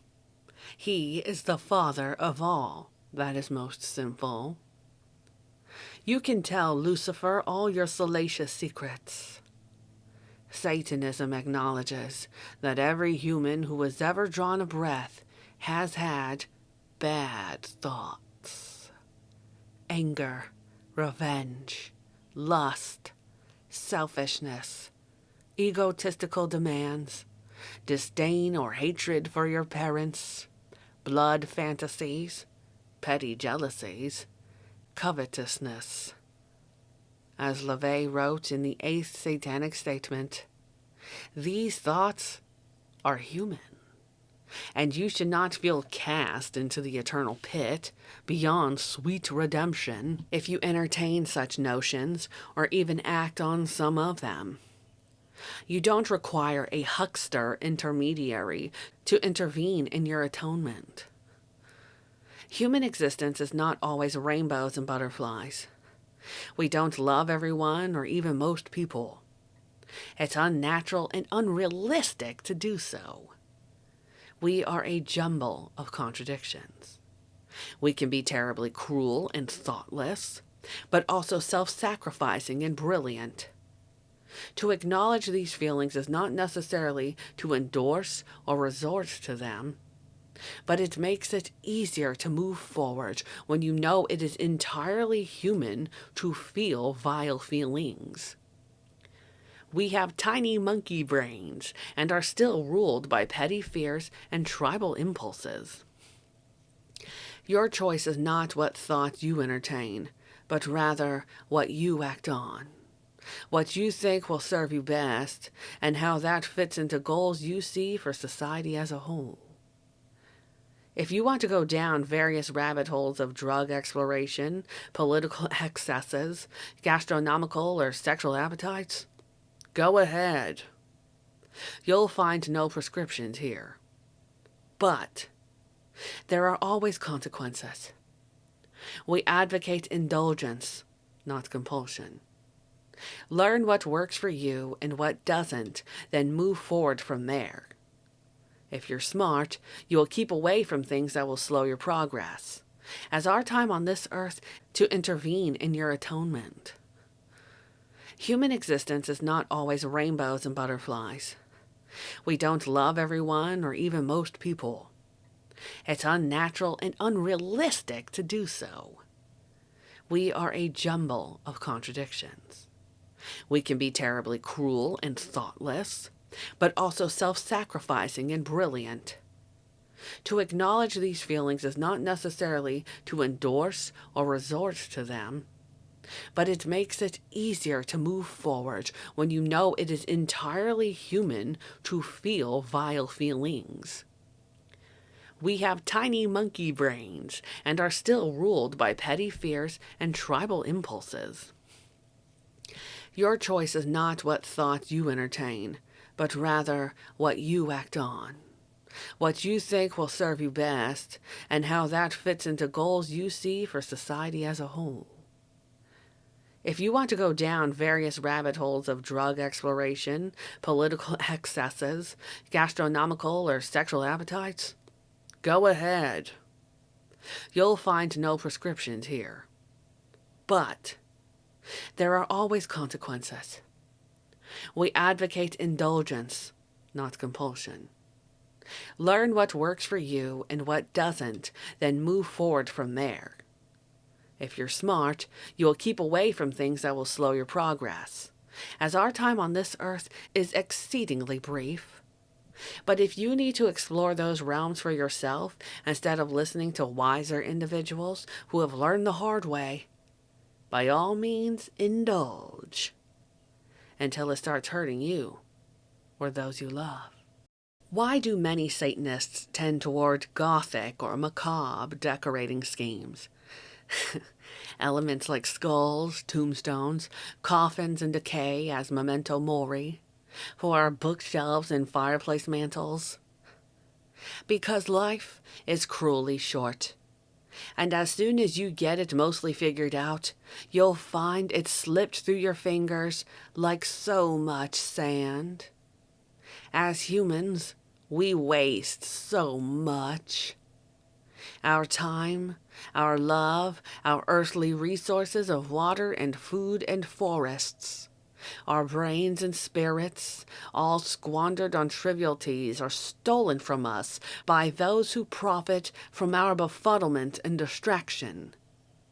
Satanists actively battle against, not death, but society's demands for the postponement and denial of a joyous and productive life. Let no person or advertiser or political party or addiction or website or bad movie steal your time. Expunge psychic vampires and others who would stand between you and fulfillment you envision. Perhaps this is the true threat of Satanism. Recognizing man is beast, as our seventh satanic statement declares. All our stilted attempts to identify the other as outside ourselves and execute mass racial pogroms, to push away sins as if they were exceptions rather than rule, these many Baroque elaborate protections we weave to insulate ourselves against that simple truth, are tenuous tissues of lies with which we desperately attempt to chain our true natures. Even scientists, who have come to terms with man as an animal, choose to believe we are imbued with superlative mental abilities and moral constraints which will somehow protect us, when clearly they haven't. At some base, primal, instinctive level, we're scared. We know, spurred by our God-given illusions of dominion and spiritual superiority, that we've overpopulated and systematically raped this fruitful, beloved planet. We know we've made serious mistakes with resource management. Oil, water, forests, oceans, our brother animals. We are only now reaching a level of maturity which allows us to realize how truly dire the situation is. Because of our lack of decisive will to transition from environmental degradation, nature, who is far less selective and merciful than we might be, is doing it for us. In our fear and confusion, we are reverting to increased tribalism. The last vestiges of 14th century thinking, inevitably resulting in unceasing economic and social turbulence, political fighting, and factionalism. The resonant impulse to huddle in comforting familiar tribes is ever present, thus reinforcing the yawning chasms that separate us. There will always be others to blame or scapegoat, dehumanize, and attack. But Satanism constantly reminds us how dangerous that demonizing impulse can be. We face global issues that should be unifying us, and for the most part they are, except for those few who cling to ancient paradigms. Most of us recognize that we are too intertwined financially and socially to be manipulated into defending territories and scant resources like food, water, lumber, or oil as we have in the past. We can no longer kill one another over various myths and outdated religious practices. We must see ourselves as part of this intricate web of life and find/create our own grace and mercy for and with our brother creatures, not hiding or fearing our kinship, but embracing it, finding from it the strength to buoy and bind us all together through these most challenging times. We need to act on the fact that we are all interwoven, just as the ancient mages and witches have always told us. Traditional magical principles are now being explored in chemistry labs and particle accelerators. Wizards' wisdom is being borne out by cutting-edge physics and quantum theory. There are no discrete, separate items or individuals. It is more apt to conceive of matter as concentrations of energy, which we perceive as a car or table or tree. Matter is nothing more or less than waves, vibrating strings, entangled and influencing at a distance. We have bred without wisdom or constraint, following the Bible's dictate to be fruitful and multiply, assuming this Gloria Gaia's bounty is unlimited. It is not. We are the most dangerous, cruel, and selfish of beasts. It is only by fully recognizing this, the power, responsibility, and consequences of that truth, that we can find any path through the destruction we have wrought. Beside our negative qualities, though, we have concomitant sensitivity, depth of thinking, sharp perceptions, quick adaptability, and the ability to shape our world and our destiny. This is the only hope for fulfillment of our potential and the survival of our species. It will take a ruthlessly honest assessment of what we have done before we can progress through it in grief and humility. We cannot simply avoid it or seek a path around it, looking to some external entity, God, Allah, friendly space aliens, to save us. No Deus ex machina solutions are possible. We are our own gods and goddesses. Our salvation, our redemption, is in our hands alone. As a species, we're moving past the myths of a sky daddy who demands appeasement in order to help us solve our problems. We must face life as the beasts we are, no matter how savage and agonizing that is, employing rational, respectful debate, and perhaps some magic, in order to find grace and enlightenment. Dr. LaVey said in a 1987 interview with the Stanford literary magazine, Birth of Tragedy, that perhaps Satanism would be the religion for the 21st century. He saw Satanism as a growing movement for the coming millennium, an acceptable form of protest. In the 1990 version of this book, Anton said, "The kind of changes I envision don't take a conspiracy, don't take a revolution or skirmishes in the street, as much as they merely require a cabal." A conspiracy implies a carefully delineated plan of attack, all neatly mapped out for all participants. A cabal is a group of loosely connected people who have deep, unswerving loyalty and allegiance to the same ends and who do what comes naturally. They have their contacts, they'll know, in their respective positions, what to do when the time comes round. They'll know which file goes in the yes basket and which in the no basket. Many Satanists are coming forth within their various professions now, stepping forward to declare their affiliations and dedication to Satan, to each other, and to the world. All it takes is a handful of people in the right places. Oh, we do have goals. We all know what they are. I believe in all forms of stealth, cunning, and guile to achieve our ends. He intended Satanism to be an alignment, a lifestyle, a shifting away from institutionalism to freedom. LaVey elaborated, "We need to do things, not just huddle together like pigs to keep warm. That's what will destroy Christianity's stranglehold on evolution and progress. When Satanists make pioneering discoveries and achievements, objective authorities can't point to Satan as the father of all that's worthless and detrimental to society. They can't say, 'Gee, I wish we could use this vaccine. Too bad you're a Satanist.'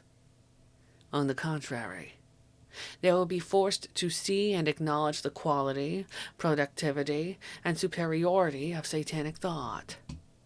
LaVey worked toward a time when Satanists would not be simply tolerated, but celebrated and recognized as the necessary part of society we are.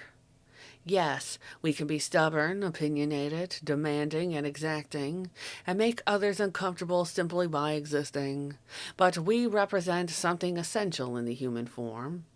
That persistence of fighting against slim odds, of maintaining convictions, of standing with Galileo and declaring, however quietly, against your inquisitor, and yet it moves. From what I can see from the survey responses I received, Satanists are valuable workers, parents, leaders, and assets to the communities. When the gossip monger hisses, well, that person is a Satanist, instead of disparaging the individual, the proper response should be, then bring me a dozen more like that one. I want Satanists on my team. Humans seem to function best when slightly off balance, slightly stressed, reflecting the constant flux of the earth itself. Otherwise, we stagnate without impetus to move forward.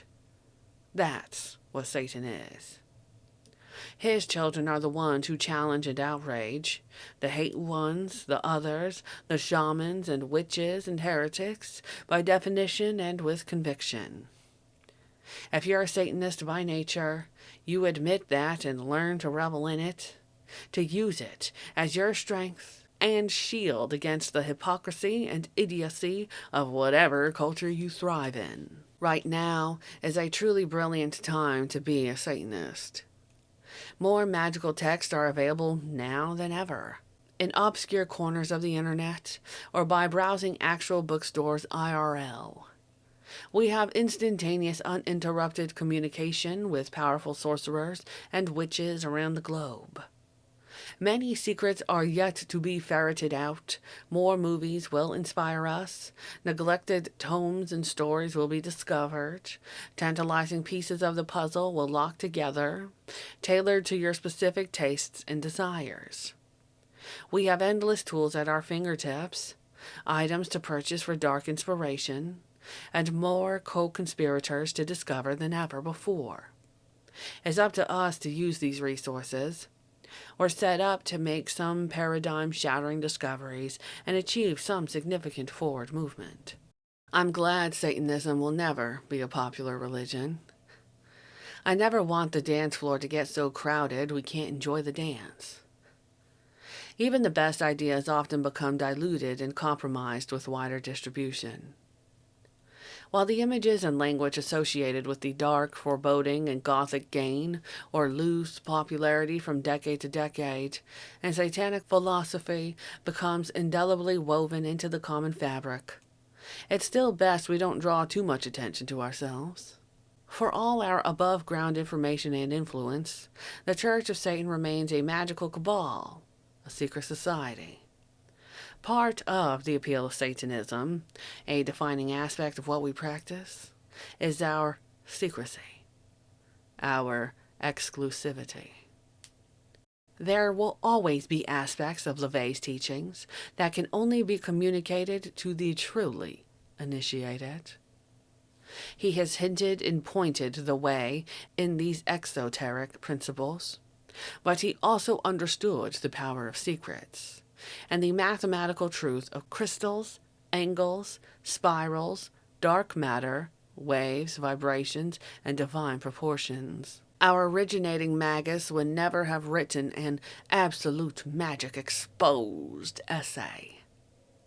His experience of the supernatural, or more accurately, the supernormal, odd, rare, but certainly within our birthright, was nuanced, and, Anton felt, best pointed to rather than dictated.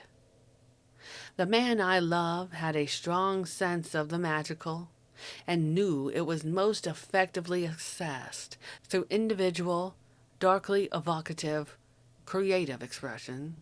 There is always more rich complexity in the arcane, ebon realms. Every time someone reaches an outcropping of scintillating comprehension, they look beyond to further mysteries, more layers drawing them ceaselessly onwards through the mist.